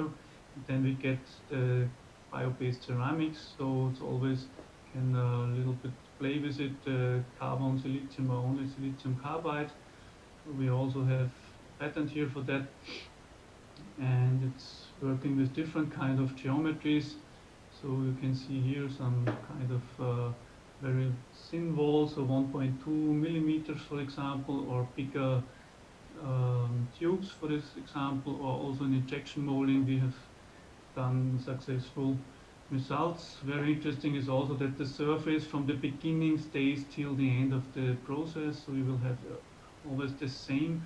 And here you can also see the original change in geometry during the process. So the shrinkage is equal in all directions, but it's very big at the moment. We did also something without, but it's still in progress. So to summarize, yes, besides WBC and NFC, what you maybe know from biocomposites, the bulk NFCs, you have many other possibilities to work with these materials. The powder-coated profiles, formed extrusion, formed injection molding. You can do several types of fused layer modeling printing with short and continuous fibers. You can go to activated porous carbons, for example, supercaps for the bio-based carbon fibers, or even go up to lithium carbide ceramics. So you have here a broad field of application possibilities, not mentioned here the nanofibrillated things and so on. We hear later on, I think. So in this, so I said thank you for listening and thank you for invitation and to show our possibilities on topics, and maybe you're interested in contact us. Thank you. Thank you. The floor is open for questions. I'll have a look. So there's one question about these made for 3D printing or also other applications for them? Sorry, I haven't heard it now because of the internet. Okay, I'll try again. You showed a photo of a PLA coated carbon fiber yarn of 1.5K, I think. Yeah. Is that used only for 3D printing, or is there any other application in mind as well? Yeah, you can maybe think about other applications. We have done it only here for the 3D printing. The idea was to bring natural fiber composites and even biopolymers to structural applications by this kind of processing and by this kind of combination. Of course, was always the discussion, PLA and carbon fiber, does this make sense? Because carbon fibers is not as bio-based, but as we are working, as shown also on bio-based carbon fibers, so we think that the combination could be very interesting. So also later on, maybe for other applications. So we are open for that. For the first time, we did it now for 3D printing. We're also thinking about back printing, not back injection molding, back printing of organic sheets or things like that. So yes, the floor is open for many applications, I think. Thank you. Mera, anything else? We don't have, I think, any more questions, neither on the Slido nor in Zoom. And I think in the interest of time, we might have to move on. But thank you again, Andreas. Okay, thanks to the audience. And the organizers. Bye. Bye, thank you. And we will move on to listen to Associate Professor Tina Nyppele from Chalmers, who will talk about organization of cellulose nanocrystals in suspensions and their relevance for future products. Please, Tina. Perfect. What do you see on, do you see my, oh, wait, I will put it to the presentation. Do you see presentation mode or presenter mode? We see presentation now. Perfect, so it should be, all should be set to go. Thank you. So now you have a name also to the face. So I'm going to present a contribution from a sub-team of the all-wood composite platform that you already heard of. So this sub-team consists of me, and it consists of Roland Kadar.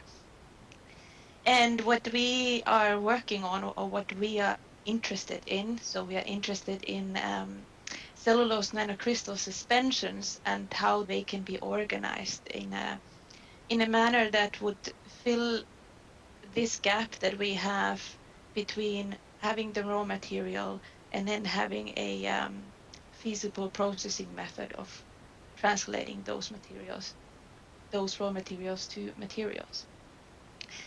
And here the backgrounds, I do material science, so my work is very much aligned to the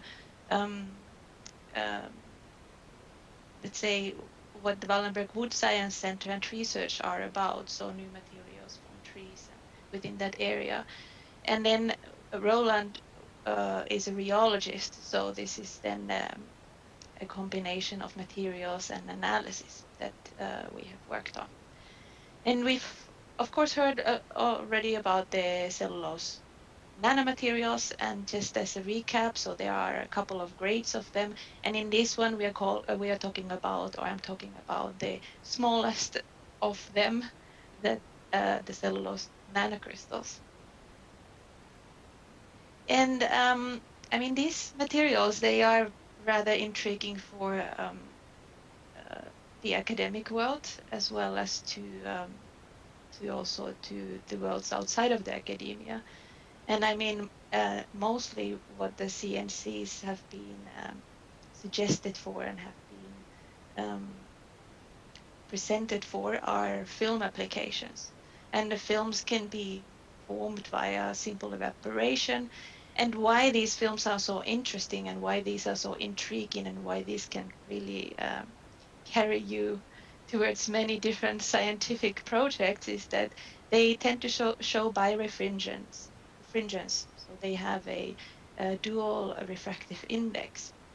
In addition to that, there is the films can be iridescent, so we observe a color that depends on the angle that we observe it with. And then they are also transparent, or translucent at least. Here are a couple of images of different endeavors on this topic. And then what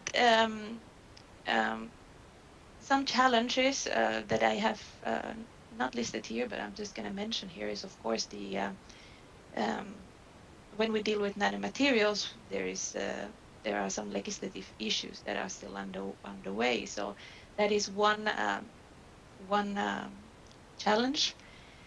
And another ones when it comes to the CNC films, cellulose nanocrystal films, is also the challenge of the control of the macro and micro heterogeneity, because these birefringent and iridescent films are typically prepared in a batch process where we evaporate solvent, which is the water, and then this can lead to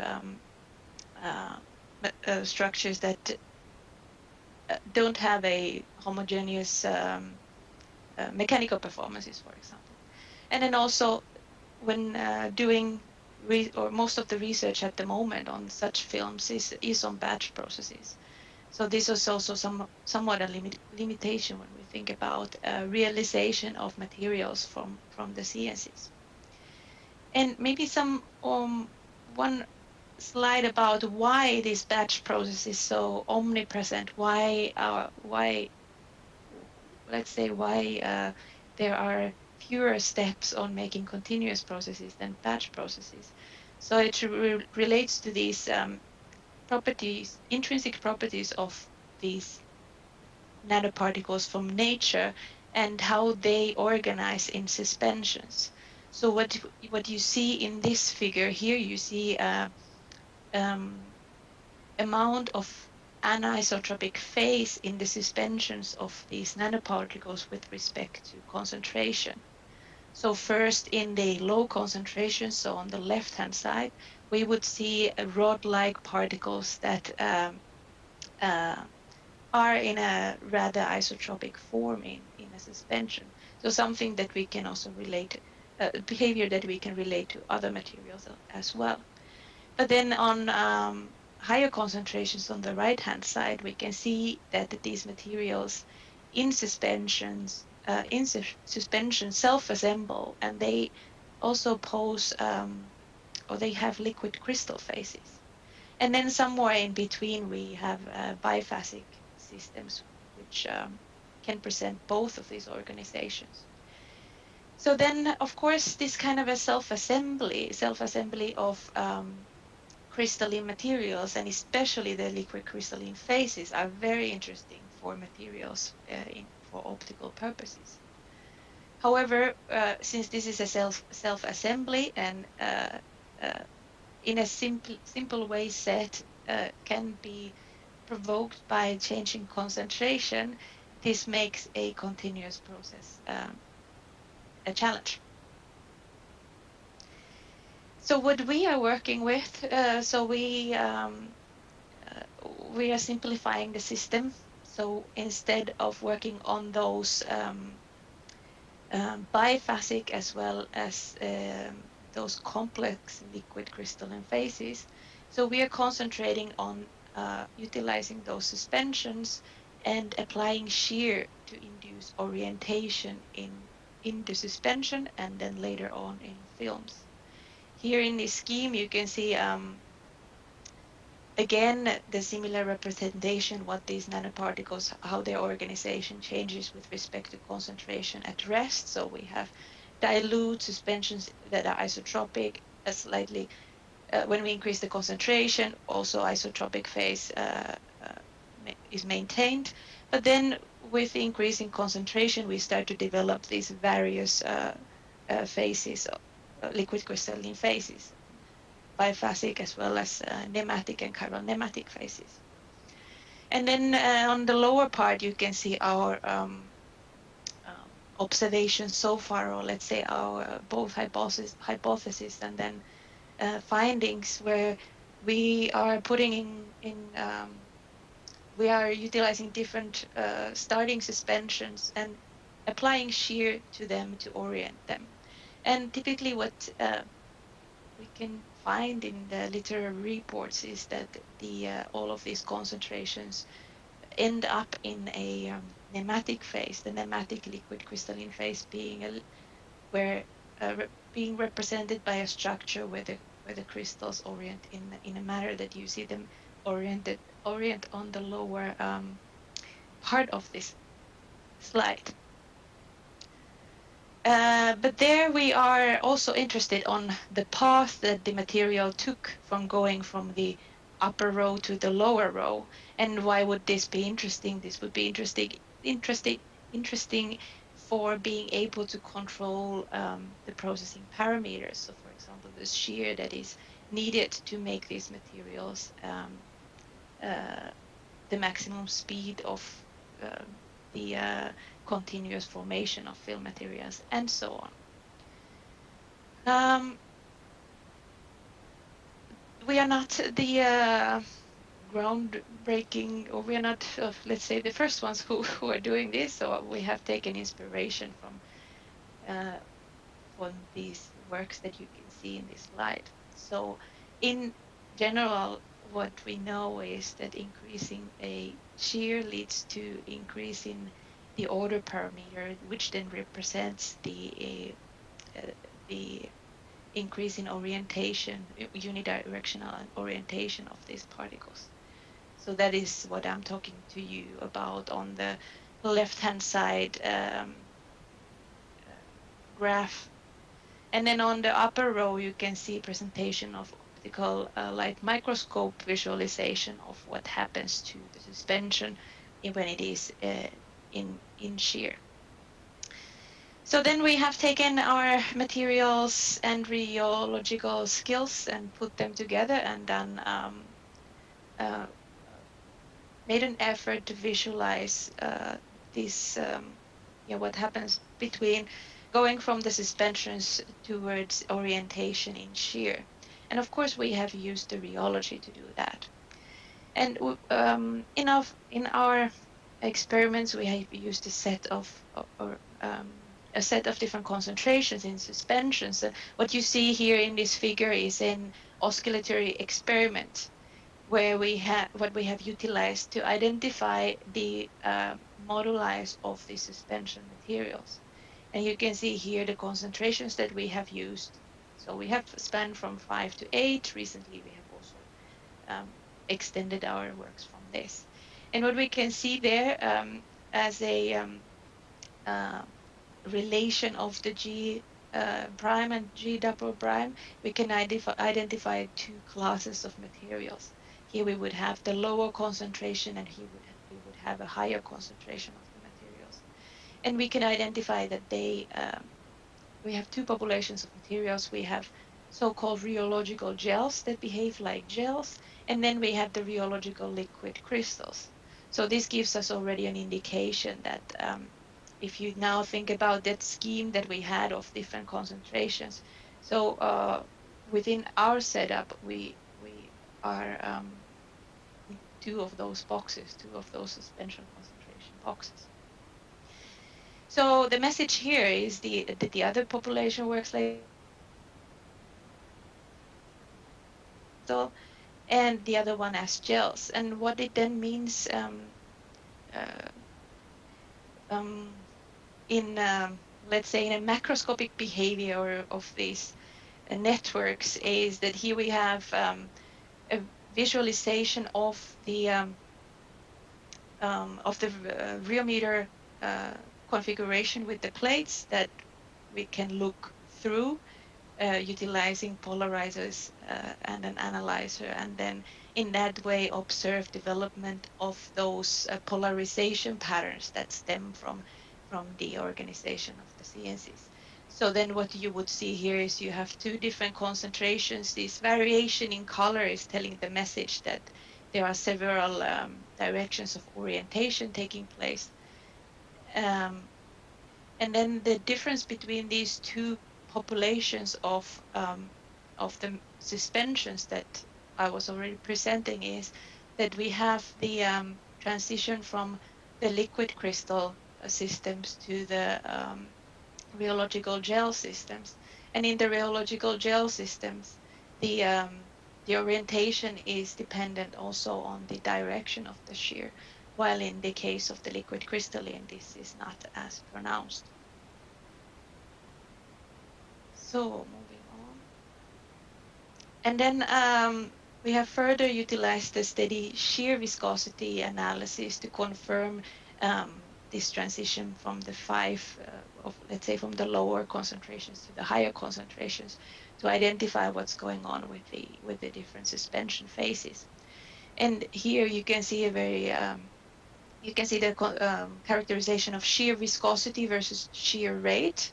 Very typical curve with the CNC materials. We can see the shear thingy property. And in the case of the higher concentrations, we don't see any specific features in this analysis. However, with the lower concentration population, we see this kind of inconsistencies in the shear viscosity versus shear rate. And this is also reported in the literature and has been brought into the context of these liquid crystalline phases in suspensions. This example here now is not from CNC, but it is from rheology and rheoptics of polymer liquid crystals from already some earlier works. However, the behavior fits very well to what we have been characterizing our liquid crystal rheological systems to exhibit.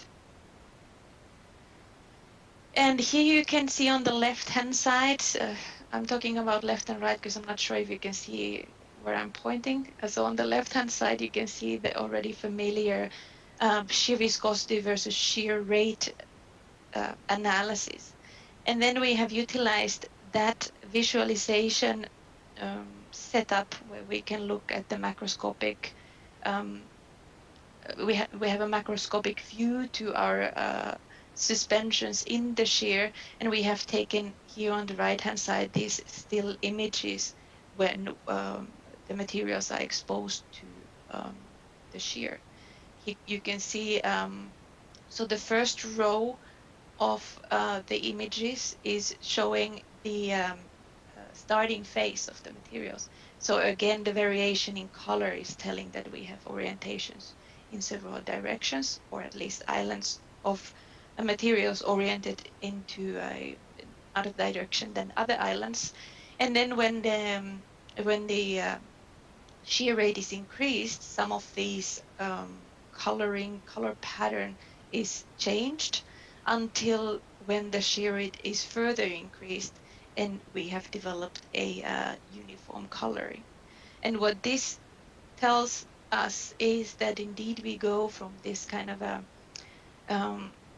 orientation in many directions towards an orientation into a unidirection. However, what is noteworthy is that in the only applying the rheological characterizations of the shear viscosity versus shear rate does not have any particular feature that would then reveal to us these transitional states that we now can clearly, let's say, we can identify them to be there, to be present. I'm just going to skip that and explain it to you instead. So then we have further gone into looking at those transition states when we go from beginning of the shearing towards the phase where the materials are exhibiting one color on the polarizers, which we take as an indication of unidirectional orientation, or at least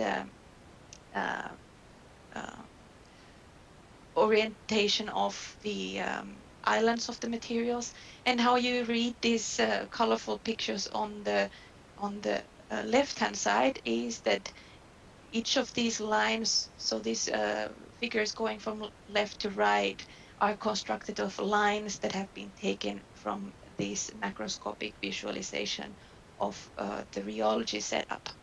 So in the beginning, we can see those colorful patterns, and as long as these there is no change in that patterning, the shear is, let's say, not enough to be able to cause orientation or reorganization in the system. And then in the middle of these colorful images, we go through transitional stages where the material is transitioning towards the unidirectional shear. And I mean, here then also we can see differences between the lower concentrations, which is now the 5%, which represents the class of the liquid crystal systems, and then we have the rheological gel systems. So they go through very different transition phases. We have also then drawn or depicted the shear rate versus the CNC concentration in these different transition states. If you're more interested into that, you can find this published, and you will find our elaborated explanation there. And then also looking further into the differences of these two populations of the materials, when we look again to the dynamic moduli versus strain amplitude analysis, and we have our two different populations, we can further see that in this population of the rheological gels, we also have a strain hardening effect taking place.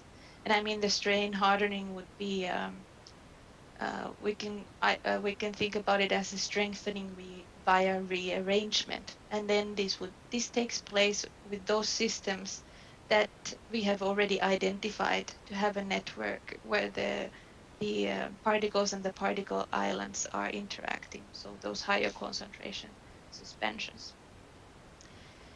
So with this work, we have identified. Or let's say when we come back to this scheme that I already showed to you, so where we are operating at the moment is on this phase where we have biphasic and we have also this liquid crystalline systems, and then shearing those systems leads to similar organization. So these are the concentration regions of the systems that our materials probe. And of course, then interesting questions for future are how can these control of the structuring from the suspension towards an organization, how can that be maintained when we expose these materials to processing steps that are vital for making materials, such as drying, as well as is there room for increasing concentrations in the starting suspensions, and what does that bring to the phases that we can observe within the shear?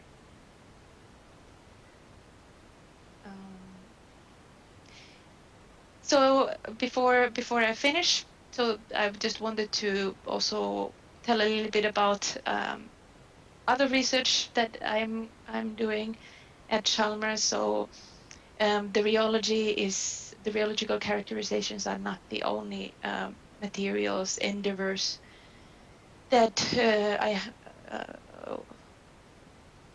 that my group is working on, but we roughly work half of the efforts are on hemicelluloses actually, and then of course a large part is on nanocelluloses, both of the crystalline and the nanofibrillar form, and then a slight but increasing portion is on fiber materials. And here you can see that, or you have already heard about those instances, such as Tree Search, Wallenberg Wood Science Center, as well as the Chalmers area of advanced materials science. So these are involved in my research via giving us the opportunity actually to have persons on the tasks. Okay, I have other slides, but I'm going to just skip ahead because it would take me more than the 1 minute that I have to finish. And I will end with an acknowledgement that relates to this rheology work that I presented. And of course, Roland is the 50% of the work, at least, let's put it that way. And then we have had Mina also part of the team. And when I told you that you can go and read of our elaborated descriptions of the material characteristics, so you can go and see those in this publication from earlier this year. And yeah, I want to acknowledge all the funding. Thank you. Tina. Thank you, Tina. We have one question already. So can you tell something about temperature dependencies? That is a very interesting question, and I cannot tell anything about temperature dependencies. We have not probed it. But this is definitely something that, yeah, we should do. I mean, the liquid crystalline phases in polymers are hugely dependent on the temperature. So I cannot tell anything about it, but it is on our list of interests. So that sort of relates to a question I had as well, and that is like now you're using shear to look at how your CNCs are organized. Do you think there is any, and this might be very naive, but is there any other skills you could use? Well, I mean, of course there are, but in this context, why we are interested in shear is that so we have Roland is at the Department of Industrial Materials Science and Engineering, so of course shear is a very important. I don't know how would I say it. Shear is very important to many of the ways of processing these materials, so that's why we have concentrated on that. I see. But in principle, I guess your answer was that there are other possibilities as well. There are other possibilities, yes. Thank you. Let's see. I don't see any more questions, and maybe in the interest of time, we should move on. So thanks again, Tina. And now this day we've moved all the way across the globe to Japan, and now we're instead going west. So our final speaker for today is Assistant Professor Amir Asadi, who works at Texas A&M University. And he will talk to us about cellulose nanocrystals enabled manufacturing of carbon fiber polymer composites with tailorable properties. Please, Amir.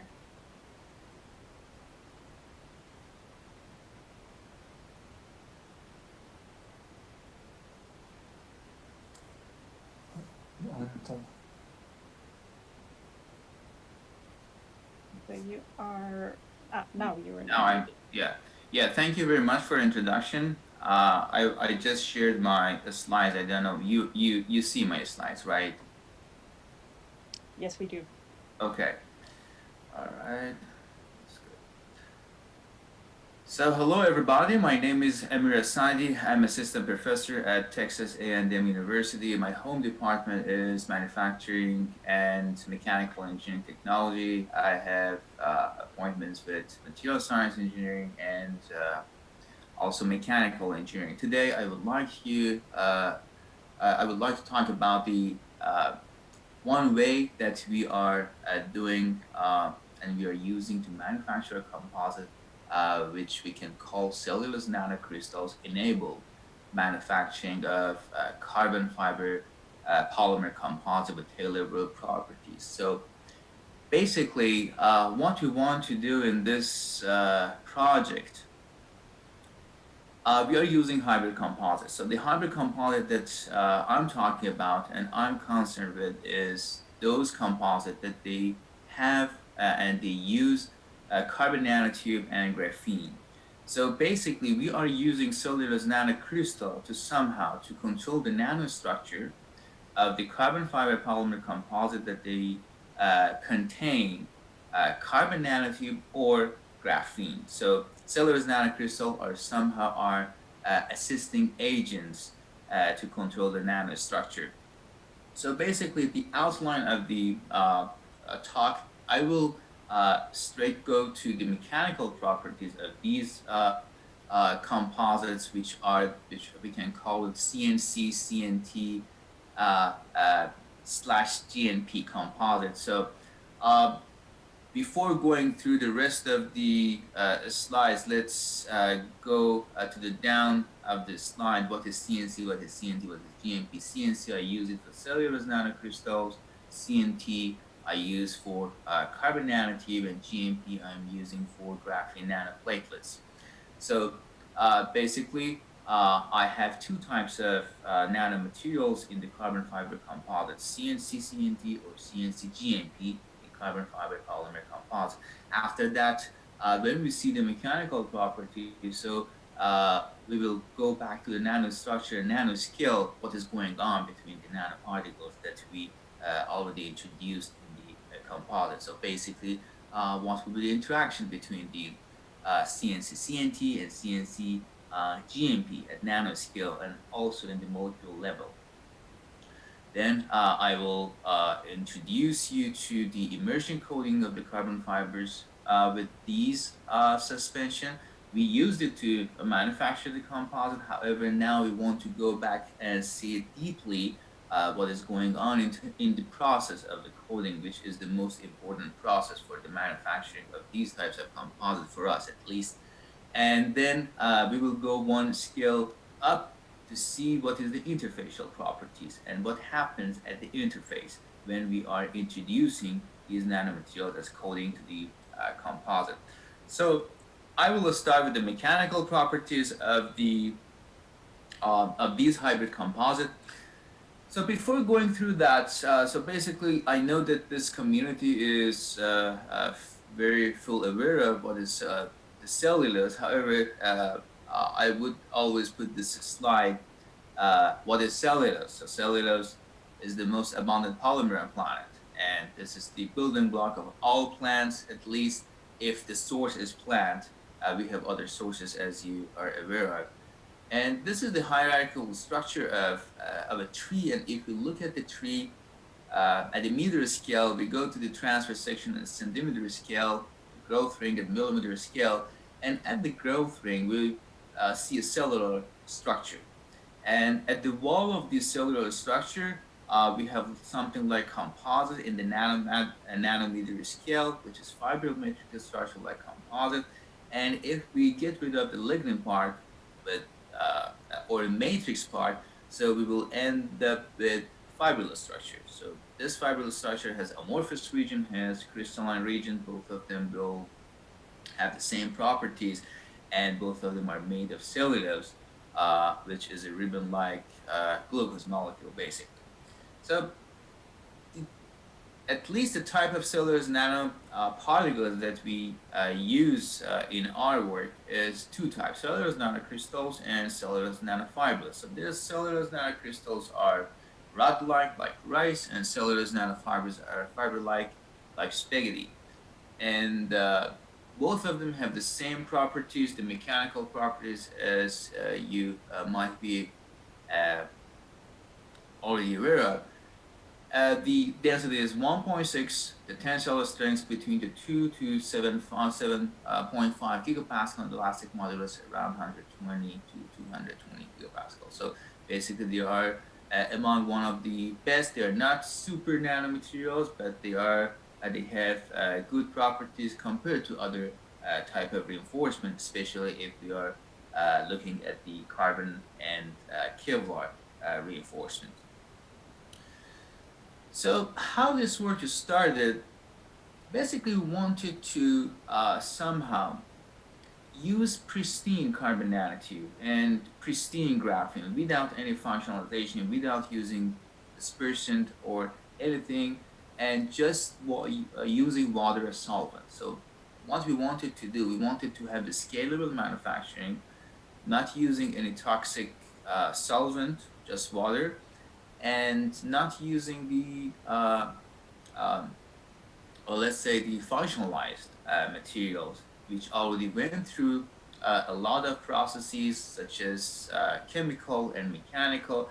And for sure, if we do that, we already deteriorate the intrinsic properties of graphene and carbon nanotube.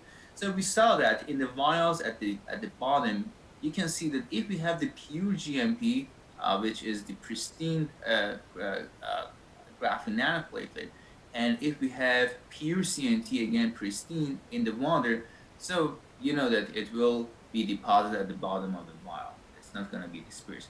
However, if we somehow manage to disperse it with cellulose, in the left one, the ratio of the cellulose to graphene is 4:1, and in the right, the cellulose and carbon nanotube ratio, I'm talking about the mass ratio, is 1:1. And we will see that it will be very well dispersed in water without using any functionalization, dispersion, or any chemical agent. And we did some study about the zeta potential and what is the diameter, the hydrodynamic diameter. And we saw that, yes, there are an optimum ratio over there. So the left one, the left graph is just the diameter, and the right one is the zeta potential. And basically, we already tried almost a lot of ratios to find out what will be the best ratio, at least what ratio will give us the hydrophilic properties. So we have another line of study for the hydrophobic properties of the CNC, CNT, and CNC GMP. So it is not the focus of this presentation. However, for example, 1 to 4 for the graphene and 1 to 1 for the CNC and CNT. So it will give us the best properties. It will stabilize the carbon nanotube, and it will disperse the carbon nanotube and graphene in water without using any other agent. Just CNC will do the work for us. In terms of the stability of the dispersion as a function of time, we see that the carbon nanotube, it is stable. The carbon nanotube CNC is stable, so the left one in each day 1, day 4, day 9, the left one is the CNC CNT, and the white and the right vial would be the CNC GNP. And we see that the left ones are almost stable. They do not be deposited. However, the white one, which has the graphene, by time, they will be deposited. So the CNC GMP is not as stable as the CNC CNT. So we will come back to this because it is important for us, because we want to use them as immersion bath for the coating of the composite. So we have to have idea about the stability of these suspensions. At day 1, if we use it, both of them, they will be good. However, if we go and if you want to put your nanoparticle suspension, so you will have problem with the CNC GMP, especially after day 2 or 3. We will go back and we will probe the reason why it is happening. So this would give us a very good perspective of what we are doing. So we are trying to manufacture of hybrid CNC, which is cellulose nanocrystals, carbon nanotube, or graphene in the carbon fiber polymer composite. So how we do that? First, we prepare the suspension with the probe sonication as stage 1. And at stage 2, we go for the coating process. The coating process is nothing but just put the carbon fabrics, dry carbon fabrics, into immersion bath, at least in this technique. We are also using the spray, which is another technique to control the nanostructure in each droplet. After that, we will go for the vacuum-assisted resin transfer molding manufacturing, and then we make our hybrid composite, and we believe that we will have the nano particles both around the fibers, and also it will cause to have them between the layers, and it will likely enhance the properties, the mechanical properties. So this slide is all about the mechanical properties. I know this plot is very busy, so let me walk you through the plot. So the left one is the flexural properties, and the right one is the interlaminar properties. I didn't put the tensile properties because we didn't see any change almost, and this is the case for almost most of the carbon fiber polymer composite. They're already good in plane properties. For the flexural properties, these red ones are the uncoated carbon fiber polymer composites. So we didn't use any nanomaterials. After that, we are using the gray dashed ones, are all the functionalized carbon nanotube. These are just we wanted to use them to have a basis for comparison, because this is what people use and industries. So if you want to put carbon nanotube in water, so you have to have functionalized carbon nanotube. The green ones are only the CNC in water. So the green ones are the carbon fiber polymer composite containing only CNC, and the last 2 bars are the ones that they have both CNC and CNT, pristine CNT, in the carbon fiber polymer composite. So if I look at just the strengths, so we will have a 33% just by putting CNC and CNT at the same time. Of course, we somehow optimize the ratio, not fully, but partially for our work for now. And this enhancement in the strength is greater than the enhancement of the cellulose itself, cellulose nanocrystal itself, the green bars, and also the functionalized carbon nanotube itself, which are the dash grade one. So apparently we have a synergistic effect. We know that we already see some studies that they put the CNC in the composite, they increase the properties. They put carbon nanotube, they increase the properties. However, what we want to show here, we are saying that if you put 1 plus 1 is not going to be equal to. So we have synergistic effect, and we wanted to probe this synergistic effect. We wanted to see whether we can use cellulose nanocrystals to somehow tailor the nanostructure in a way that we want to get the properties at the macro scale.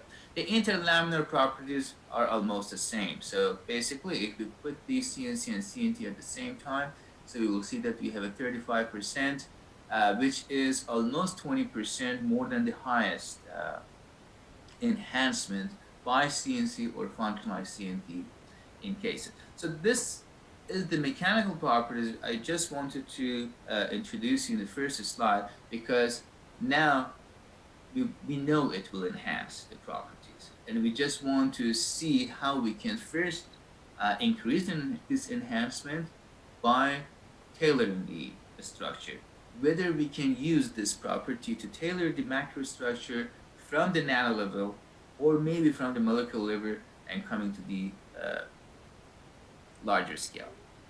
Okay, so the second part of this presentation, I would like to talk about the interaction between the CNC and CNT, CNC and GMP, because if we understand the interaction, we can somehow, maybe we can engineer the interaction.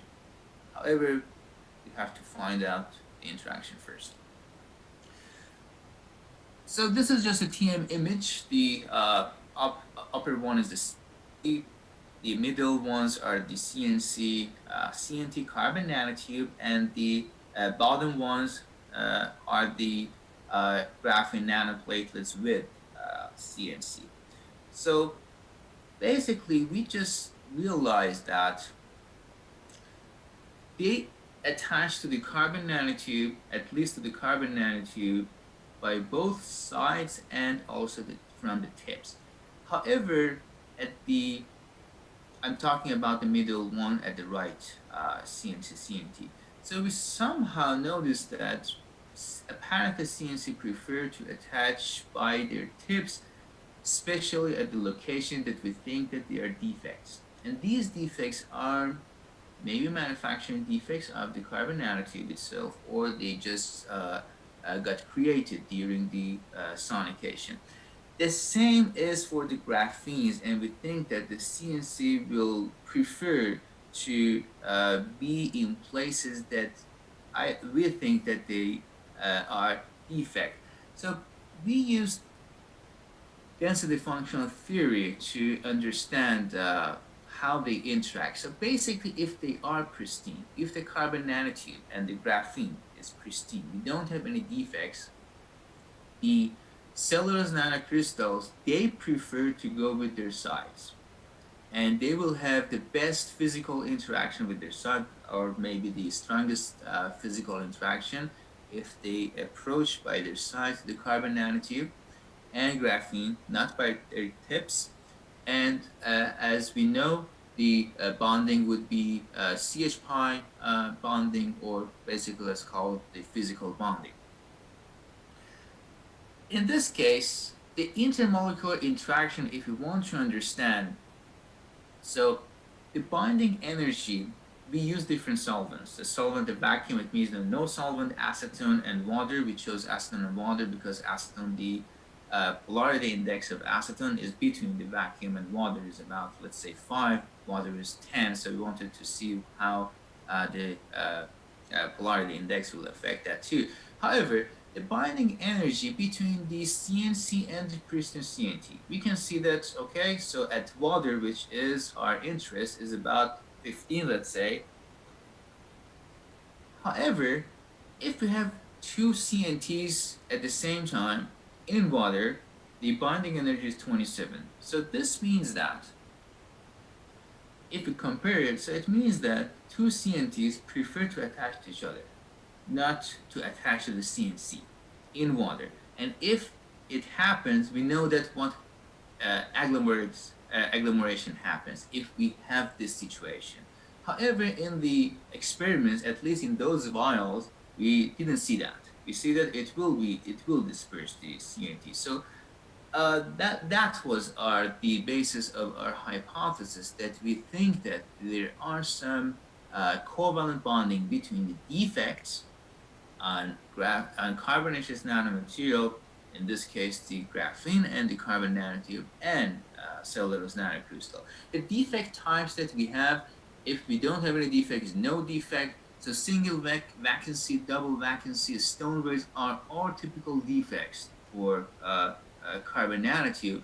In some cases, we are just using one carbon in the hexagon, and we can use we can lose two carbons in hexagon. Or in stone wheels, we have, instead of 6 carbon atoms in a ring, we have 5 or 7 carbon atoms in a ring. So these are all typical defects. And if it happens, so we see that the carbon nanotube, at least in the DFT calculation, it will approach from the tip, what we saw in the experiments too, and also the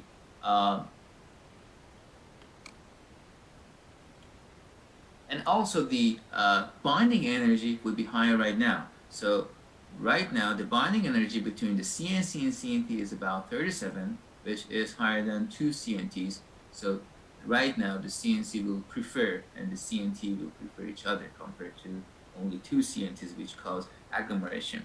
So we did the transition state calculation. I don't go to the details. We just wanted to see which defect is favorable for CNC. So we put all the defects over there, and we saw that for at least for the CNT and GMP, the single vacancy, almost we don't have any energy barrier. So almost this will happen automatically if they are in water. If we have one individual CNT with a single vacancy defect, and if we have CNC over there, so they will automatically bind to each other, and we don't need any energy in that case. However, because we know that it's not the case for, we don't have individual carbon nanotube, we think that if we have a bundles, this sonication will separate those bundles from each other, and then we will have individual carbonaceous nanomaterial which prefer to have covalent bonding.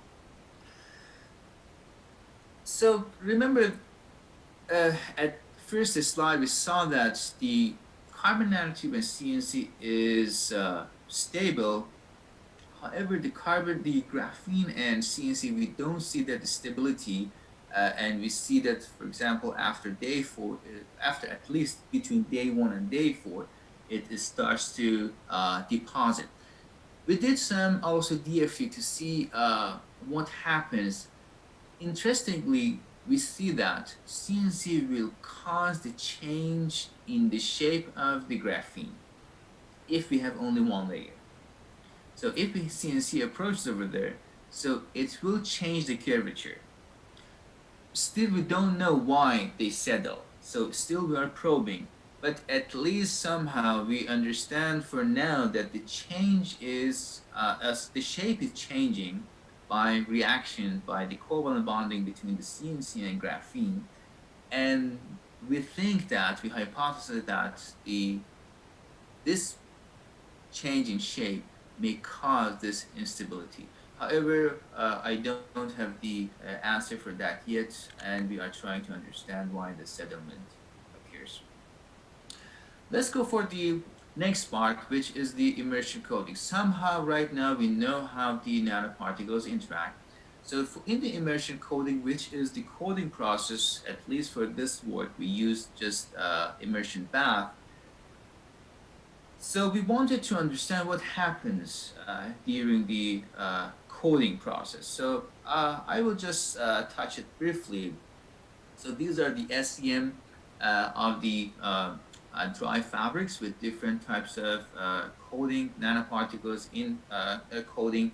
So the A is uncoated, B is we have the CNC and CNT at the same time. And for the C, we have the only CNC, and for D is the functionalized CNT. We have immersion coating, and we have some decent distribution of the nanomaterials. However, it's not perfect, and that's why we changed to spray, and which I will talk it maybe in the next seminar. So in the surface character, we did surface characterization of the coating as well to see how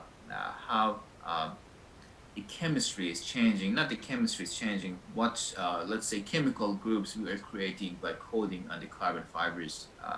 And we see that in all cases, because the existence of the CNC, we have an increase in the oxygen containing groups and polar groups, which all of them will enhance the binding between the carbon fiber and polymer, and most probably between the different layers in the composites. So in the interfacial properties, also we wanted to see which one will give us the best interfacial properties. Interfacial properties are important because if we have a better interface, most probably we have a better final strength for the composite. So we use the single fiber fragmentation test to see the efficiency of load transfer from the matrix to the fiber. In this test, we just embed one single fiber in the matrix, and then we apply tensile force, and then the fiber will be fragmented because of the load transferred from the matrix. If you have and you somehow you measure these fragments, and you will come up with the interfacial shear strength. Okay, so if we do that, we did it for almost three best coating suspension. This coating suspension, by best, it means that they give us the best mechanical properties. So we use the ones that gave us the best mechanical properties, and also they have the best zeta potential, the largest zeta potential. So we chose 3 from each suspension.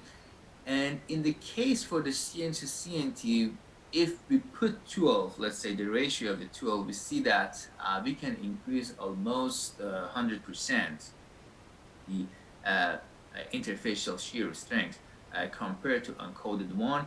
For the GMP or CNC graphene, we can see that it is for 4 to 1, that will be around 75%.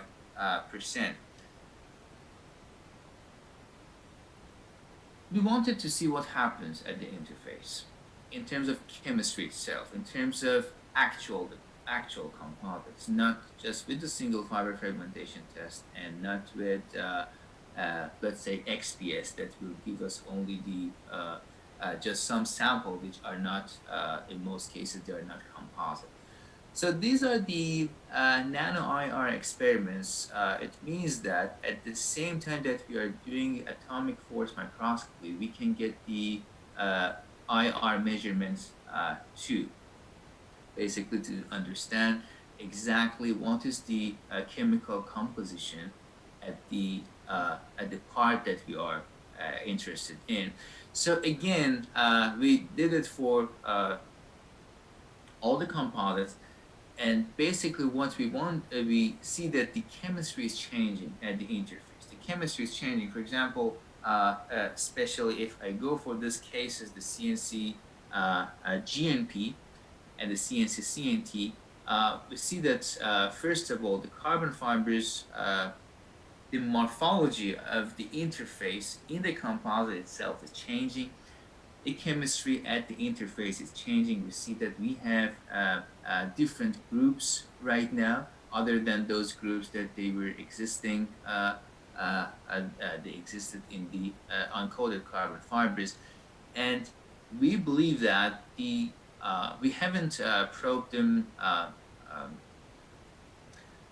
carefully We are doing it right now. However, we believe that these chemical groups will cause better and better adhesion between the carbon fiber and epoxy. However, which one will cause better adhesion, which one will benefit us, the lack of which one will cause, let's say, lower properties. So we are doing that right now.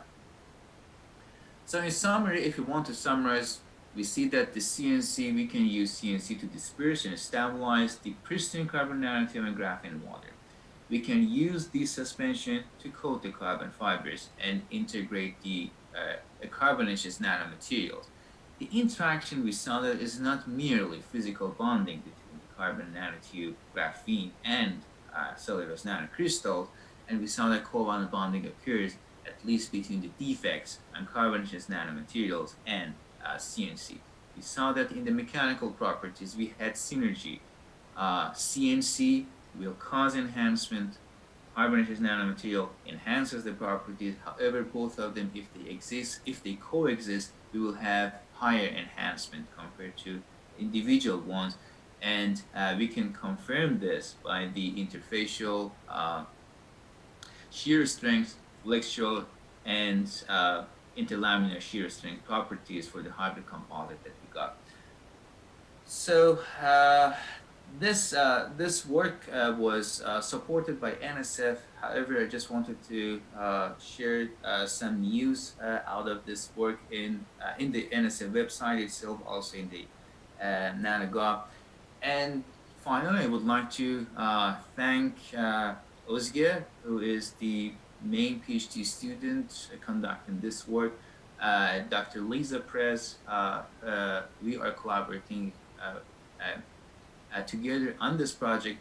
Dr. Prez is responsible for the chemistry part and to somehow interpret the chemistry.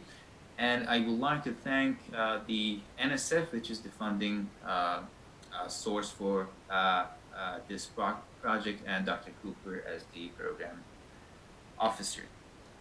And I would like to thank you for your attention, and I would be happy if I can answer any question. Thank you, Amir. The floor is open for questions.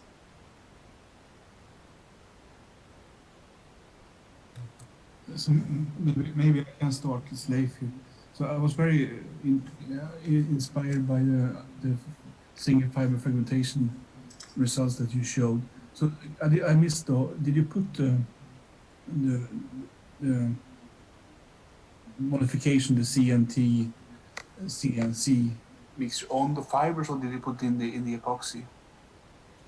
Well, they are on the fibers, so they are exactly what we made the composites. So we coat the carbon fiber first, and we just drag one carbon, not coating the single fibers, we coat the toe of the carbon fiber.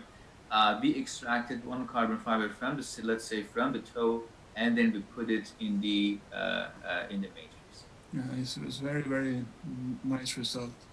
So the ILS test, of course, is a difficult. I guess you use the 3-point bending test. Yes. Yeah. So if you were to if you were to do mode 2 or mode 1 tests, would you expect to see the same impact there? So well, the DENF or the DCB test type. For the DCP test, we are working with University of Texas at Austin. So basically, I can maybe tell you by,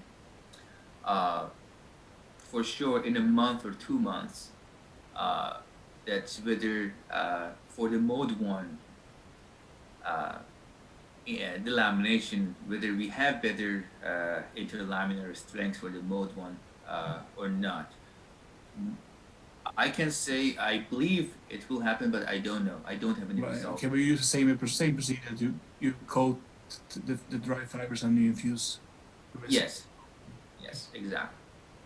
Is that with Austin or Shaw you're working, or? I'm sorry? No, okay, you said Austin, okay. Yes, it is at Austin, yes. Texas at Austin. Thank you. All right, let's see if there are any other questions. This might be a question for your collaborator, maybe rather than for yourself, but I'll try. So the interfacial processes there, and it's like the interactions. Is it possible to model those with DFT or something related in a way that's like doesn't cost too much in terms of computer power, and that gives you reasonable results? Well, if I understand correctly, you're asking about the modeling of the interface itself, right? And yeah. Interface between the carbon fiber and the polymer, and the interface and the, let's say, if we want to call it interface 2, which is somehow interface between two layers. But however, let's focus on the interface of the carbon fiber polymer itself. Yes, actually, we are doing that. And I did not present these results because the graphene part is still missing. However, we are doing the modeling of exactly the single fiber and the coating and the polymer.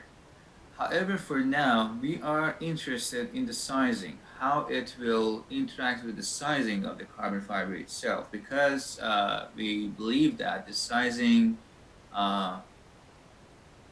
will change the interaction between these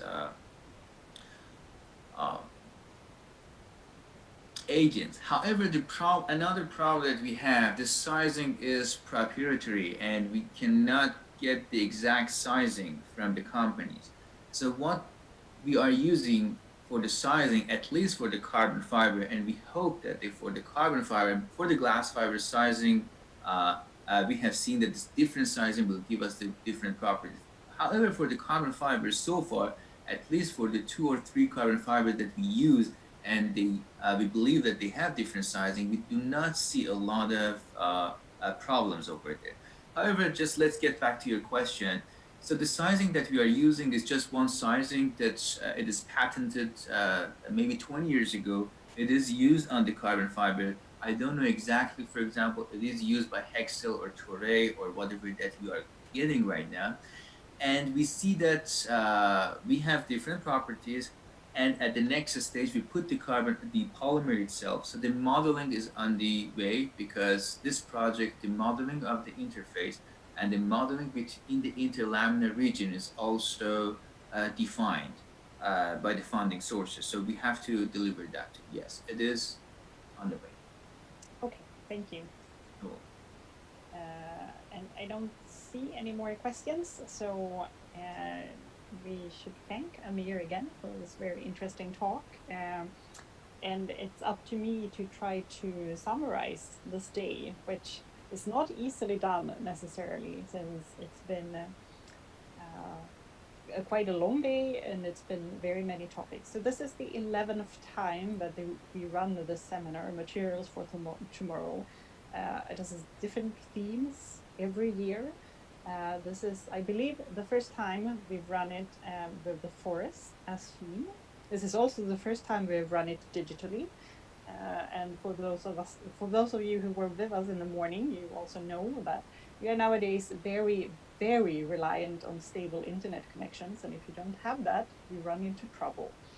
And still, I still think that this has been a great day in many aspects. We've never had less than 50 people on the YouTube live stream. At the most, we had around 100 people. We have had speakers all the way from Tokyo to Texas through Europe. And we covered everything from very, very fundamental types of research, how to modify cellulose under certain conditions, all the way to applications. What can we do with natural fibers and materials from the forest? So I think that I will not take more of your time, since we said that we would end at 4:30, and that's the time it is now. I will just want to say thank you to everyone who listened, to everyone who contributed, and I hope that you can enjoy the forest in the next weekend in all of its aspects. And with that, I will say thank you.